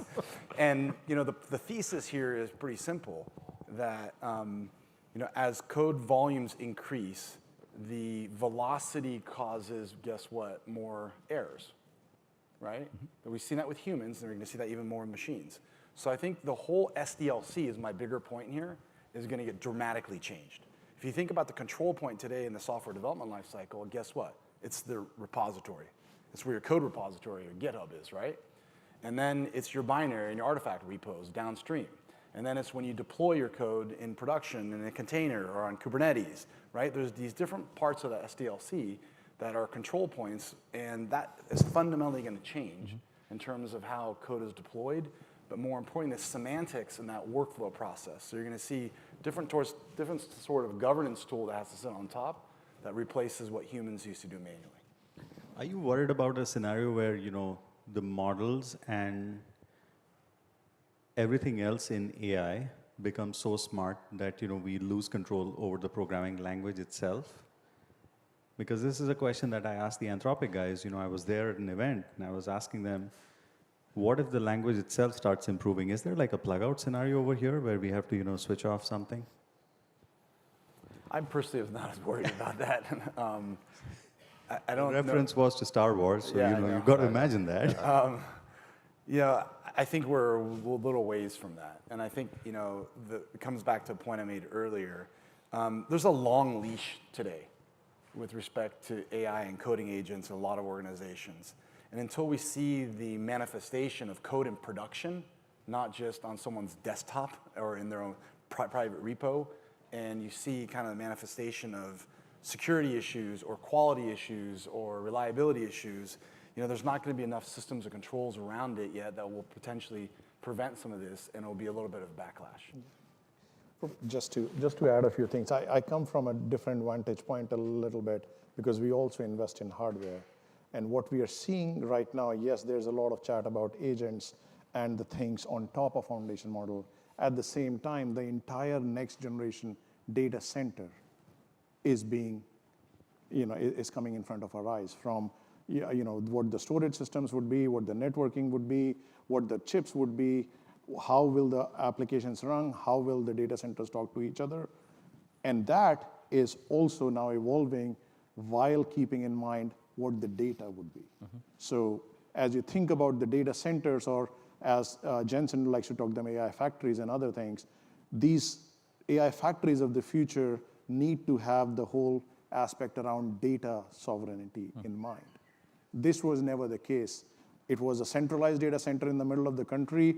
All the applications ran, nobody cared about. So you can add a bunch of compliance and data governance, but now if the model is being trained in a particular country, that data cannot leave that country. The inference on runtime needs to happen in that country. So the whole AI and data sovereignty are intertwined, along with the data center itself being changed dramatically. So there is like 3 vectors which we see, and especially for us, some of our LPs, they just announced some of the largest data center deployments on the planet last week. And data sovereignty is becoming a big deal. I have a question for you. One comment on that previous question as well in terms of language, right? Just a quick comment there. I think if we think about language just like we think about humans and our own languages, if the use of that language is about getting something probabilistically reasoned as a human, do we really care what the efficiency of that language is? And do we really care what language it is in? Probably not. Like, it's just like as long as we can get to the reasoning outcome, right? But the flip side of it is, if that is the same way that we would approach something that we would want more deterministic, like, I don't know, a calculation, right? No, actually, you want precision there. You want efficiency. You want traceability. And you do care what the language is in. So I think it's a question of what we're making these things go do, right? If we're making the things that we're talking about do deterministic activities, then the precision of what it does and how it does it and what language is encoded in it all matters, right? But if it is part of a, human or near human-like probabilistic experience, I don't think we care. Like, it's just like anyone else doing work. We just want to know that it can, diligently think through stuff, but not necessarily how it did it. We don't care. So I agree with you. The only thing that I was commenting on is that, compilers will get better because, AI will make compilers better. And, we went from assembly to, structured programming to object-oriented to, closures now.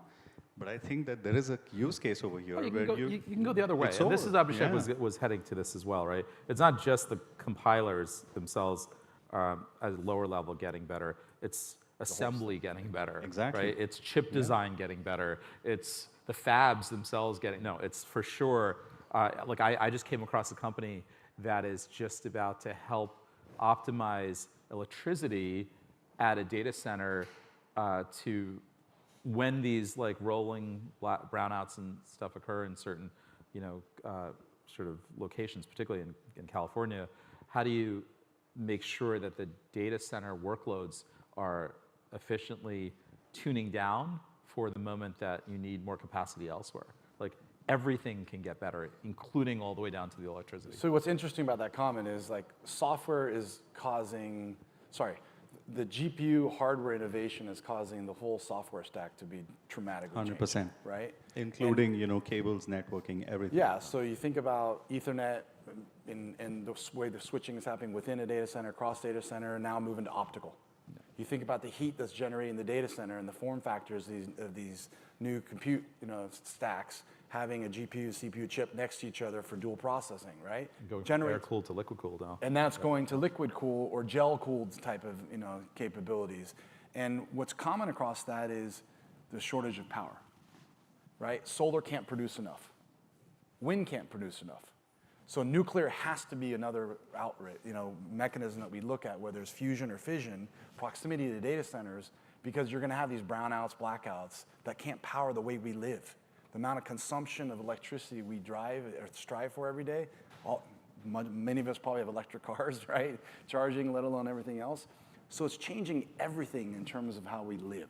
And we are right at the, probably I'll say level 0 right now. Reasoning models are 6 months, 8 months old. Imagine when reasoning models are reasoning with other reasoning models, what happens to the amount of compute needed and translated to amount of energy needed.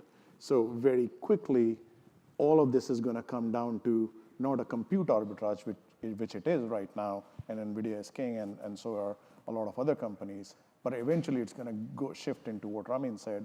It's going to be an energy arbitrage. And the companies who do or the countries which do this energy arbitrage better, eventually will have an opportunity to go do AI better. Feels like you know some people. Yeah, I was thinking the same thing. No humility on that. You could only take 10% of Google's search traffic today, send it to a model and see what happens. We all saw what image generation did to the GPUs. Just burned them Really, down. let's pull on the question you asked for a second, because this hits personally for me at home. I have a kid in college who's studying business and computer science, and he's wondering if he comes out, if he's going to have a job, right? It's like, will I have a job? It's like, yeah, you're going to have a job because you're studying CS and AI, and all you have to know is Python, and you'll be fine. This was a joke just to ease the kind of uncertainty. But it's fundamentally going to change the way that software engineering is taught, right? You got to question even whether universities are the right mechanism for everyone. Well, Python may not be the programming language by the time he comes out of college. It may not. But my point is, every time there's been these big shifts, we've had to readapt. We've had to relearn. And so we will relearn. Who gives what kind of language it is? We will readapt and relearn to what suits kind of the new operating model. And the new operating model is going to be fundamentally different for how you think about building software. You start top down now. You don't start bottom up from the architecture. You start with requirements and system architecture, know-how, right?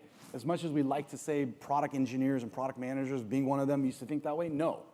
It was like, what can I build and how fast can I get it out to sell it to a customer, right? That is exactly, just yesterday I was having a conversation with another VC, And what he said was actually very intriguing, which is, I don't want to learn the software anymore. I want the software to tell me what it is and how it needs to be used.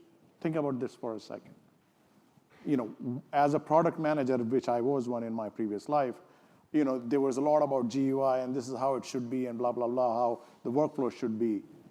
If you're now thinking about designing a new product as a product manager with enough AI built in, the user interface changes on the fly based on what you want. You just saw that in Acceldata's demo today. That changes the consumer of that product itself. What does that do to the margins of those software businesses? That's another question. Yeah, I mean, the workflows are no longer fixed. The workflows are changing. It's open workflows. Looks like, all of us are leaning into AI. I'm going to ask another question, one after the other. What's like a contrarian view?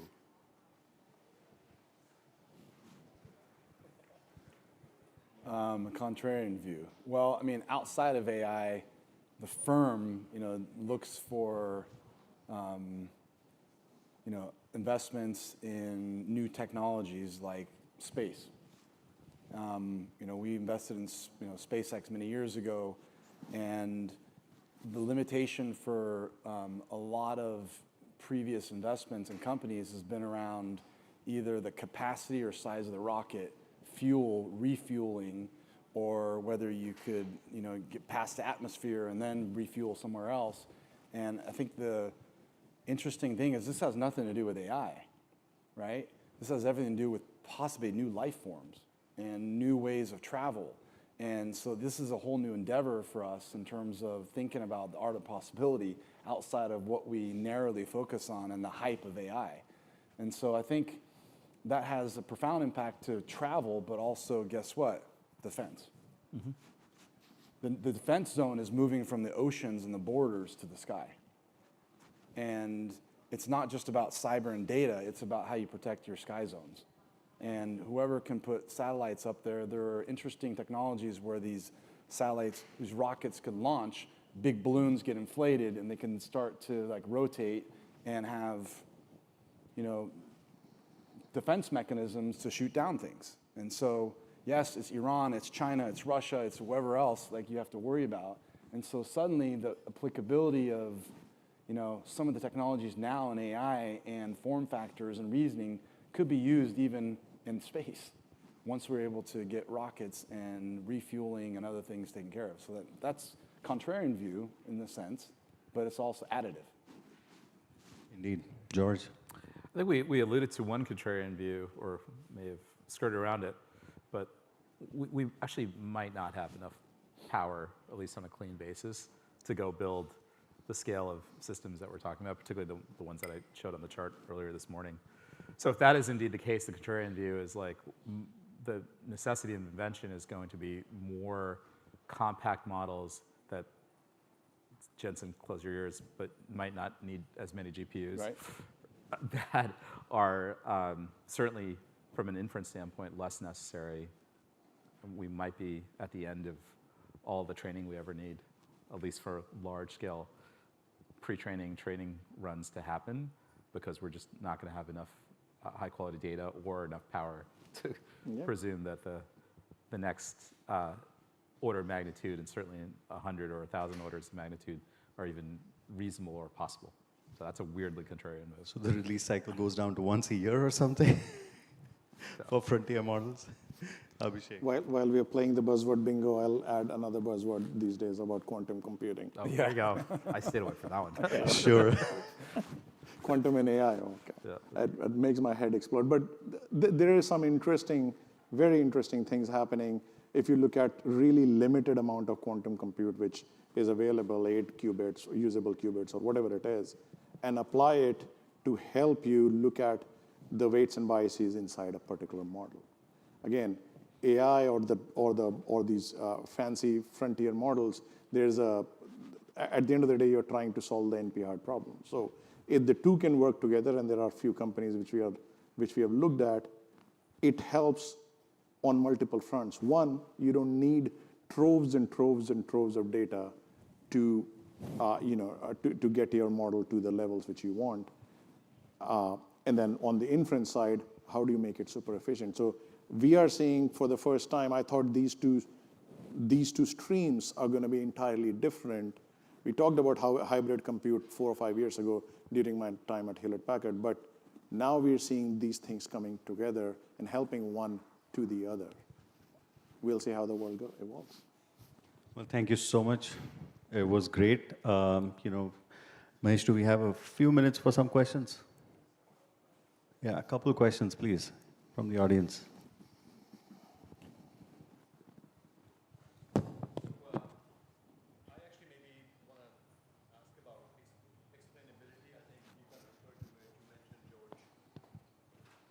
So my question is, how important is explainability for the enterprise adoption of AI? And given the non-deterministic nature of Gen AI, when compliance wants something very deterministic, are there any creative or innovative startups or ideas that you're seeing, or is that an area that really needs to be invented? Hugely important, and frankly, it's happening as we speak, right? Because if we think about the compound AI systems that I'm referring to, inherently there's got to be some lineage, traceability. The observability alone starts to drive a lot of the explainability. In fact, one of the partners for Acceldata is Fiddler. They're upstairs. I actually also invested in Fiddler. A lot of their time is spent on guardrails, explainability, particularly when it comes to models that are in production. That's one piece of the puzzle in terms of just making that explainability real and practical for enterprises. The other, which is like a really crazy topic, is something that's alluded to by Abhishek, which is the software should be able to explain itself. Well, guess what? So is that the case with the models. So if you look at like the deepest, hardest research in the model world right now, it's mechanistic interpretability. And so if you look at mechanistic interpretability, it's about not only can a model produce a result, but how does it reliably, consistently reproduce that result, and can it mechanistically tell you how it's done it? And so both in the internalization of the model itself, the manifestation of how compound AI systems are being built, as well as just the observability surrounding it, in all of these layers, explainability is going to be and is already quite an important topic of work. Other questions? Awesome. Thank you so much. There are no questions. These gentlemen will be available. Please feel free to hang out with them. Thank you.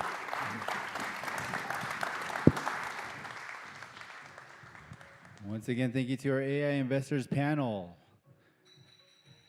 Next up, we have another panel on the topic of pillars of effective AI data, strategy, data quality, and data governance. Please help me welcome Sarah Sprague, Gabriel Charvat, and Nishesh Trivedi.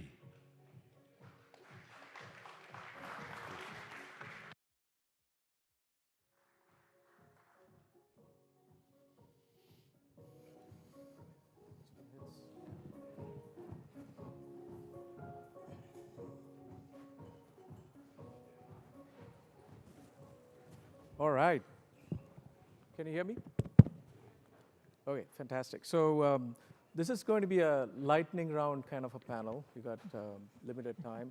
I just want you to know there will be no rehearsals. So everything you see and hear is straight and raw and unfiltered. So you get some ground truth data from amazing enterprise leaders.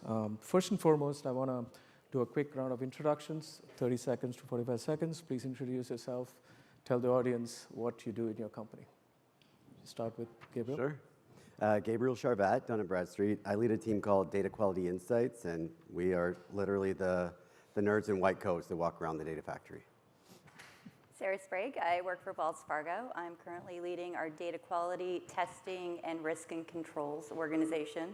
I generally tell people it's my job to find problems before they become bigger problems. Hi, everybody. Nishesh Trivedi from Pfizer. I lead the enterprise data governance and global MDM team. So, which means everything from master data, reference data, ontologies, taxonomies, and Calibra, Alation, like data catalogs. So really just enabling data to enable our data strategy.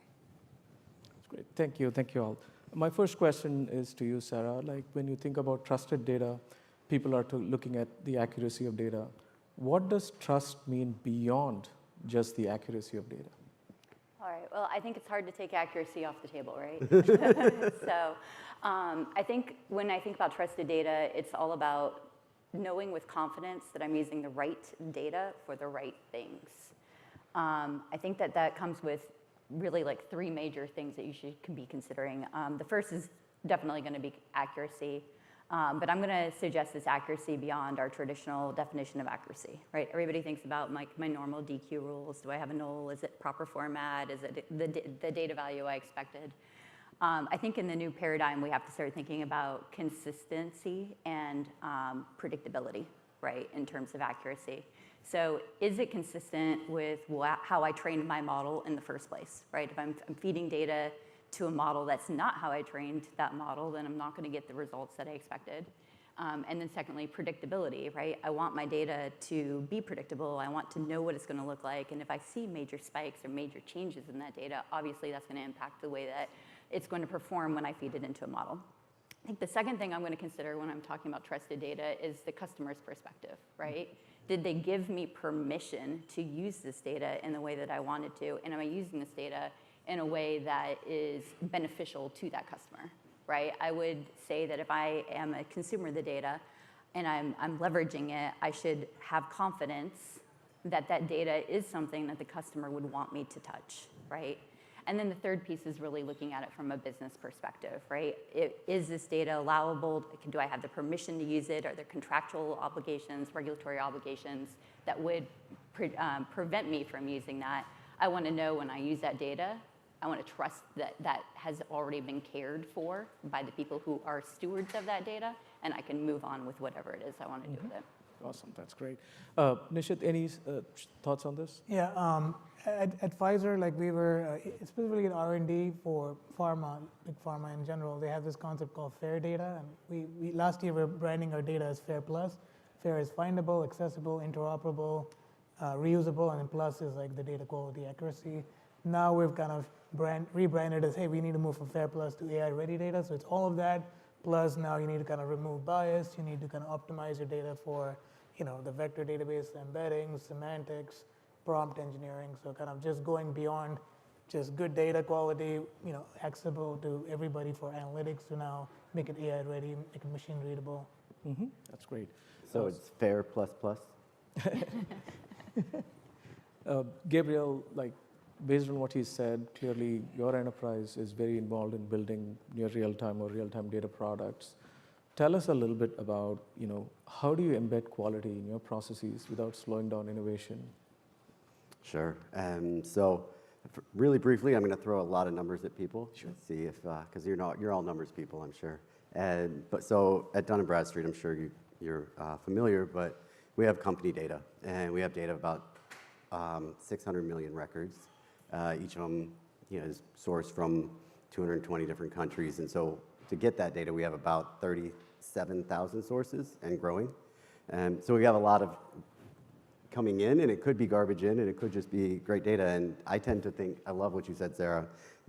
My job is to find problems, and so building a culture of problems aren't bad. Problems are actually good, because if we find them now, then they don't impact a customer who's buying this data from us. So very briefly, we have 4 pillars. I love the title is pillars. We have pillars. There's pillars everywhere. But we have 4 pillars that drive the data quality framework, and it's very domain-driven. It's not product-driven. It's domain-driven, so that we're thinking about the quality of the entire data. The inventory data is what we call it, to distinguish from corporate data, right? And so we've got domain data owners who are subject matter experts who define critical data elements for their domain. They think about 8 dimensions.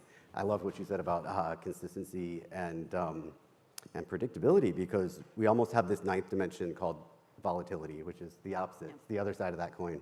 And then it comes to my team to do that measurement. And so we're measuring data at rest, to get to your question, and we're also measuring data in motion. So briefly, the third group takes the insights from the data quality measurement and goes to all those 220 operations teams to help them to implement data improvement plans and prioritize the data improvement plans based on business impact, of course. Finally, we got client insight at the end, and it sort of becomes this infinite cycle of continuous improvement of the framework. So when we talk about that data in motion, we have two programs. It's called Data Shield for data in motion. Data at rest is Data Watch, and Acceldata supports the measurements in the two different paradigms. Data Watch is all about measure the holistic view of the entire data set, and it's very traditional data quality. We're looking for what could go wrong that we know what it is, right? So finally, to answer your question, Data Shield is all about measuring each record as it comes in, and where Data Watch is level 1 is good, level 2 is acceptable, level 3 needs improvement. Data Shield is more about, is this record good enough for a generalized use case, not for a specific use case? And so we either reject or quarantine that piece of information, or we allow it through, with a warning, right? And so that's how that is happening. Those warnings go back to the operations team, but they're also visible for products to understand if that data is usable for their use case. Awesome. Sarah, obviously, as a large bank, you'll have a lot of data coming in with so many different hops, data going through hops. Yep. So in a sense, data is almost always in motion, right, to a great extent. Absolutely. Tell us a little bit more about how you all handle that in the bank. Yeah, so it's a struggle. And being in a big organization, we have a lot of data aggregators. Data is moving through the organization. It's multi-hop. By the time you're actually touching it in an aggregator, it may have hopped 5, 6 times. You don't necessarily know where it is. So for us, I think that's to focus on the data and motion controls as well. We've got a standardized framework that's embedded in our AutoSys jobs that's allowing us to measure based on a framework. We have 7 things that we're looking for. And it's when something goes wrong, it's getting that immediate notification. For us, that means immediate notification and automated ServiceNow tickets, right? That ability to immediately make sure your incident management team is aware. Here recently, we actually took a step back and said, hey, this is really great. We're able to stop issues. We're able to stop that data from progressing through that data lineage when it's gone wrong. But the bigger problem is that we're solving for this one at a time, right? It's very like, hey, here's a problem solve, here's a problem solve, here's a problem solve. So essentially you end up with this like pattern of Band-Aids going across your network. So we said, hey, we want to take a step back and start thinking through what are the patterns that we're seeing? How do we put essentially this notion of data observability on top of something where we don't necessarily have a data observability platform? And so we have created a BI platform now that is actually looking at patterns and trends. So am I seeing this happening at the same time period every Thursday, right? Well, maybe I've got some job contention there that I need to take an extra look at. Or, hey, am I seeing more problems in one platform than the other? Perhaps we should go back and have a warm and fuzzy discussion with the individuals who own that platform and try to figure out what's happening. That's great to hear. I want to pull on a thread that Joe DeSantos had mentioned earlier today. He talked about 650 agents or as many agents as there are problems. Even if it's not that extreme, clearly with the agentic framework, there is a lot more movement of data or data being consumed in so many different points, right? You can't kind of lock it down in specific points. So for you, Nishit, so I would like to know from a governance standpoint, does the paradigm shift fundamentally, right? From a centralized to a more localized governance where the data is and where the data moves as opposed to looking up to some sort of a control point? That's certainly. I mean, as a big corporate company, we have 10 data lakes, and so of course it's decentralized even within a particular domain, right? Like we still have a customer governance team versus a product governance team versus other areas, data quality team separate, right? So I think the goal is really how do we kind of make sure we have data quality, observability, along with our data governance tools, right? Like Calibra Relation, where we have metadata, we want to have lineage, we want to have some of the other aspects of security policy stuff. How do we kind of integrate all of that together, and then how do we build that cohesive story? So, and quick shout out to my team here. Marcus and Kevin are part of our data quality and Calibra team, and Andrew is part of our data lake team, right? So we're working together on like a vision of how do we kind of build a machine which builds a machine. How do we put in our metadata first in kind of a data catalog? It's and then using that metadata, right? We are building ETL pipelines now, The next stage is going to be phase 2 is, hey, once we build ETL pipelines using the metadata, we also, and this is like automated metadata, right? So the ETL pipeline is written based on what you put in Calibra. Next stage is we want to put in data quality rules there. We need Calibra and Acceldata to talk together. So we need your APIs to work, and then in the future, your agents to work together. So we want to kind of get that, and then that way, like, as the data goes through the pipeline end to end, right, we can see, okay, where, at each hop, right, what are the data quality issues? Hey, what can the customer team versus product team versus ontology team, what can they go and resolve? Ideally, the agents can resolve some of it automatically. Some of it will be taken to data storage. So that's kind of the vision, and really making all the different platforms and their APIs and all interchanged. That's kind of a key part of the vision. Okay. More forward-leaning question. I'll start with you, Gabriel. Are data catalogs going to be relevant in the future, right? Are they going to be more embedded in existing solutions, like what we saw earlier this morning?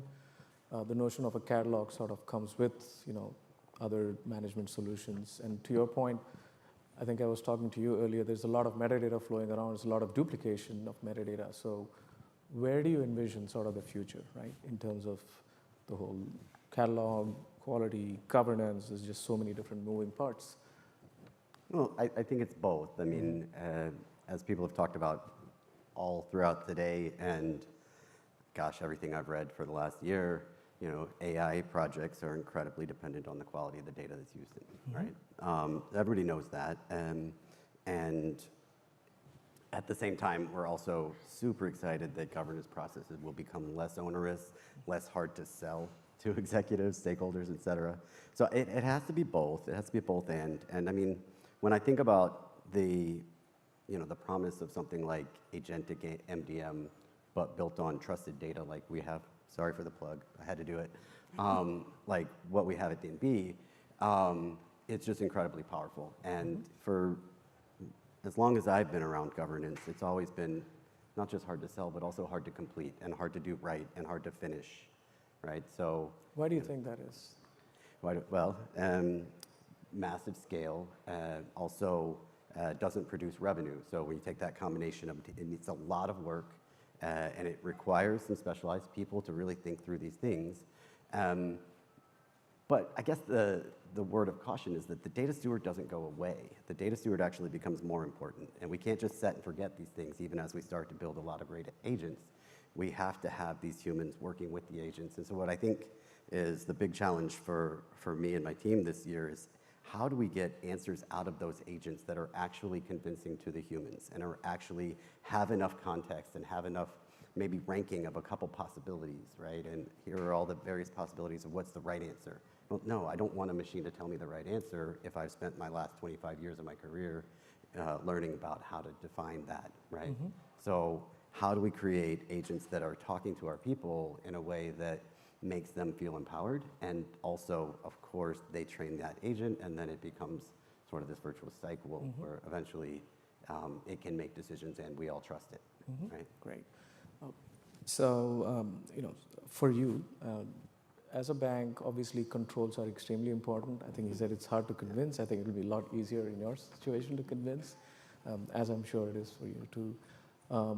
How do you kind of envision that sort of going through a transformation with agentic AI?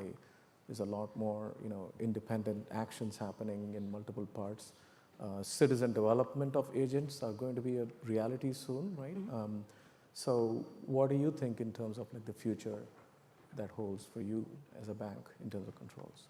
Yeah, so I think when you're talking about controls, and again, trusted data, trust is all about understanding where your boundaries are and protecting those boundaries.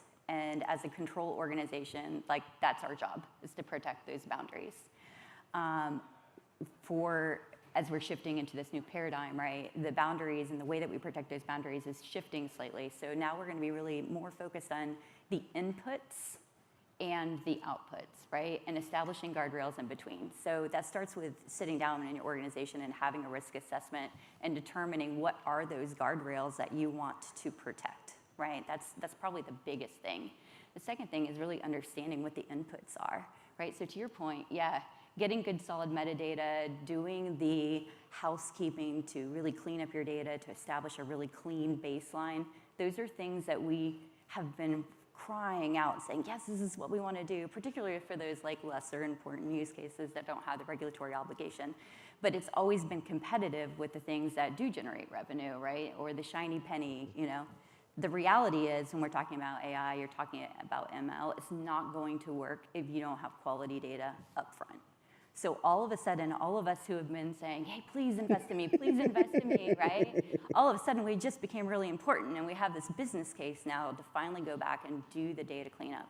That's something that we're really investing in my organization right now. So I think going back and understanding what that baseline is, cleaning up your data, getting good, solid metadata. I don't think that's going away. At least my regulators aren't telling me that it's not going to go away. They want to know that information. That's all really important. But there's another piece of this, right, where it's like, hey, wait a minute, AI/ML can actually really help us out, right? And data observability platforms can start to help us out because we're able to start seeing things, seeing patterns in our data that insinuate risk that we have not been able to see in the past, right? We're doing a massive Acceldata implementation right now, right? We're now able to see things in data sets we didn't have the time to see before, or we didn't have the ability to see before, particularly in pattern recognition, which is where risk crops up that you may not be able to control in a traditional sense. So from a control standpoint, like really leveraging that. And then the last piece I'm going to say is monitor the monitoring, right? It's not set it and forget it. We all want it to be set it and forget it, right? Plug on that data observability platform. Hey, you know what? It's going to give me a ServiceNow ticket if something goes wrong, right? Like that's the wrong answer. We have to have some sort of monitoring on the monitoring to understand, hey, do I have a lot of ServiceNow tickets being opened? Do I see patterns in these tickets? Do I have KRIs that are indicating like, hey, maybe my customers are unhappy. That could be a data problem for me, right? So again, I think to really bring it back, it's inputs, outputs, understanding the guardrails, and as a control organization, protecting those guardrails at all costs. Mm-hmm. Nishit, picking up on that, like tell us the perspective from, more from a life sciences pharma company, right? Yeah, I think specifically in the R&D space, right? Like there's a lot of work right now. How do we speed up the value chain, right? Instead of 10 years to develop a drug, can we do it in 5? Can we do it in 4? And so every part of the value chain is being looked at, and really to speed it up, right? You really need that good quality data, specifically for like FDA submissions, right? We have any given product which goes through FDA, EMA, 8,000 documents needs to be submitted, right? And like every document has to be human read. We're trying to bring Gen AI to the table to say, hey, can we at least draft these documents, right? And then how do you do version control, right? Like how do you kind of make sure that in research, if somebody has a compound or asset, right, and that's now like a clinical trial candidate, and and somebody's using a medical term, right? Like all of these things are tied together. So we really need to bring in good ontologies and kind of synonyms and stuff like that, because what you don't want is like you send a report to the FDA saying everything's great, and then your Gen AI was not able to read some adverse event, symptoms, and like when the drug goes out, right, there's something happening. So those are kind of things that are very important. So getting the data right, being able to kind of make sure all the various synonyms for the biological processes, the compounds, molecules, et cetera, is like rock solid. Mm-hmm. And what's your hope in terms of compression of time? Like what's your targets? Like where do you think you're going to land I up? think all farmers are trying to like speed up like 2x. So that's the goal, everybody. We'll see. We'll see where we get there. But okay. Right now, we're definitely trying to bring we're going outside of the standard enterprise companies to look at like various innovative companies in Silicon Valley to see hey, who's really at the forefront of innovation for unstructured data management. Mm-hmm. Awesome. We're going to move to a lightning round. With AI, Gen AI, obviously there is a lot of implications for employees, processes, everything. What is one non-negotiable cultural change that you're going to embrace or you would recommend? And I'm going to start with you, Sarah. I think, again, it's going to be that focus on inputs and outputs. Don't get lost on the shiny penny. I think in organizations, whenever we have new technologies, it's going to, everybody gets really focused on that shiny penny, and it's really exciting to go out and invest in it. I think it's less of a culture shift and just a general reminder that the foundation of having controls and focusing on what you're using when you're playing with that shiny penny has to be just as important as going out and developing the new cool innovation. How about you, Gabriel? So it's actually something that I think we should be careful not to change, which is discipline and having a good a structure about how we choose our projects and how we think through the outputs of those projects, always starting with the outputs. And so the Navy SEALs have this saying, slow is smooth, smooth is fast. And it means not only that they train and train and train, but also that they have thought deeply about every possibility and that they have the plan in place. And so what I'm finding with AI projects is that the gap between a POC and an actual implementation is far larger than any kind of project that we've seen before. So I can do a POC myself on my computer in an hour. It doesn't mean that whatever cool insight that I just found is actually worth making a project out of. And so a lot of careful change management, a lot of careful thinking through the project, so that just like the Navy SEALs, when something comes up that's not expected, you've got your structures in place and your discipline, and that will allow for reduction of risk. I do tend to be pretty risk averse, so how do we prevent ourselves from making really terrible mistakes? We know even if there was such a thing as perfect data, LLMs and now agents are going to be able to take perfect data and make terrible mistakes, right? And so how do we have structures in place to make sure we're not doing that to our business? It's like a human in the loop, or what are you thinking? Well, I think human in the loop, but also structure. So I love what you said, monitor the monitors, right? So every project, starting with what are the KPIs that are the business outcome we're looking for, and what are the KPIs that are actually the possible problems, and measuring them before you start so that it's great at the end, you can say I had some progress, but also so that you're watching for those problems, so that you're kind of paranoidly watching for those problems. Cool. Nishit, why don't you close it out with your thoughts on this? I would say there's a lot of people throwing out business cases for AI and ROIs, and they're like 5,000% ROI, and we're like, okay, so how much of this invested in the data product right behind the AI product, and typically it costs zero. They didn't even think about the data product. It's just the work to do the AI, right? So it's really investing in data products to me, making sure that part of the culture is data first, right? And AI first, but data first as well. Data first before AI, awesome. We have time for 1 or 2 questions from the audience. So if you have any questions, please pose it at this time.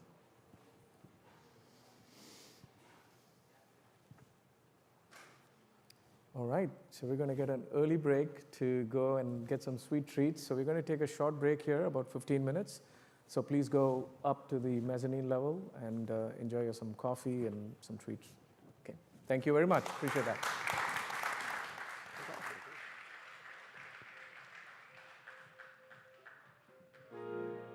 Please feel free to join us on the second floor where we have ice cream sandwiches.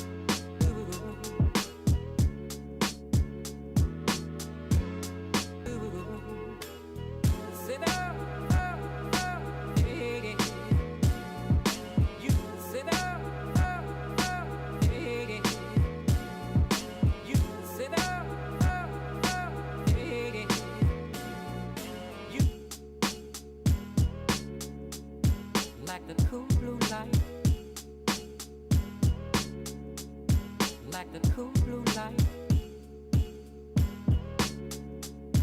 like the cool blue light, like the cool blue light, like the cool blue light, like the cool blue light.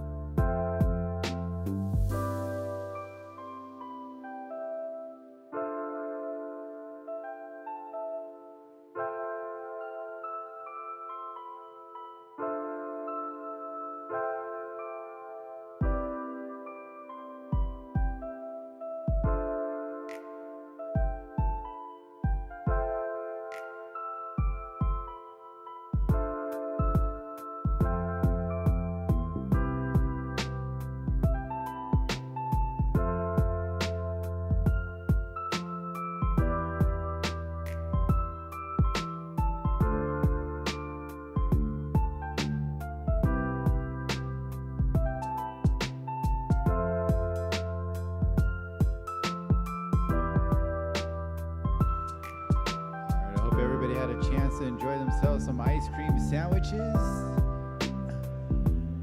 We are going to commence the third part of our day in a few minutes. Once again, we're going to go ahead and start the next session in a few minutes. So please start to make your way down.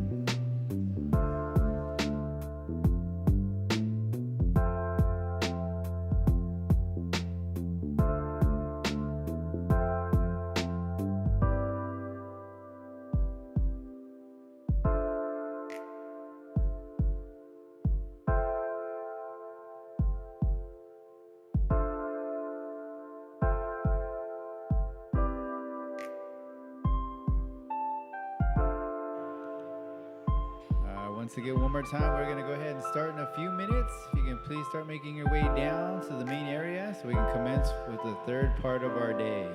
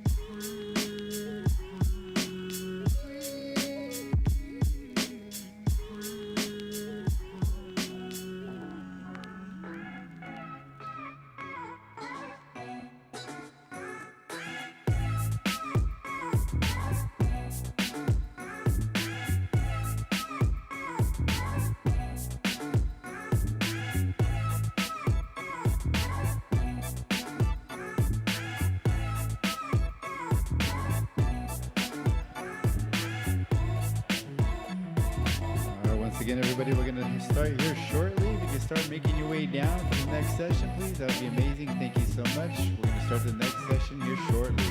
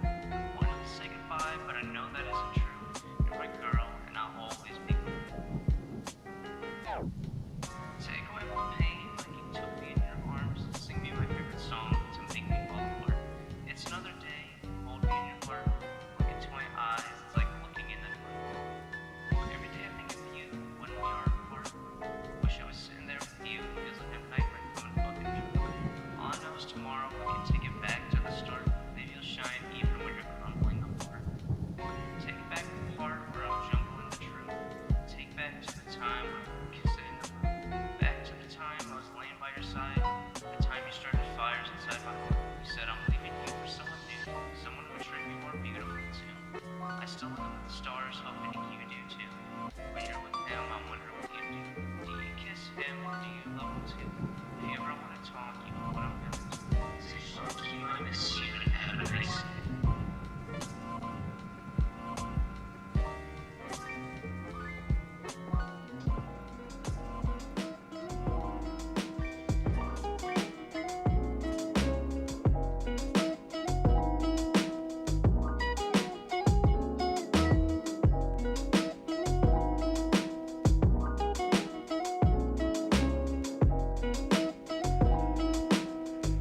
Everybody, if you can please make your way back to your seats.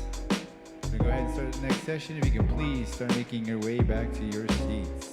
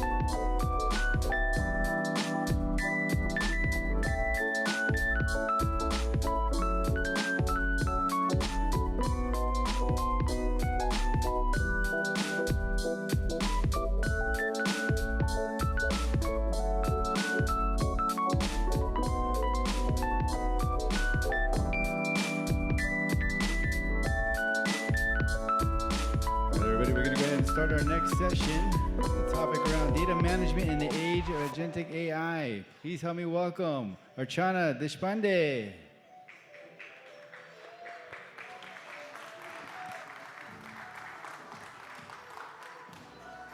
All right. Good afternoon, everyone. Hope you had a good break. And with that break, I want us all to bring back to the topic of agentic AI, which is what we were discussing, I think, all day long. So I'm Archana Deshpande, and I lead enterprise architecture, data, and services for Qualcomm. And I'm here to talk about data management in the age of AI, but specifically, what does that really mean for large enterprises? Many of the things that I'm about to discuss, I'm sure this is going to be a repetition. So I'll try to create a distinction and hopefully give you some different perspectives as we go along. So first of all, I think the vision we all can relate to. The rise of the agentic AI is already here. Now, I'm not going to ask how many of you have not used the agents, because I presume everybody over here has. But just by show of hands, how many have actually created custom agents as well? Okay.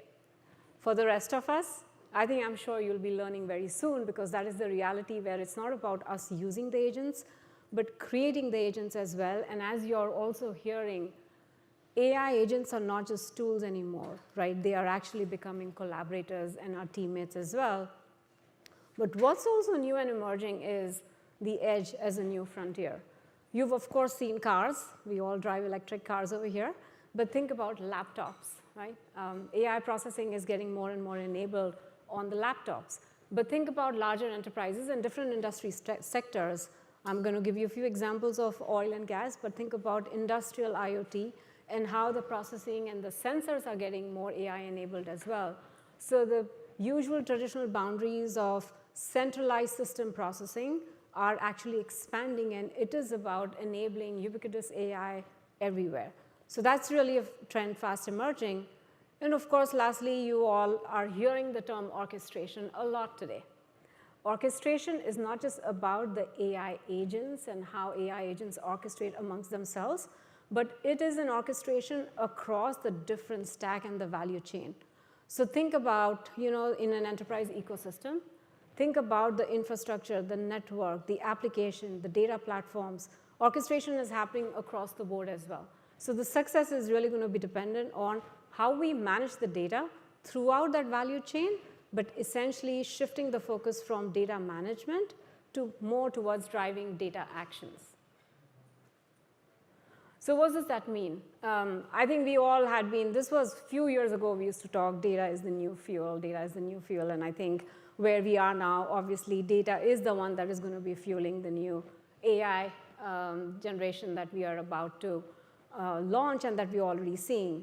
So what does it really mean? I think data, the state of data management, is not just about retrieval and storage anymore. It's not about data being static anymore. It is about data driving actions. And for it to be able to drive actions, it means that data has to be accessible through any programmatic interfaces that the agentic systems can interact and engage with. I think we've been talking about the discoverability of the data a lot. We've been talking about contextual significance of what it means for the data. And all of this is really because the agentic systems, the more data discoverable that is, the more they can access the data. That's how they will be able to orchestrate. I think Joe touched upon the semantic layer. The nature of semantic layer and the construct of the semantic layer are actually, honestly, even extending beyond BI now, right? We're hearing about Gen BI use cases. How you model the semantic layer has to now support a variety of various omni-channel use cases, but more importantly, agentic systems as they orchestrate the workflow and as they have to interact with more of the data sets and the semantic layer. So that is constantly evolving, and how that interoperates with MCP is something that is also going to be critical going forward. Curation, for those who have started the journey on modern lake houses and who have tried to accelerate the journey by lifting and shifting your legacy gold tier, are perhaps now realizing the missed step around curation and how important curation is. And the reason, again, is, as you've been hearing all along, the metadata, the labeling, the context, and the reasoning. Today, there's a lot of manual work that goes into it. But where we are headed, it's the agentic systems doing the auto-curation themselves, right? So that's also going to be an important factor as we really think about agents doing some of the data management work themselves. And finally, governance is really a key topic you heard across as well on, as the agents orchestrate, how do you really govern the data, but how do you govern the agents as well? And more importantly, with the ease with which anyone can build an agent and deploy the agent, we are not just talking about governance of data, but governance of agents that are created by anyone in the workplace. So how do we shift from governance to guidance and more importantly, shift from static policies to dynamic policies that can be applied based on the situation and based on the context as well. So those are the critical areas of governance on how that, again, right, this is what we envision would be changing as things evolve with agentic systems. So where will the data and agents be? I think it's no secret, they are everywhere. We just heard about GPUs and data centers driving the maturity, and now the GPU and that architecture is influencing all the way to how the solution should be architected. Larger organizations, again, take an example of, again, speaking about the fuel, right? You take large oil refineries. There are the refineries themselves, then there is the actual fuel pipelines that go through and through to the actual distribution centers, which is what takes the refined gas to the different gas stations.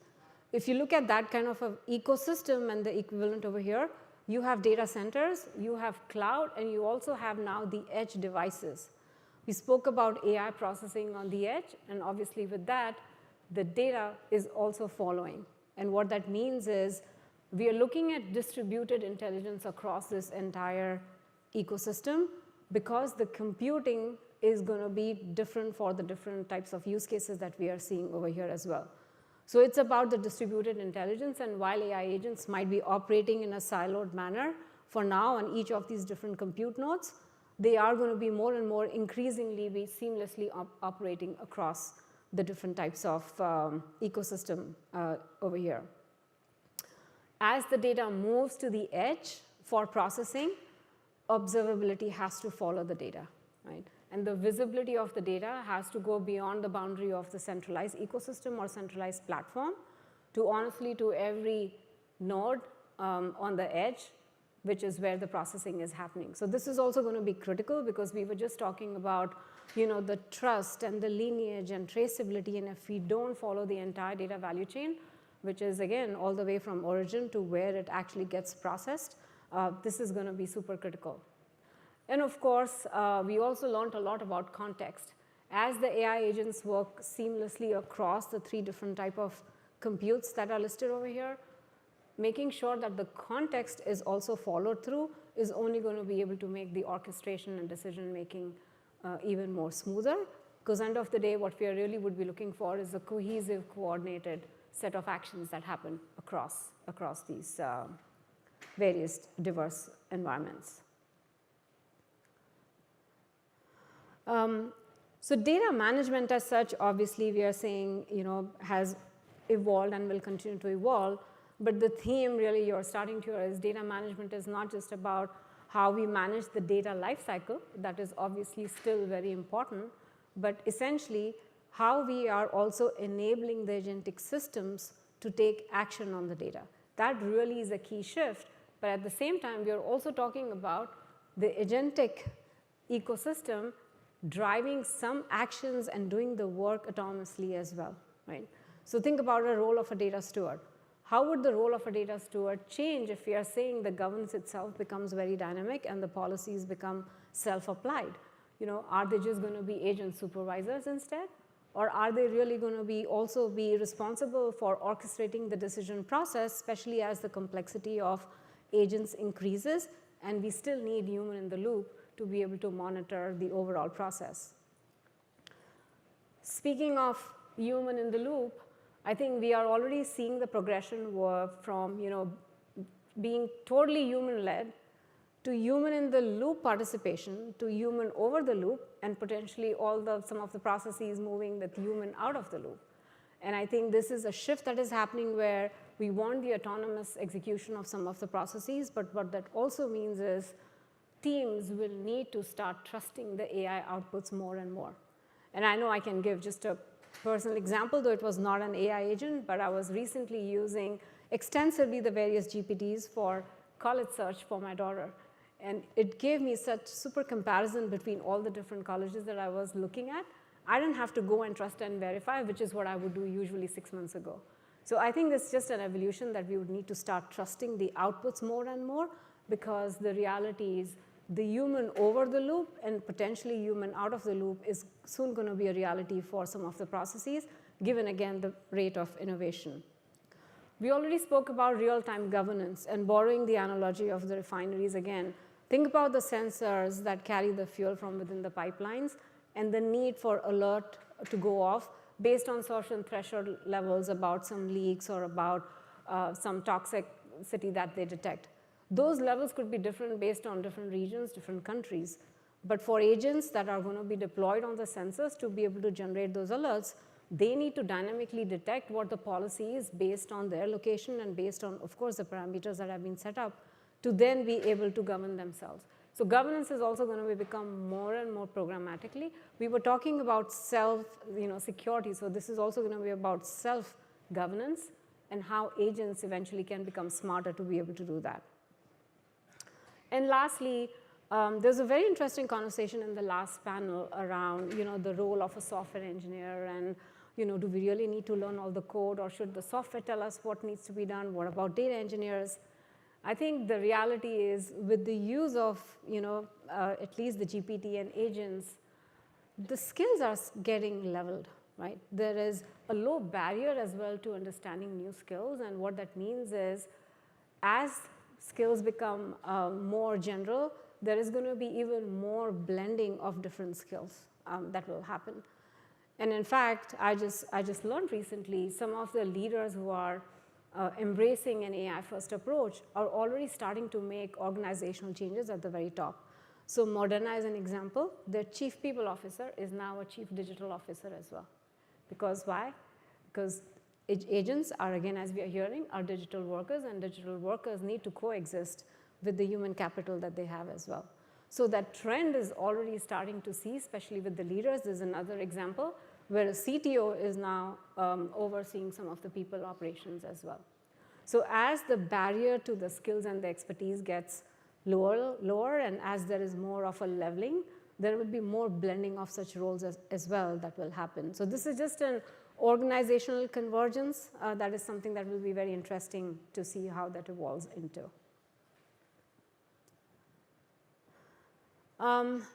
Just in terms of just the additional call-outs then, I think as we look at more like the edge evolution, and as more and more AI processing and hence the data processing that happens on the edge, the need for self-enforcement is something that we've already discussed.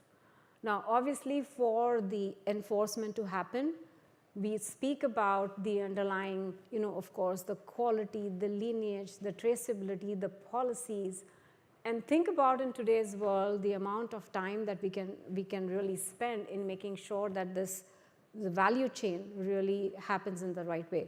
We were just hearing around larger organizations, the complexity is super high, right? And when you think about the number of data lakes that they're managing or the number of data foundations that they have, the need for us to manage this in a more automated manner is really going to be something to watch out for going forward, especially with the agents that are now starting to do a lot of work themselves. And also they have to be context aware.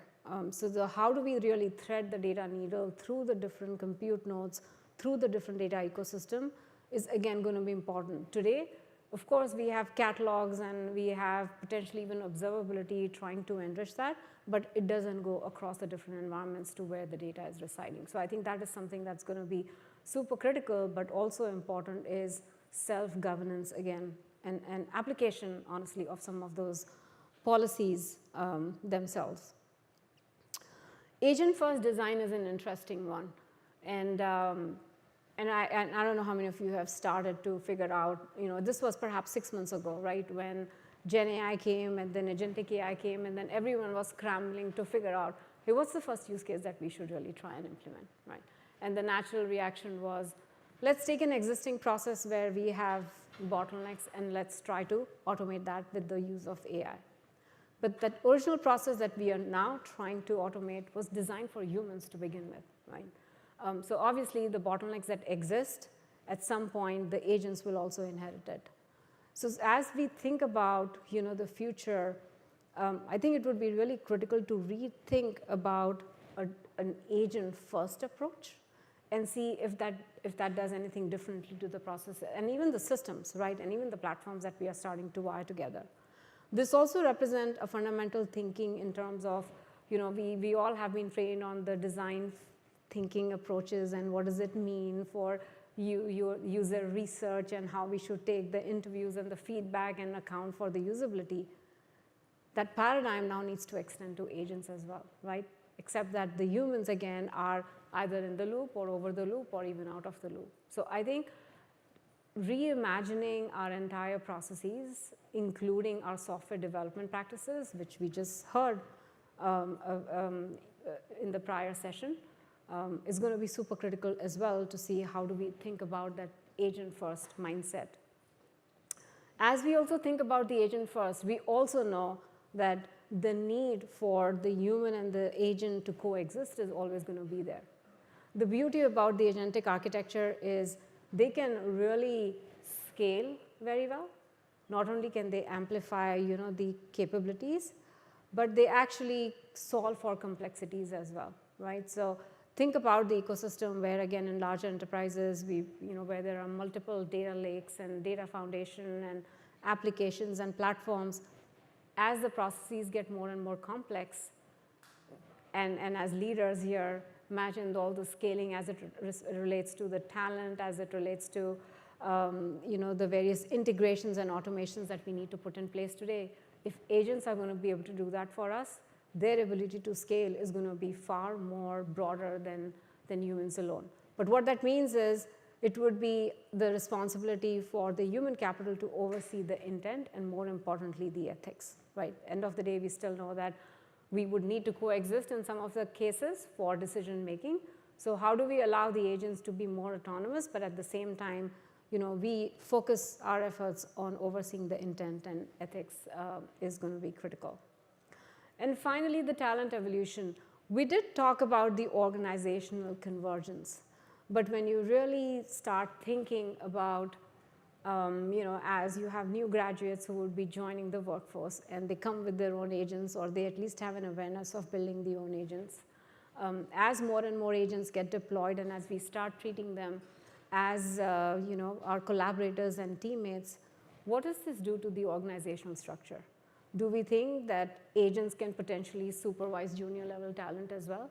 What does it do to the accountability that exists? How should we be thinking about skills? Skills for which, obviously, the skills and the expertise gap that we have and the entire compensation, career planning, talent planning, everything that is based on that. If that equation itself starts to change, how should we be thinking about our organizational model going forward? So there are a ton of those considerations that definitely will, again, come in play. And like I said, few companies who are actually leading that are already thinking about that already. But there's a lot in here. Again, this place is very rapidly evolving, and who knows what we are going to be discussing or what we are going to be going through in the next 6 months or so. But what is really important is we are not just talking technology.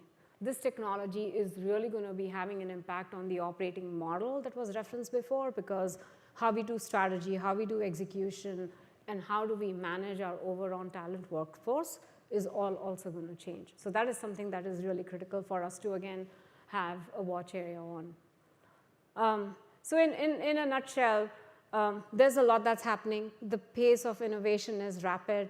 And I think as leaders and professionals, I think it would be super critical, again, to be extremely hands-on, right? Because being hands-on, both creation as well as the consumption side, it actually helps us filter the noise as well. There's a lot of noise, honestly, right now. And unless you do it, you wouldn't really know what the reality is. It also helps you understand the impact on the human side and the talent landscape that we just discussed. But more importantly, it also helps us to create and draft very thoughtful strategies and tactics and evolve, more importantly, because I don't think anyone has figured out yet on how to even set themselves up for a change that's coming like this. But being actively involved definitely helps come up with more thoughtful and creative strategies to then embrace the changes as and when they occur. So with that, I'm hoping that we continue this conversation, and not just here, but outside as well. And hopefully we all come to the realization that what's ahead of us is definitely going to have a profound impact. And profound impact, again, not just from a technology perspective, but profound impact on the overall organizations as well. And more importantly, its transformational capabilities. Now, I have to admit, I did create my first agent a few weeks ago, and it was actually very easy to do so. But before I end, I just want to leave you with a small, quick co-pilot agent that I wanted to use to just summarize this presentation, and this is what it had to say. So with that, thank you.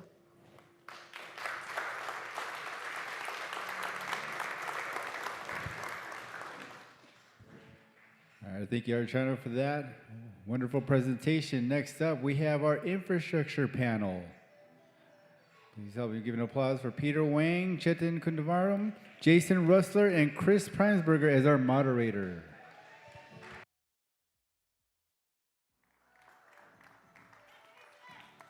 How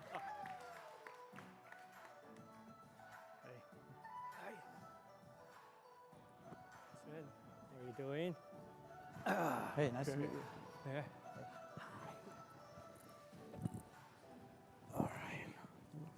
Okay, welcome. Is my volume okay? Welcome to probably the techiest of the tech panels here today, arguably, but anyway, I'm happy to sit in and moderate this. My name's Chris Primesberger. I'm a journalist. I was editor of eWeek for 11 years until a few years ago, and now I write my own, I have my own business, and I write for several publications, including the New Stack, which some of you may have seen, or SDX Central, which is another one. And I'd like to introduce our panelists right here. And as soon as I can, there we go, we've got it here. Peter Huang, who is Senior Director at T-Mobile. And if you want to take a bow, you can. Or a bow. Okay, there you go. And next up is Chetan Kundavaram, and he is engineering leader at US Bank. Chetan, and then last but not least, Jason Russler is a technical director at Vast Data. So we've got three different perspectives on data, and we're going to be talking about data infrastructure for AI. You know, all the conveyance and the storage and the all the pipelines for all the the AI apps that we're talking about here today. And it's got to, the data has to live somewhere. It's got to move from point A to point B and many points thereafter. And we'll talk about maybe some of the trends here in this. And we'll keep it just an open kind of a conversation. For now, I'm going to go to my carefully created, worded, ad-libbed questions here for our panel. Our first question will be, in one sentence, what surprised you most about your data estate in the last 12 months? Peter, can we start with you? First of all, I manage the network data, which is a little bit different than traditional data management, which primarily driven from like a business system. So I'm primarily dealing with a lot of machine-generated data. Right. And given the wireless technology evolve and also our business evolve, for example, a few years ago, we don't have a home internet business. Now we have a big home internet business, which is growing very fast. So that actually drives different type of data come to our system. Another thing I think is very, very different. What T-Mobile does business is we put customer experience at the center of everything we do. So even we build site, before we based on how many population we cover. Now we are based on what kind of a customer experience we are giving to the customer. So we require different analytics. Yeah. So those, I think, more of a business drive, how we manage data at the scale and at the speed. So it's increasing the scale and increasing the speed is really challenging for me. Remind me to talk to you sometime afterwards about phone spam, okay? Yeah. How can we get rid of phone call? I don't get too many of those. Yeah. Jayden, what's your perspective on that? Yeah, I think, I've been in this data role for the past, 5 years now. Maybe past couple of years, right? I think this is a fundamental shift. You could kind of look at ChatGPT got introduced, and then everybody started asking, I want more data, right? Well, everybody started searching differently, and I think that has taught people to think about insights differently, and that's, I think, permeating into enterprises where people want data faster, they just want to ask it a question, you want the insight back, and not have to look at dashboards. So I think there is a lot of that going on, which I find very interesting. As a bank, we have petabytes of data, but how do you then enable not just the people in the next generation, all these agentic AIs asking the questions and the data? And I think that's the real interesting and challenging part. How much do you think this is going to hurt conventional search? I think there's a world for into, both. There's use for both. I think it's kind of just morphs into this natural way of just kind of creating insights, which this technology has shown, is very possible. Jason, what's your data? What did we call it? Data estate. What surprised you about your data estate in the last 12 months? I mean, I speak as a vendor, so it's a little bit different. It's kind of like, I don't know, being a nurse. You've seen some stuff, and so I think what sits at the top of mind at the moment is what I'm thinking about. And I was just dealing with some stuff this morning, and it's the amount of hoarders that have actually been out there, and that's it's a good thing, right? Ultimately, there's a little bit of confirmation bias there because we work with the company specializes in deep systems, but there's a lot of folks that are just now beginning to use it because they've been saving it for so long. Next question is for each of you. Where does your data live today? Is it in the cloud? Is it on-prem? Is it in regions? Is it all over the place? All the above? Peter, let's go to you. Yeah, we have both. We have both on-prem and also public cloud. As you know, if you go to public cloud, you pay a lot of money to Microsoft, Amazon, and such, right? And it's OpEx. On-prem,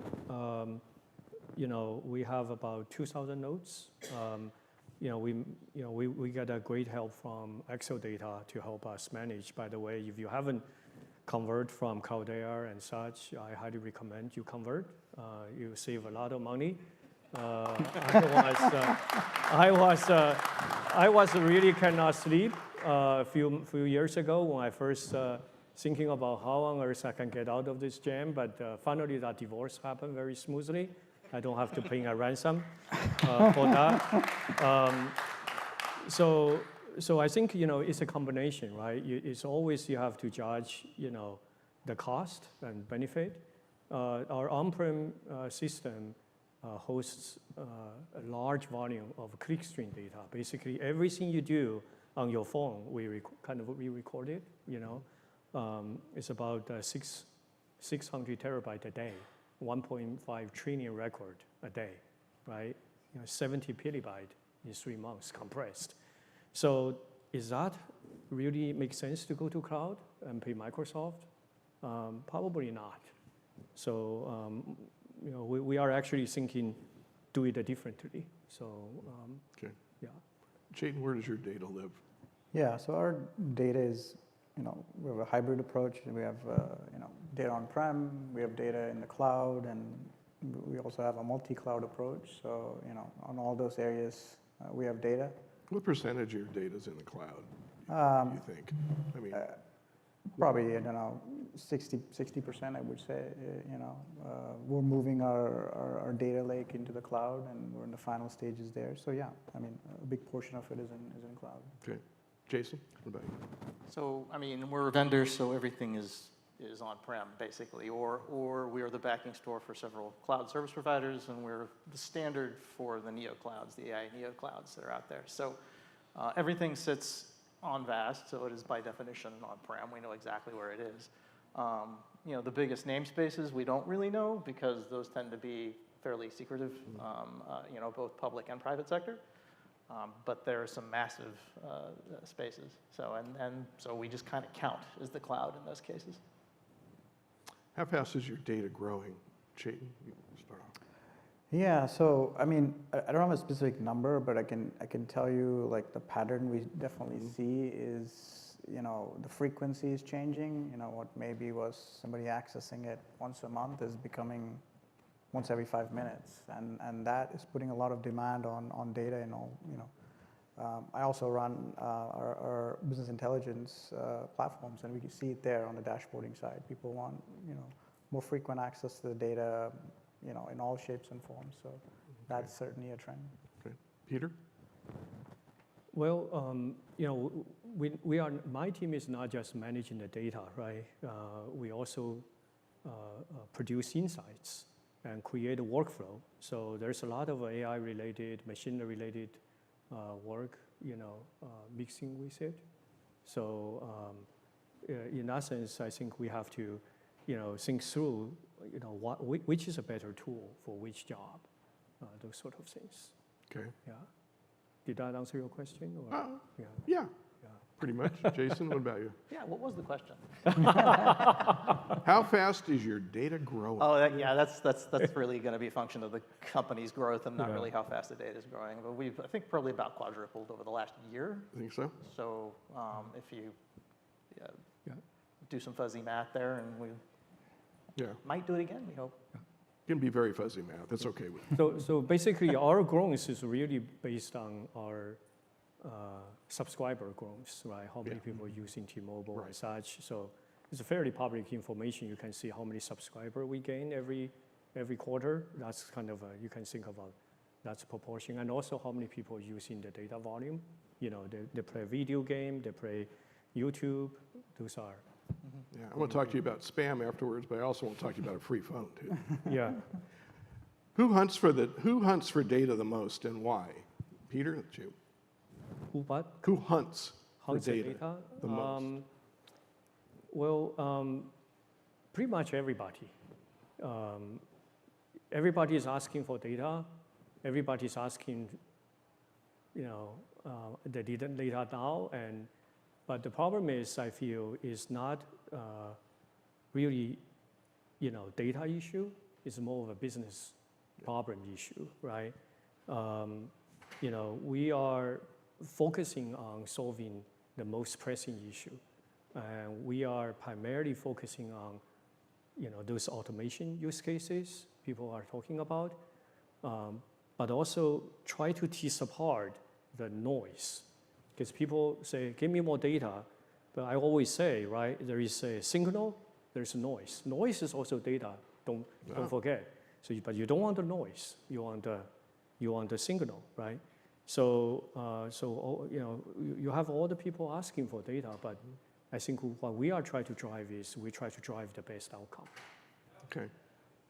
Noise can't be interpreted as something, can it? No. It can't. It's just bad data, as some people say. Noise is really bad data. Right, okay, I got that. Okay, so let's see, where are we? I guess, Chetan, let's see, who hunts for the data in your world and why? Similar answer, I think, pretty much every business department and every user wants access to data. And I think, as Peter mentioned, right, I think the problem to solve is maybe not access to the data, but what's the insight and how best can we provide the insight? Because just giving the data, you may be duplicating the data, you may have a data sprawl problem, and that has a lot of consequences, economic consequences like cost. So trying to kind of drive the insight better is a much impactful problem to solve for the company. Okay, and Jason, you're a vendor, so who's going to be hunting for data, just internally? Yeah, I mean that's the analyst pursuant to their needs. I think what they're hunting for might be kind of creepy, depending on who it is. But it's the analyst pursuant to their needs. Yeah, that's it. Which workload consumes the loudest share? Batch ETL, real-time inference, vector search, or something else? Peter, go ahead. Yeah, I think primarily still the data processing. You could say batch, you could say mini batch, right? In our world, we don't have the true streaming yet. Most of the network device, they don't streaming the data to you. Most of them, they send you the small files. That is, I would say, majority of the workloads. Actually, AI is fairly small. Okay, Jayden, what's your? Yeah, I would say batch ETL-based workloads are pretty much the majority. We do have streaming, probably close second, I would say, but yeah, batch would be the. Okay, Jason, can you kind of Yeah. give us an Yeah, aggregate view on this? ETL is ugly, so I mean, we're just working on a project right now that involves millions of records a second that need to be joined as part of the process, and that's trying to find a better way to do that. You know, you can work and work and work. Maybe you'll get there, but it is ETL. I think that's my use case. Okay. All right. What can your current stack do comfortably for AI, and where does it redline? Peter. Yeah, our majority of the AI workloads is on the cloud. Yeah, because we started about 2 years ago, primarily on the Azure, OpenAI stack. Yeah. So that's what we have right now, primarily. Okay, Jayden. Yeah, so I think we're as a financial services industry, we're a little bit more conservative on adopting AI. Certainly, we have our data lake in cloud. Where the problem we're thinking about is how do we enable this access of data across thousands of users, but also this scale and velocity that we might get with agentic, all these agents. And I think that's the part we're kind of thinking about the architecture right now. Okay, Jason. So where do use cases redline? Yeah. Oh, that's a great question. I mean, our entire architecture is predicated on not redlining, right? And so is linear scaling. So, which is what we do. So we efficiently use hardware, and if you just want to throw hardware at it, you can throw it throughput and depth as well. Very good. Thank you. What's one design choice you're glad you made 5 years ago, and one that's now a constraint? Jayden? 5 years ago, okay. Yeah, I think separating data and compute, probably 5 years ago when we went into the Hadoop ecosystem. I think even today that... The what system? Hadoop ecosystem, right pattern. Constrained, I would say a lot of our workloads are maybe batch ETL, and I think converting or kind of transitioning them into more real time is a constraint, versus they today are more on some cadence versus being real time or near real time. Peter? Well, I don't want to keep talking about the divorce. That was a good decision earlier, but I think we went to cloud. That was the right decision, because if we had not gone to the cloud, we couldn't even handle the merger with Sprint, because the company size literally doubled. At that point, the data volume also doubled. So that was a very good one. But the constraint we have is the cost, right? Yeah. And then we also bump into some scaling in there as well. So we are thinking a new architecture, kind of a hybrid, but how to leverage the GPU maybe fast, right? We're still in some testing with you guys and Acceldata, and see how can we bring the CPU, GPU all together, rather than just cloud. Yeah. Very good.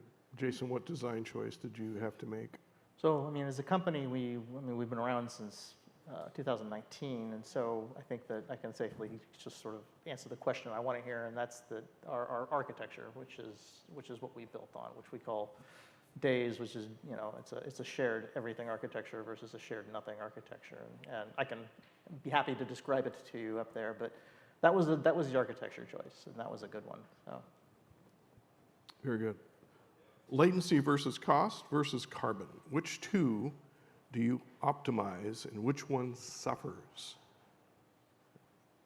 So, Jason, you get to go first on this. Well, that's easy. I mean, as a vendor, we go latency and cost, and that's it. We just drill into it. I mean, Carbon's going to be a function of that. We don't control where people go, but we do drive down the TCO. We want to drive down power use. We want to drive down, space, and we want to perform as quickly as possible on the minimal amount of hardware. And those are our design goals, and that's how we get Carbon. So that's how you do it.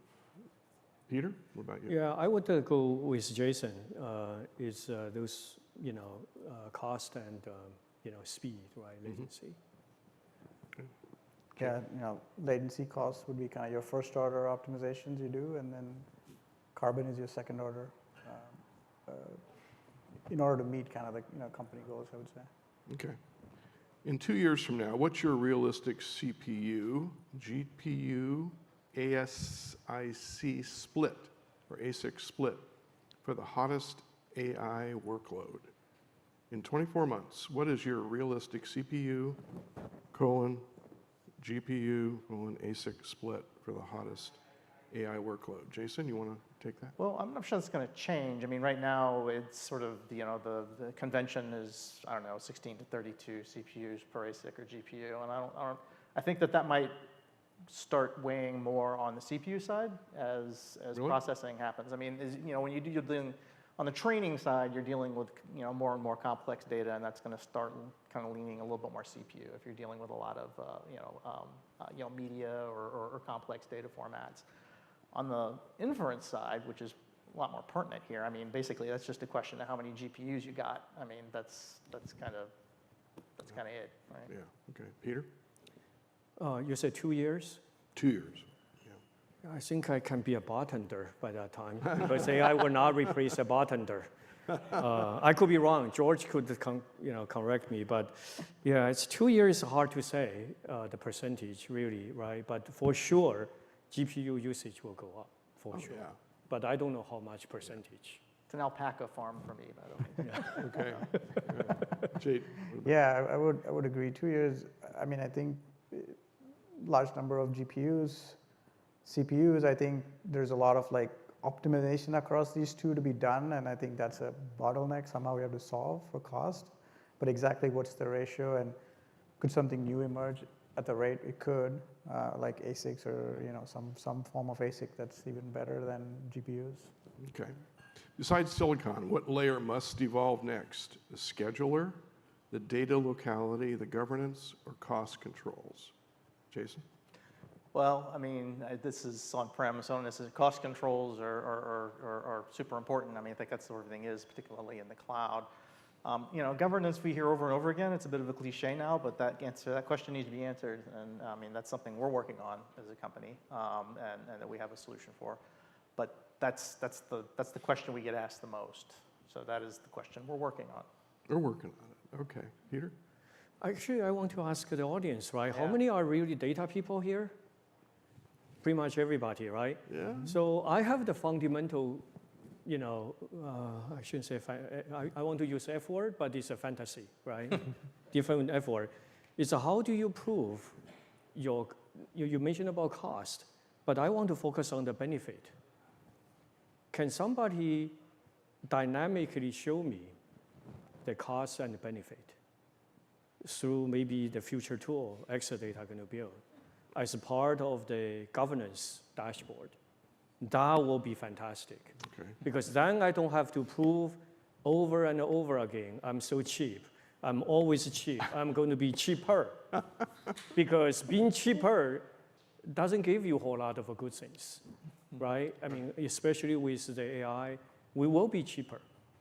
It's all going to be the cost. But sometimes you have to spend, you have to invest to earn more money, right? So yeah, I think probably I'll still pick cost, but I would add benefit in there. Okay. Yeah. Fair enough. Jaden? Yeah, I would say maybe orchestration across the GPUs and CPUs, and how do you do it kind of effectively and make sure your GPU cycles are not wasted. I think that's a problem to solve, and probably going to be a bottleneck, especially at scales. Okay. Our time is running really low, but How about this one? In 5 words or fewer, finish this sentence, please. I'm counting too, so it better be 5 now. The next AI infra bottleneck will be what? Can we ask ChatGPT? What? I said, can we ask ChatGPT? Yeah, we sure can. Why not? Let's see, who should go first? We can just, who would like to go first? I think it's going to be, data, right? Because, I heard, over and over again today, right? Data is running out, but actually it's not running out. But how you get the clean data, how you get that signal, how you filter the noise. Okay. I think that's going to be the key, because if you really look at the model, those models probably exist since the 1970s. The whole thing change was compute and, large amount of data. So your answer is the next AI infra bottleneck will be data, data, data, data. Yeah. Okay, all right. Well, I mean, I can't say data, so I'm going to go. Oh, sure you can. I'm going to go into the horrors of product management and just say, from our perspective, it's commoditization. Okay, good. Jake? I would say governance. Governance? The financial services industry governance needs to evolve for scale. Very good. Great perspectives, everybody. Thank you so much for your time today. Thank you. And thank you for coming to the 245 panel. All right. We go now? Yeah. Okay. All right.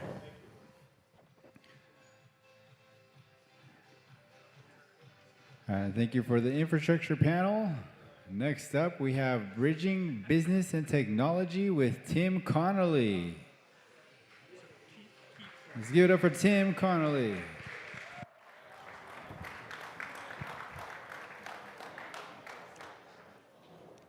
Hi, everyone. I'm Tim Connolly, and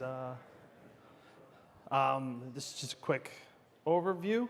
I have 25 years experience in data and technology, 19 of those years in fast-moving consumer packaged goods. And I'm the current data product manager of data governance technologies at Nestle. And so a quick history of Nestle. We started over 150 years ago.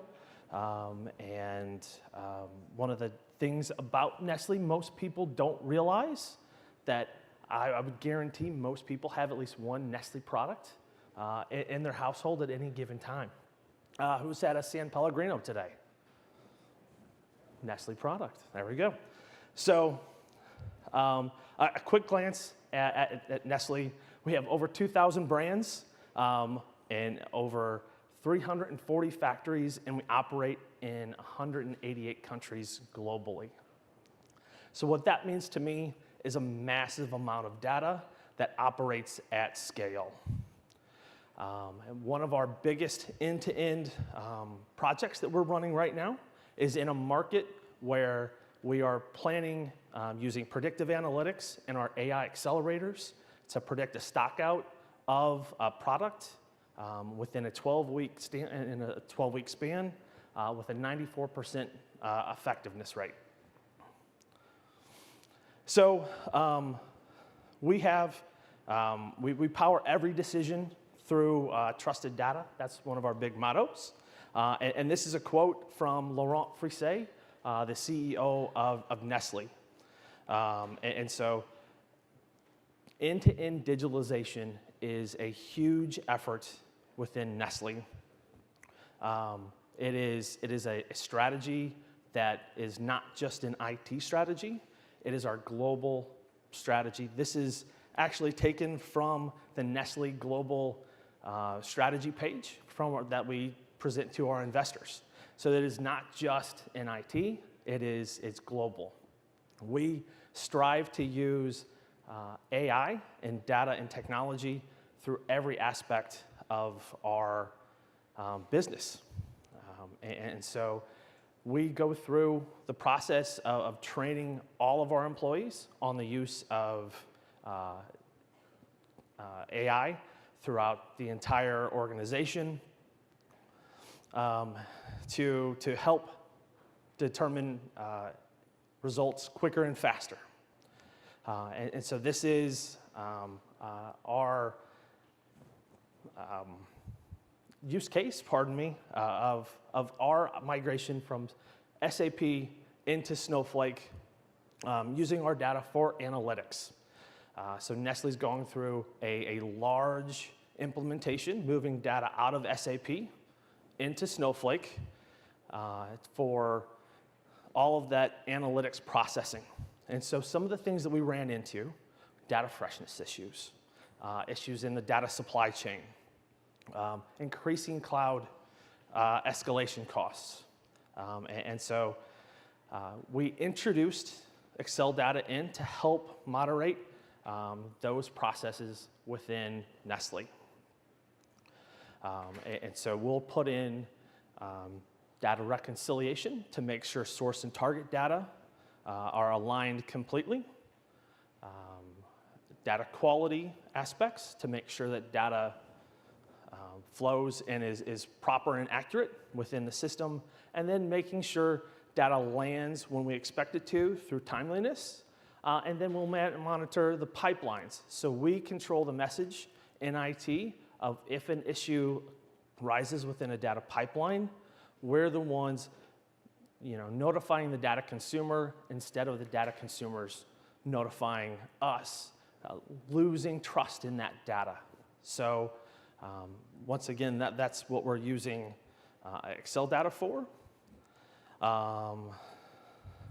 And so for us, we have what we consider our enterprise data domains.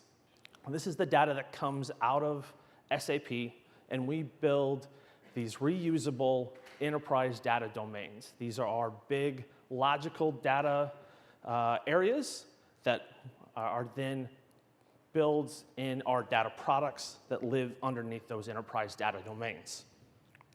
Underneath that, we have our master data, and it is all managed through our data governance wing using data reliability. This data then is offered up to our data consumers. Nestle has the third largest amount of Power BI users globally, and so that is a lot of data that needs to then be structured and maintained, pardon me, as that data is offered up. So as we put the data reliability pieces in place, we have that structured, organized way to offer that data to those data consumers. So there is a lack of possible misuse of the data within the system. And so with this, the future of retail and CPG is, once again, faster access to data. This is going to be key. Innovation happens so fast in the retail space and in food and beverage. So having access to that high quality data that we can then start building AI models to go to consumers faster, eliminating the need for high complex ordering system, but doing a more conversational way to order products to eliminate those delays. Seamless regulatory compliance. There is a lot of compliance that happens with food and beverage, so having the ability to reduce, streamline those processes are huge. And then into the forecasting and the personalization. So making a closer target to those consumers. What are they looking for from a food and beverage perspective? And then, leading the future with data that you can trust. That's our motto, every decision powered through trusted data at Nestle. Thank you. Any questions?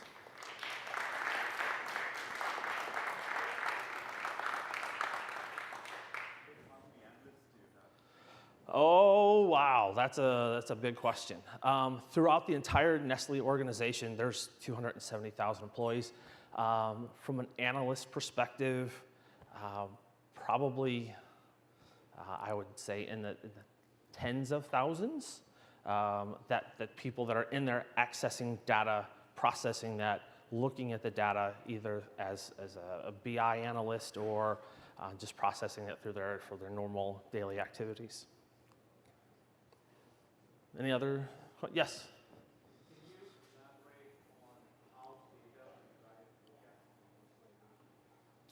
Sure. So back to the example I gave earlier. We're using data, predictive analytics, and our AI accelerators in a market to look at a stock out. So being able to forecast if a product is going to go out of stock somewhere in that market, and then being able to predict that over a 12-week span so we can ramp up production or we can increase stock of that particular item. Those are the type of forecast things that we're looking at a very micro level. At a macro level, we're looking at forecasting of bigger trends within the markets, sales, revenue management, those type of forecasting things.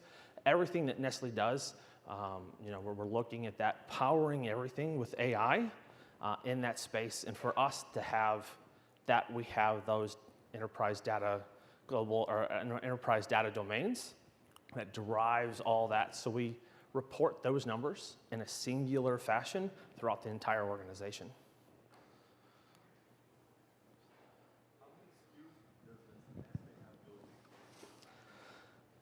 So that's a tough one because SKUs rotate pretty quickly.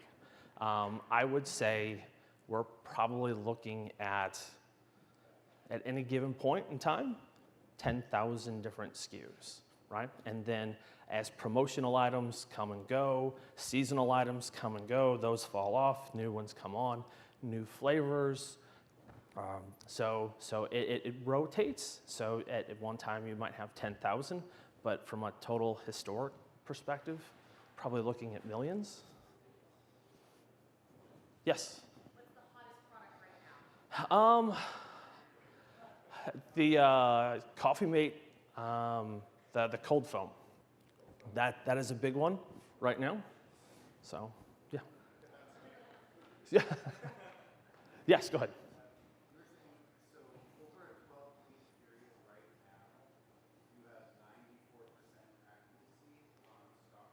To determine if there's a stock out could happen. Yes. AI and predictive analytics. Yep. And so we get in probably in tens of millions of lines of data from 80 plus retailers every week to determine that data as it comes through. Yes.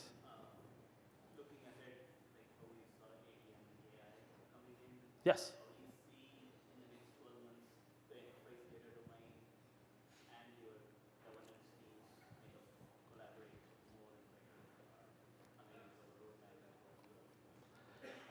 So with that, for us, we're really looking at how we can start leveraging the ADM tool to help us with our data quality. We've struggled, I'm sure most people have, struggled with getting our data stewards to get those business data quality rules in place. With ADM, we're hoping to be able to use this tool to start suggesting data quality rules that then can be reviewed and supervised by a human, and then get those in the system so we can get into or get those data quality rules in place running as quickly as possible. With the amount of turn of materials, of customers, of vendors, consumers are measured in the billions for us. Having that data as it comes through, it is constantly shifting and changing. And so being able to have quality rules that we can put in place, change, alter on the fly will be huge for us. Oh, yes?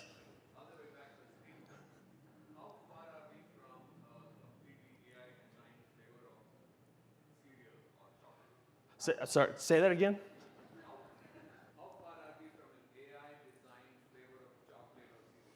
Not far. So we do have at Nestle, one of our AI accelerators is a product generation tool. And so you could plug in certain factors and it will use trends that are currently in the system or that are currently out there to suggest a product. There was one of them was a DiGiorno pizza that was tiki masala flavored. Not sure about that one, but yes, I mean, so we're actively looking at that. So going to market faster, driving innovation, because if you're not leading, you're following in the food business. Anything else? Thank you. Once again, thank you for Tim Connolly.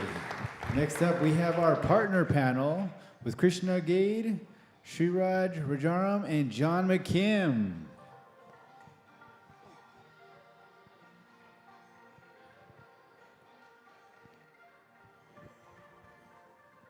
All right, in the home stretch here.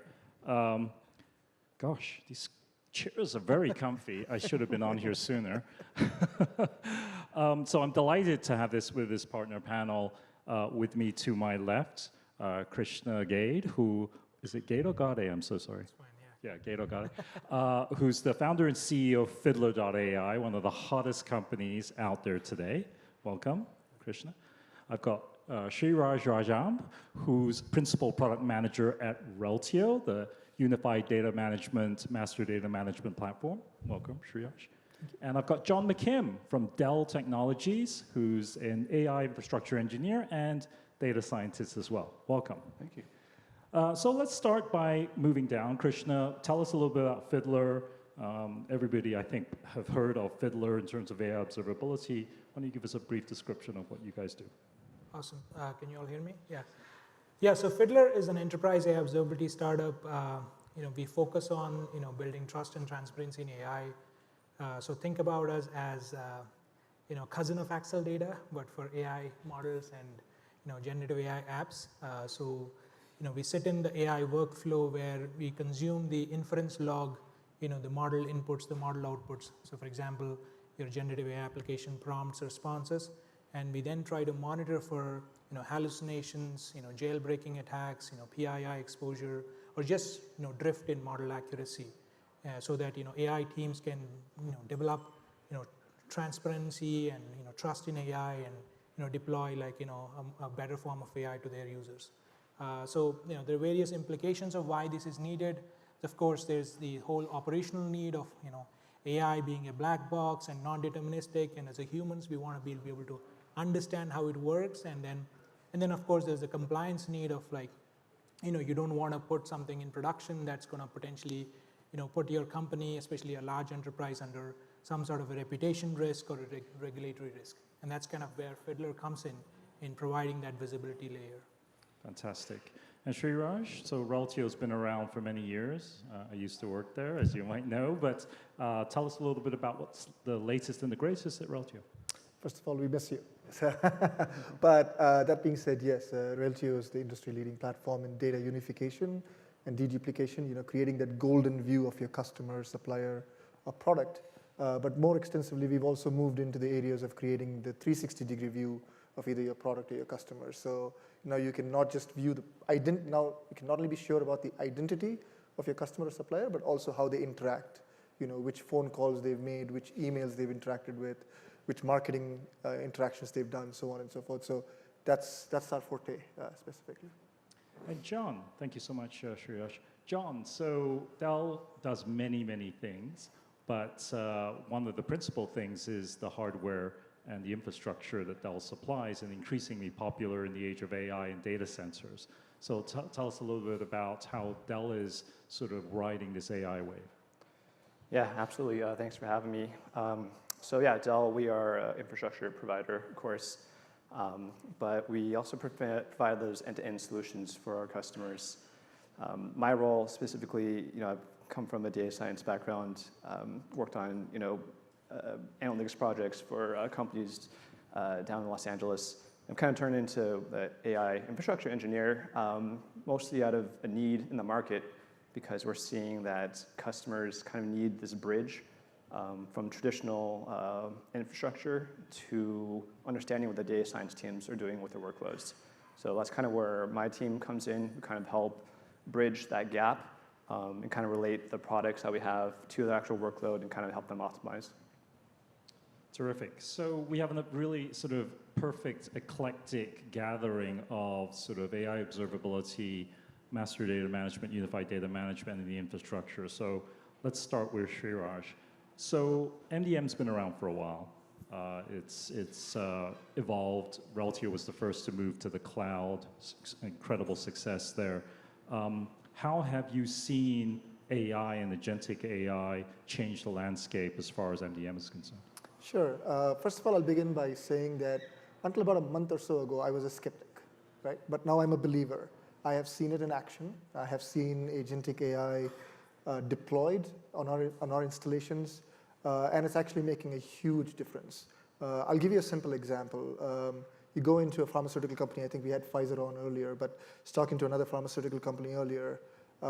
Their data stewards are inundated with workflow queues. So there's millions of workflow queues that they have to sort out through manually. Now, obviously, it's a highly regulated industry, and they can't just use AI blindly. But if you look at their data, they have non-medical professionals and medical professionals. And obviously, while medical professionals, they have to sort it out with some human intervention.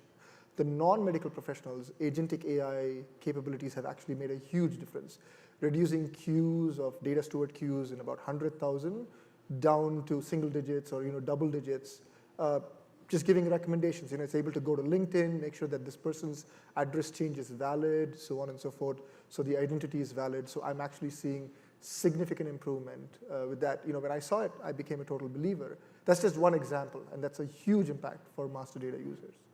And that's a combination of Reltio's products such as RIA and Fern. Absolutely. And I believe congratulations, you recently announced an MCP server. Yes, the MCP server has made a big difference in that, yeah. Terrific, terrific. So Krishna, tell me a little bit about sort of what Fiddler does. You mentioned, at a high level, but certainly I think hallucinations are just like the bad word right now, right? Everybody knows what they are. LLMs making things up. How does exactly Fiddler capture and monitor those scenarios? Do you look at model drift? What do you do? Yeah, so the problem with AI is twofold, right? One is you all probably played with ChatGPT and you found like this non-determinism, and it exists. You send the same prompt twice, you're not guaranteed to get the same response. And second aspect of it is you don't know what's happening behind the scenes, the magic behind the scenes. Where it might fail, why it might succeed, right? So especially when it comes to hallucinations, when you are getting an AI response, let's say you're building a RAG application or an enterprise AI chatbot or an agent, and it's informing you with, say, you're asking a customer support related question, it comes back with some policy related answer, you do not really know whether the answer is actually accurate, reflecting the company's policy or not, right?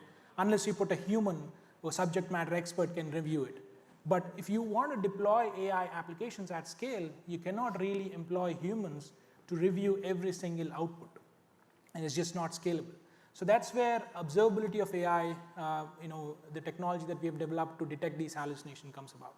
So the way it works is, essentially there's this concept called using a language model as a judge that has emerged, and you probably have all heard of this term called LLM as a judge. So what you're using is, can we use another language model to detect if there are fallacies in the responses?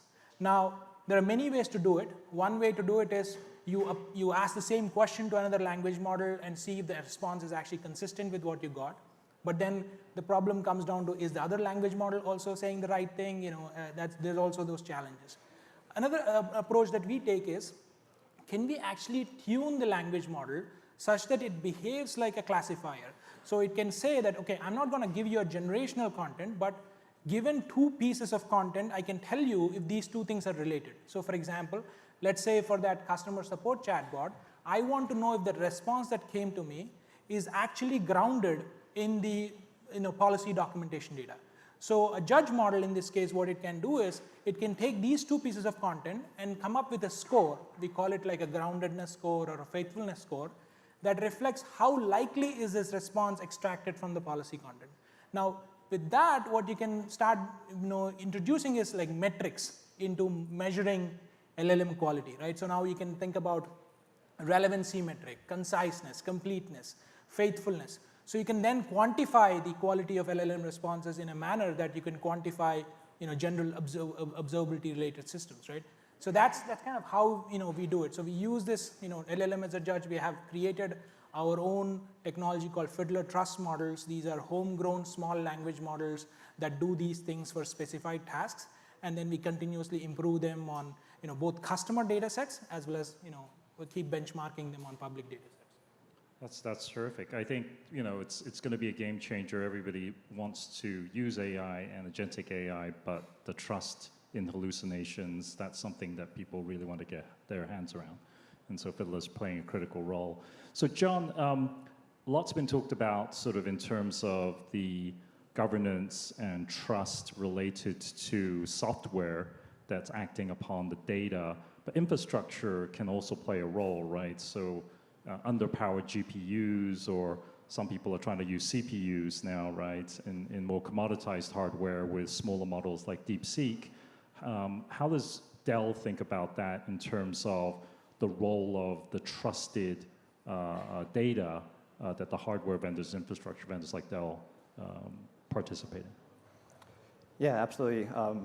Like you said, when you think about trust, you usually think about the model accuracy, right, the results, and that's obviously super, super important.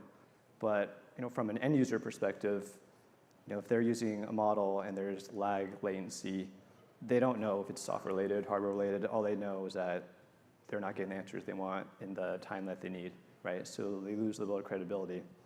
So Dell's approach is we want to have that layer of trust and being able to kind of trace, have observability on your infrastructure.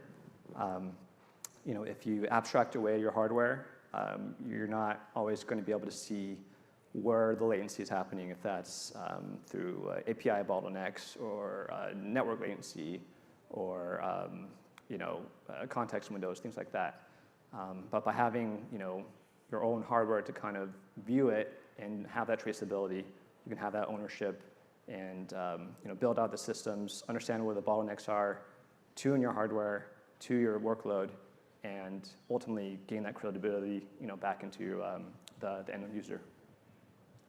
Terrific, thank you. So Shiraj, coming back to sort of Reltio and unified data management, you mentioned the sort of rapid improvement in data stewarding and the efficiencies realized there. But overall, have you seen an evolution in how unified data and data governance has been approached now that you have more agentic capabilities?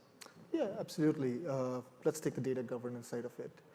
With agentic AI capabilities, we can actually start thinking about agents that can escalate if a particular field is missing values or if the field has incorrect values, right? So that's something that can deliver rapid improvements in terms of data governance. In terms of matching, we've already seen this. We have something called FERN, Flexible Entity Resolution Network, which is our AI-based matching mechanism. We're able to bring contextual awareness to the matching engine. For example, in a banking scenario, in a retail scenario, I can match Ramon Shen and Ramon Shen. You may be just two different individuals, two different interactions. But in a banking scenario, you may have your own account, and you may be a beneficiary on somebody else's account. I cannot necessarily match that. There are regulations preventing that because I cannot expose your social security number on the beneficiary side of it. So this is where Fern has that contextual awareness that this is a banking scenario. I can match, but I can't merge. So that's a capability of data governance and matching that's coming about. Further, also with Fern and such AI agents, we're able to bring about language awareness. For example, Western names are pretty simple, Bob and Bob. But when you go into ethnic names, then the match becomes complicated. Is a slight character at the end, is that actually a spelling mistake, or is that a gender differentiation, right?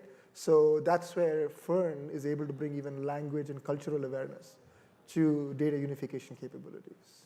Yeah, that's amazing. That, I think the internationalization and the language translation on matching has always been a huge challenge. Yeah. And the fact that Fern can address that is amazing. I think Krishna described AI observability and data observability as cousins. I think more of Reltio with master data management data observabilities are more like brothers, because we have several joint customers here in the audience, and the data quality and the data observability that feeds MDM also benefits the data stewards, right? Because you're going to get more automated matches and merges if the quality of the data is better. Krishna, coming back to sort of AI observability, what do you see as sort of the next big thing? Fiddler is obviously hot and in demand right now because of all the large language models that are being deployed. But looking forward, what are you thinking is the next frontier? Yeah, so we started the company in the pre-generative AI era. So our first focus on classical machine learning models, deep learning models, which is still a large part of enterprises are still relying on those things for your day-to-day business processes, right? Now, in the last couple of years, of course, there's a lot of hype and, of course, interest in generative AI. A lot of people are working on building, started with RAG applications, now moving into AI agents. So the way we see it is, essentially, AI is becoming a first-class software citizen, right? Essentially in the enterprise stack. With AI agents, what you're seeing is this, evolution of like AI directly doing tasks versus, in the machine learning world, it was probably more in a silo. It's providing, intelligence to like software applications. Now, what we are seeing is software itself being rewritten and refactored with AI as the backbone. Whether it's new CRM systems, new customer support systems, business process workflows. We are working with customers that are transforming claims processing, even credit risk report generation, KYC, some of our financial services customers through agentic workflows. So then the problem with agentic workflows and as AI becomes more front and center is the failure scenarios are even more amplified, right? So for example, with agents, you have this problem of they might be forgetful, downstream, like a task, another agent could lose the context, or they call it memory loss, and it could call a wrong API or a wrong tool and perform the task in an incorrect manner. So now you get into this classical observability of monitoring the workflow, instrumenting the workflow, identifying where those scenarios fail. So that's the big opportunity that we are seeing, and it seems like right now, as for agentic workflows to scale, you really need that visibility, and enterprises need to invest in debugging, traceability, and being able to understand what's going on behind the scenes. Yeah, that's very eye-opening. I think that Fiddler is certainly just leading the way in terms of these advanced capabilities. So kudos to you. So John, on the side of Dell, are you seeing more and more companies revisiting on-premise environments given the escalating cloud costs, right? There's definitely savings to be had under the circumstances where you're moving workloads to the cloud, but then there's the consumption costs, and model training has been often described as something that doesn't necessarily need to be in the cloud. So is Dell benefiting from sort of also the shift to Dell hardware in both on-prem and cloud and hybrid environments? Yeah, absolutely. As you mentioned, the costs obviously associated with cloud computing can be unpredictable, right, to say the least. So, Dell's kind of approach is, we kind of see things moving towards it being kind of a highly specialized, kind of heterogeneous infrastructure moving forward. So that means, having the right tools to do the right tasks, and just the amount of, obviously on the software side, the amount of innovation happening, but on the hardware side as well, with silicon diversity, different GPUs coming to market, networking, switches, storage, all those things are innovating so rapidly. So with that comes, like a lot of surface area opportunity for like optimization, right? So kind of like think about it like building an airport, right? There's a lot of different logistical things happening, a lot of different types of vehicles, tools. You're not going to use the 747 to move baggage across the terminal, right? So that's kind of the approach we take with designing these work systems. You need your GPUs, of course, but there's all these other elements within the hardware that can be optimized and, like I said, offload to CPUs for the smaller tasks, things like that. So helping customers understand all the options available on that hardware side and give them control and the power to do that is kind of what we're seeing. Excellent. Well, since you brought up costs, or actually I think I did, let's go back and talk a little bit, Sriraj, about the value, right, that unified data delivers. So you talked a little bit about Customer 360. How do your customers measure the value of the capabilities that Reltio provides? Absolutely. So traditionally, our value has been in providing unified profiles. So making sure you address the customer correctly, whether it's in sales, service, or marketing. If you know your customer better, then obviously you can serve them better.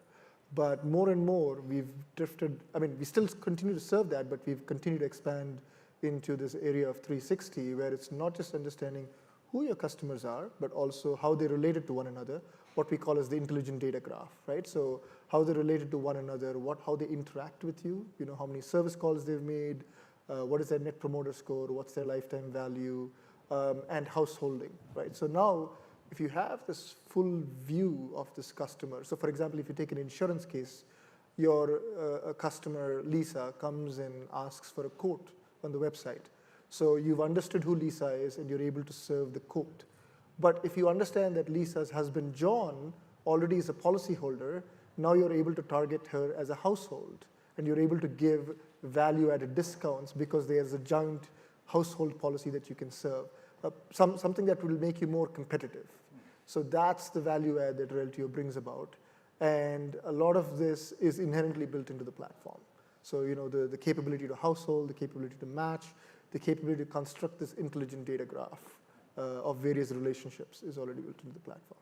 Got it. And then Krishna, so since AI observability is new, how do your customers think about value? Obviously, it's a must-have insurance policy to prevent hallucinations or catch them before they occur. So you're talking about proactive, preventative detection. But how else are they thinking about you in terms of how to sort of quantify the value? Yeah. There are two value props. One is, of course, there is this whole FOMO effect in the enterprise. They want to have like a chat GPT-like experience for their internal users, for their external customers, right? So pretty much every company, every large company across sectors, there's pressure that they're receiving from the CEO and the board to get started on AI. So what Fiddler helps there is to do this the right way, right? So what we call it, there's a FOMO effect on one hand, and there's also FOMO, what we call fear of messing up. What if my AI application goes wrong? What if it basically hallucinates on in front of our users or business customers? Then they will lose confidence, right? So Fiddler helps our customers to deploy AI with confidence. So that's kind of the whole ROI aspect of it. You're investing millions of dollars in foundation models. Observability helps you with the last mile so that you're actually deploying the right form of AI. And then the second aspect of it is what you talked about, the risk aspect of it. If you don't have this, then things can go wrong. Maybe there would be like a sort of a PII exposure that someone jailbreaks into your chatbot and extract out sensitive information. Maybe there would be hallucinating chatbot that hurts customer trust, like what happened with Air Canada. So there are those risk issues. So it's basically balancing on both sides. These days, a lot of customers are kind of getting aware of the best practices. It's just like any other software, right? So when we actually develop new applications, we go through the SDLC process. We do test-driven development. We have CI/CD pipelines. We monitor our new applications, and we have this whole workflow we built. And it's the same thing that's happening with AI, and we are helping on the observability, evaluation, and providing the guardrails for it. FOMO, it's going to be a trending hashtag. I like it. Well, just to wrap up here, Acceldata is tremendously gratified that you chose to sponsor and participate in our first ever Autonomous 25 event. Reltio and Fiddler have booths upstairs. I would strongly encourage you to take a look at the incredible products that they have to offer. Together, well, alone, we're all good, but together we're better. Really appreciate the partnership with all of you. And John, thank you so much for coming as well at Dell. Thank you, everybody, for listening.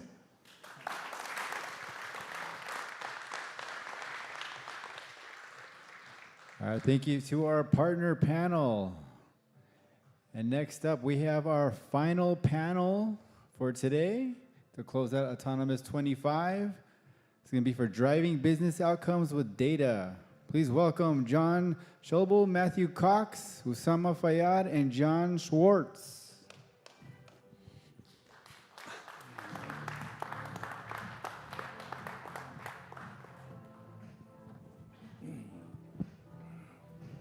These seats are comfortable. Whoa, these seats are more comfortable. Yes. Hey, everybody. I'm John Schwartz. Thanks for being here as long as you have been, and we will try to keep this moving as fast as possible. I'm with TechStrong Group, which is part of a company called the Futurum Group, which is a market analysis company. So for about the last year, I've worked at this startup, essentially. Before that, I was a journalist at Dow Jones, USA Today, Forbes, London Independent, et cetera. So last year, I've been looking at AI agentic in particular, and I find it interesting. Before I introduce our esteemed panel, I was just going to mention what we're going to talk about. It's basically how do we drive business with data, and I think it's interesting. The timing is so good right now, and bad, I guess. There are two competing forces going on right now. This, I think, is arguably one of the biggest weeks in terms of tech announcements I've ever seen, and I've been doing this for about 35 years. Just was at Google I/O. There was SAP, Dell, Red Hat, Microsoft Build. Apple's coming out with WWDC in a couple of weeks, and they're going to drive or try to catch up with AI. IBM a couple of weeks ago. So you have all these competing forces jumping into this market. At the same time, you have polling that now shows that there is the biggest concern among IT managers isn't cost so much as it is data readiness. So you've got two things, like something has to give. There's this overwhelming amount of AI agent news coming, in which most of it has been developed and used internally versus in the real world, versus these fears of what could happen if the data is compromised or if misplaced or misused. So under that context, I'd like each of my panelists to introduce themselves briefly. So we'll start with Usama. Okay. Usama Fayyad. I run the AI Institute at Northeastern University. I'm also chairman of my own company, Open Insights. Worked with many startups, including in the Bay Area and in Seattle, and worked with large companies like Yahoo, Microsoft, and Barclays, where I was their global chief data officer in London and New York. All right. Now we have Matthew. Matthew Cox. I'm a chief data officer at Fusible. I think I just clocked 8 months into this role. I'm responsible for our products, our data, and our engineering. And so, I have the luxury and the privilege of leading our efforts around data and products to not only enable more value within our existing customers, but also to deliver new solutions and services to expand the market we have available to us as well. Okay, if I'm John. Hi, everybody. My name is John Shelbley. Seems like a typo, but 27 years in the financial industry. Most recently, the last 4 have been with Wells Fargo. I joined to help set up the customer analytic platform with some recent changes that we're making, moving to a domain model. About 8 months ago, I took a new role leading data operations and controls for consumer data, which focuses on data quality, testing, and then the incident management portion of our data pipelines and making sure that we're treating that with timeliness and efficient resolution. Okay, let's start off with this question. I guess it's for all of you. We'll start with John. It's basically, what is your #1 business challenge for your data program that it's tackling right now? So in other words, the number one business challenge your data program is tackling right now? There's lots. I would say our migration to cloud, which is now on a timeline, and it's being executed in line with data center closures that have a very definitive date, which are in line with that, or migrations. We also have, like many companies, lots of legacy data assets on aggregators that can become a little confusing as to your migration strategy, what's duplicate, what needs to move to cloud, what don't you want to move. And so we're right in the midst of that right now, having migrated our first application late last year. And now we're progressing into a number of other applications that we'll be migrating over the next 18 months. Let's go, Matthew. Yeah, so at Fusible, we have a lot of disparate data sets today. So we have a number of, let's say, siloed data that's driving independent and individual products. And so what I'm leading an effort or a strategy to what we call our connected data strategy, which is to begin to pull together these various data assets together and align them around some specific entities. So we think about, most people here be familiar with company, right? There's a very typical entity within MDM. But we also have assets. And for assets, for us, those are tractors, with John Deere's here, John Deere tractor, if you can wave his hand, we talked to John Deere earlier. Construction equipment, semi-trucks, trailers.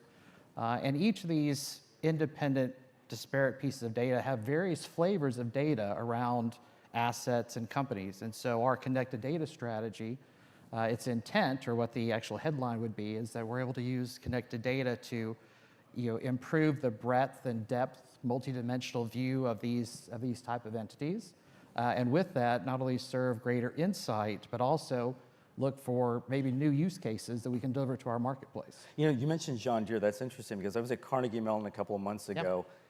The number one app that I came across in terms of using robotics, that was the one company they mentioned as off as in a, and they were trying to develop different things like fruit picking. I mean, just in terms of hand use of robotics. It was very interesting. It was kind of contrarian. Yeah, they're doing some amazing things at John Deere, and they're a great partner and customer with us, or for us.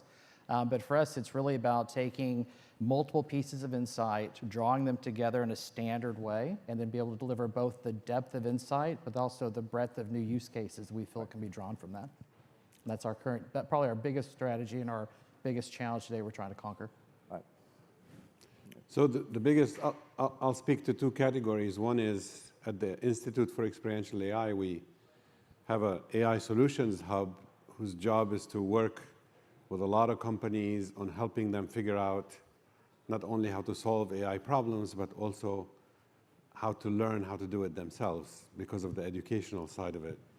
And I would say the following, whether it's at the Institute or through the work of my company, Open Insights, what the market doesn't seem to understand is every AI problem turns into a data problem almost instantly.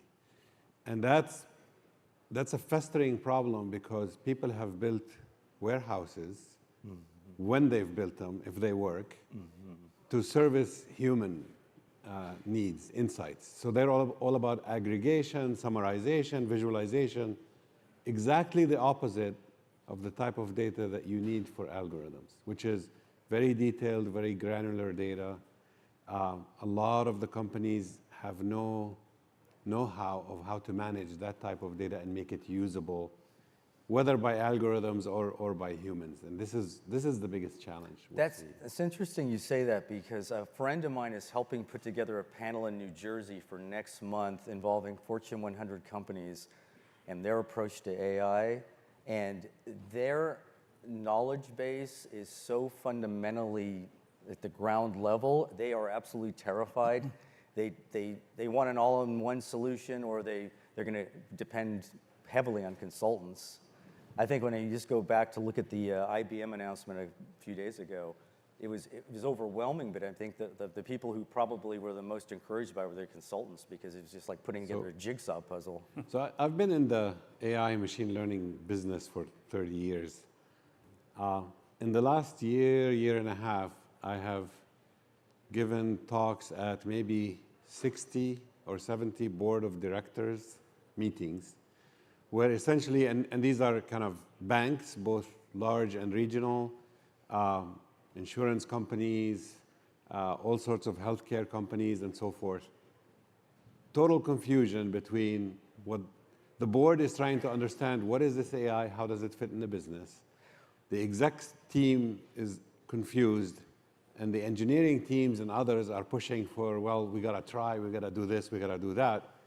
What about the rank and file, the people at the lowest? Rank and file are a mixture between curious to completely scared and frozen to totally resisting change. I'll mention one public use case. You can find it on our website at the Institute, is with the Bangor Savings Bank, which is not a huge bank, $8 billion in assets.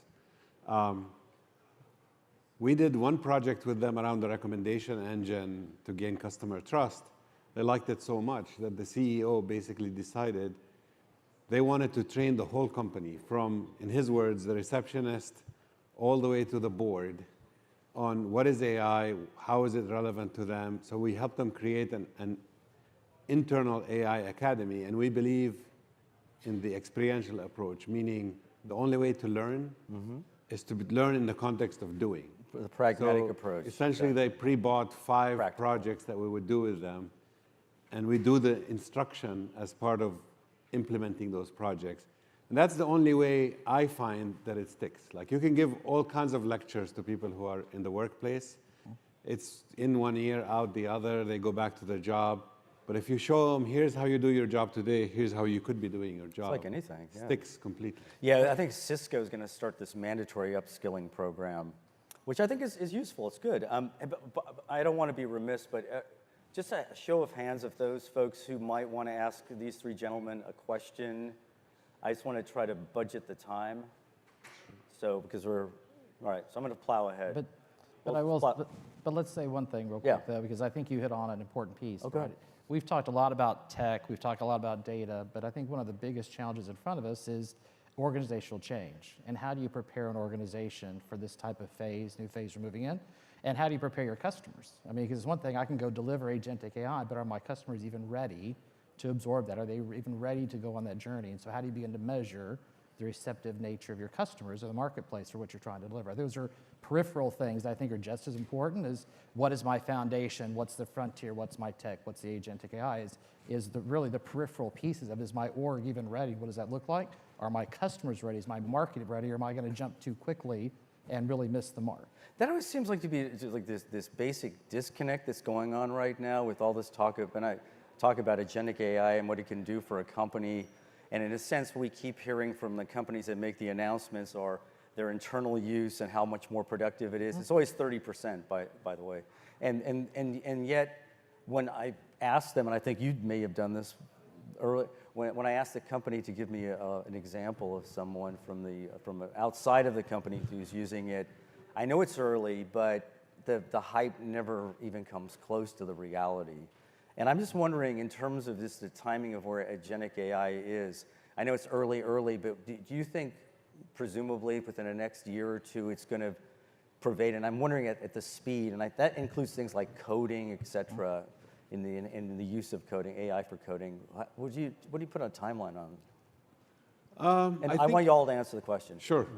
I think a year to 2 years, and my operating number is about 80%. I think you can get 80% acceleration. I don't believe you get automation, but you get acceleration. And if you're being pragmatic, we believe you always have to have the human in the loop. You have to be able to check what this thing is producing and provide it with feedback and corrections and so forth. Agentic today is mostly buzz and hype, but there are a few applications where it's truly agentic and it truly works. I mean, part of the usual problem is the minute the word agentic AI came out, every startup out there relabeled itself as agentic AI. And every large company says we're using agentic AI. Most of them are kind of using traditional single task type stuff. Nothing wrong with that. It's just separating the buzz from the reality. Right. So I think So first of all, agentic AI is here. I mean, if you're not investing in that in the next year, right, you're missing out on an opportunity because you've got to begin to cultivate the organization and how you're going to begin to support, model, move forward. But I think from my perspective, we're taking a more methodical approach, right, like we do with any other product. So we're looking at, in the use cases that we support, we're looking at personas. How do we define the individuals and the actors and the roles that are playing specific roles within a use case, within an industry, and within a market? And so you look for we're mapping the inputs, the outputs, what are the decisions they need to make, what are the boundaries of the conditions that they need to work within, and then we're marrying up agentic AI into how could we help those personas fulfill and accomplish the needs of their role. So we're taking really a methodical approach, not just saying, hey, we've just come out with a new whiz-bang agentic AI. We're looking at how do we place that into the role and the function of the world that our customers exist in today, and how can we marry that to make them more successful?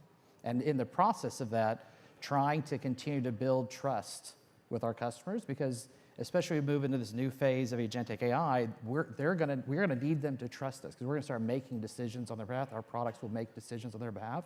Trust is a very big part of what we need to establish now, prior to even delivering those first agentic AI apps. So I want to ask John a specific question. So by 2027, for example, what role will an agentic system play in your business, and which part of the business would be most prominent? Will it be most prominent? Is that So the bank is a big place, so I only have exposure to my area of the consumer bank. I don't believe it'll be autonomous. Large bank, it'll be a partner to you. And I kind of view that as being a force multiplier. Like, you're gonna be able to do more things because you're gonna spend less time doing the stuff that isn't really value add. We're just entering, from my perspective, sort of the education phase, which is we have an agent available, and it's not available to everybody. It's a playground environment, and it's really to teach how to use, the capability, getting people to think about problems that they would like to solve in their current role, and beginning to sort of expose it to the organizations that are most likely to have benefit and use it. So with this pressure, especially from the top down, probably from the shareholders, the C-suite, to move faster, how do you maintain trust? That's, I would think, would be a conundrum. There's been a lot of talk on trust today. I kind of break it down to, if you assume that trust is earned, it's not requested, and it's really fragile, like when you lose trust, like it's hard to get it back, that's how you think about it in a human relationship. And if you're equating agentic AI to being just equivalent to human, you're gonna have to have the same characteristics, which would be, I think about how I build trust, like, do I understand the person and their motives? Do I understand what they're trying to do? And do I have transparency to what is occurring, like on some frequency, right? That's how you build trust over time. Right. So in some way, agentic solutions in some way are gonna have to model that same sort of sense. And then with controls, you can also validate from testing, obviously, like on the backside. So I think you can move as fast as you can maintain that equation. Okay. Either of you want to? I mean, trust. So there's responsible AI, there's AI safety, and there's trust in AI. They get confused multiple times. They are very different. The trust, to me, it's tough to achieve it, but we find that one of the key ingredients to getting AI trusted is something that is almost completely missing from the very large models. So here's what I mean. We work with a lot of physicians and surgeons and so forth in healthcare. They have zero trust in whatever LLM, large or small, that we put there. But if you actually tell them, this is a junior member of the medical care team, and you give them the ability to actually correct it. So as it sounds like it might frustrate the heck out of them, but once those physicians are actually doing corrections and saying, no, this is not right, or, oh, you got something I missed, that feedback starts making it their own baby. And that's when they start trusting it. Now, I say that's missing in the large models because it's almost impossible to train up the large models. People fake it by doing RAG pipelines and so forth. In reality, this is why I love the small models, because you could actually do retraining and feed it back, and it can capture the knowledge. And we've got some physicians who are basically saying, oh my God, this could be my legacy. This is, this is capturing everything I know, capturing the way I like to do it, and I'm beginning to trust it more and more. And they start using the word trust. And you think about it, in the medical profession especially, there's just like a lack of, there aren't enough doctors and aren't enough dentists, and so you see these kind of not low level, but kind of heavy tasks that can be performed that are safe in terms of things that they can't do now. I mean, it's just like getting an appointment or getting like just regular checkup. There's been several studies, amusingly. Some of them I don't necessarily trust, but basically they're finding that a lot of patients, especially older patients, when put against kind of ranking their experience with their care physician versus a chatbot, and they're told this is a chatbot, they actually like the chatbot a hell of a lot more than the physician. So do they give a reasons why? Or? Yeah, well, the reason why, in my opinion, is because the physicians, is exactly what you said. They are overloaded. They don't have the time of day. Yeah. They want to just get to the next patient. They're under pressure to do a million different things. A chatbot will sit there and kind of chat with you, ask you, and actually patients love that. That's a better bedside manner in a much better bedside manners. Oh. So I'm gonna ask, Matthew, I was going to ask, can I ask you, you go ahead. Well, I'll just answer that real quick. So from a product standpoint, we have two key tenets, basically, within the organization. One is trust, and the other is value. We talked about value a minute ago, which is how do we methodically make sure we're delivering value to our customers. From a trust standpoint, what I found that's really meaningful for us as we move forward is beginning to expose to our customers more and more of what we actually do from a data governance framework standpoint. So we're beginning to give them more of the, not the secret sauce, but the framing pieces of what are we doing to both earn their trust and keep their trust over time, and actually starting to give them measures and metrics that we are actually watching to say, listen, this is what we're doing with the data that you're receiving from us. So one venue is helping educate them more, exposing more of what we're doing.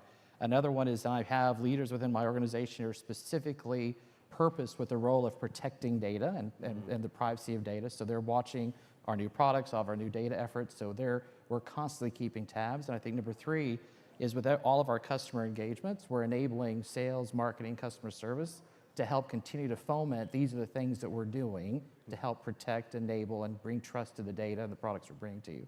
So it's multivariate, right? We're trying to touch this theme in multiple arenas, and I think that's how we can both establish, but then also maintain trust over time. Okay. And certainly as we build toward our future of more agentic AI. So we only got a couple more minutes. I wanted to ask John this question, or whoever, but maybe John. What new skill or mindset do you need to hire or cultivate to deliver business outcomes in the agentic era? Prompt engineering. Like Mix, we employ a lot of data analysts that help navigate identification of data, building requirements, writing stories, right, to be delivered. And when I think about having that skill set in an agentic era, like the ability to interact and work with that prompt as a check, as a validation, is going to be extremely powerful and not something we have in the organization today.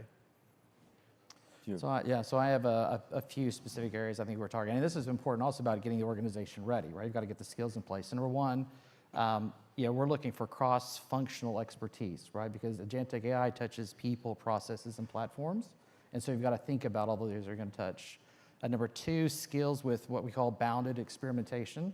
So be able to increment within a framework, right? And that ability to process that effectively. Number 3, because we're focusing on use cases, real world use cases, think prospecting, underwriting, sales and marketing, you're looking for more SMEs, subject matter experts, right, that are in those workflows, because we all know exactly what is happening with each of those personas within a use case. And I think number 4, from a technical standpoint, we're looking for individuals with experience in multi-agent systems.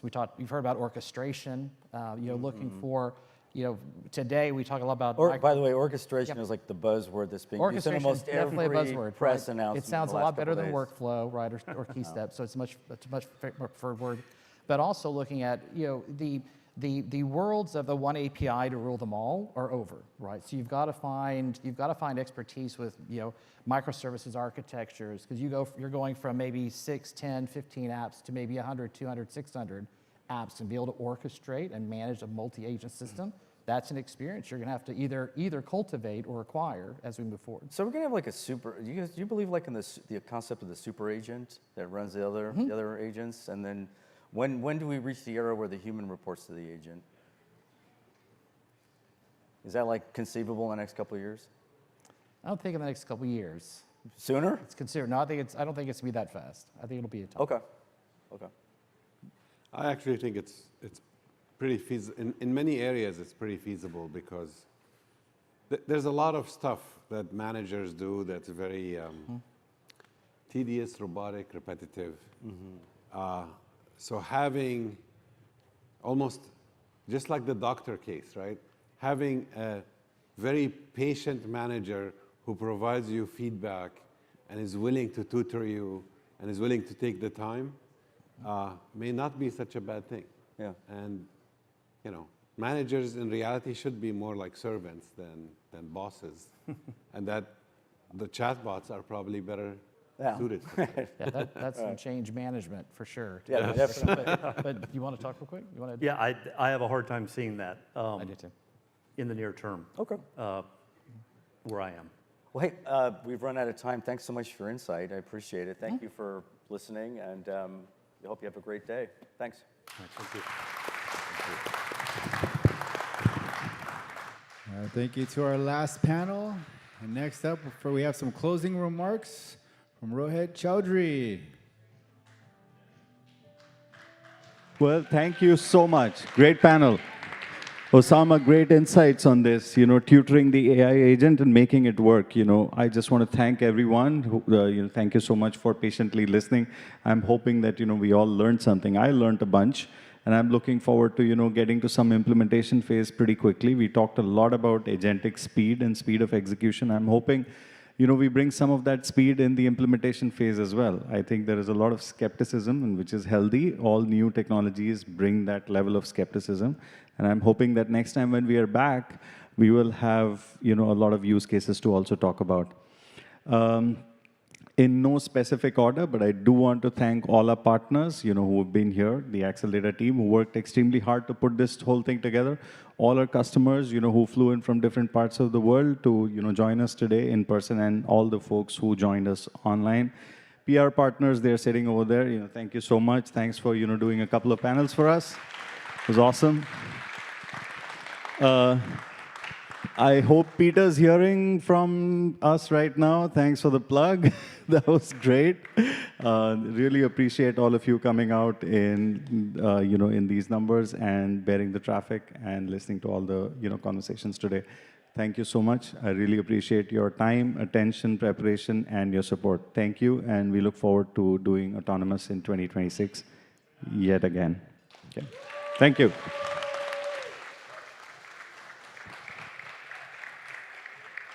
All right, everybody, that's going to conclude today's Autonomous 25. You're now welcome to join us upstairs on the patio for the reception.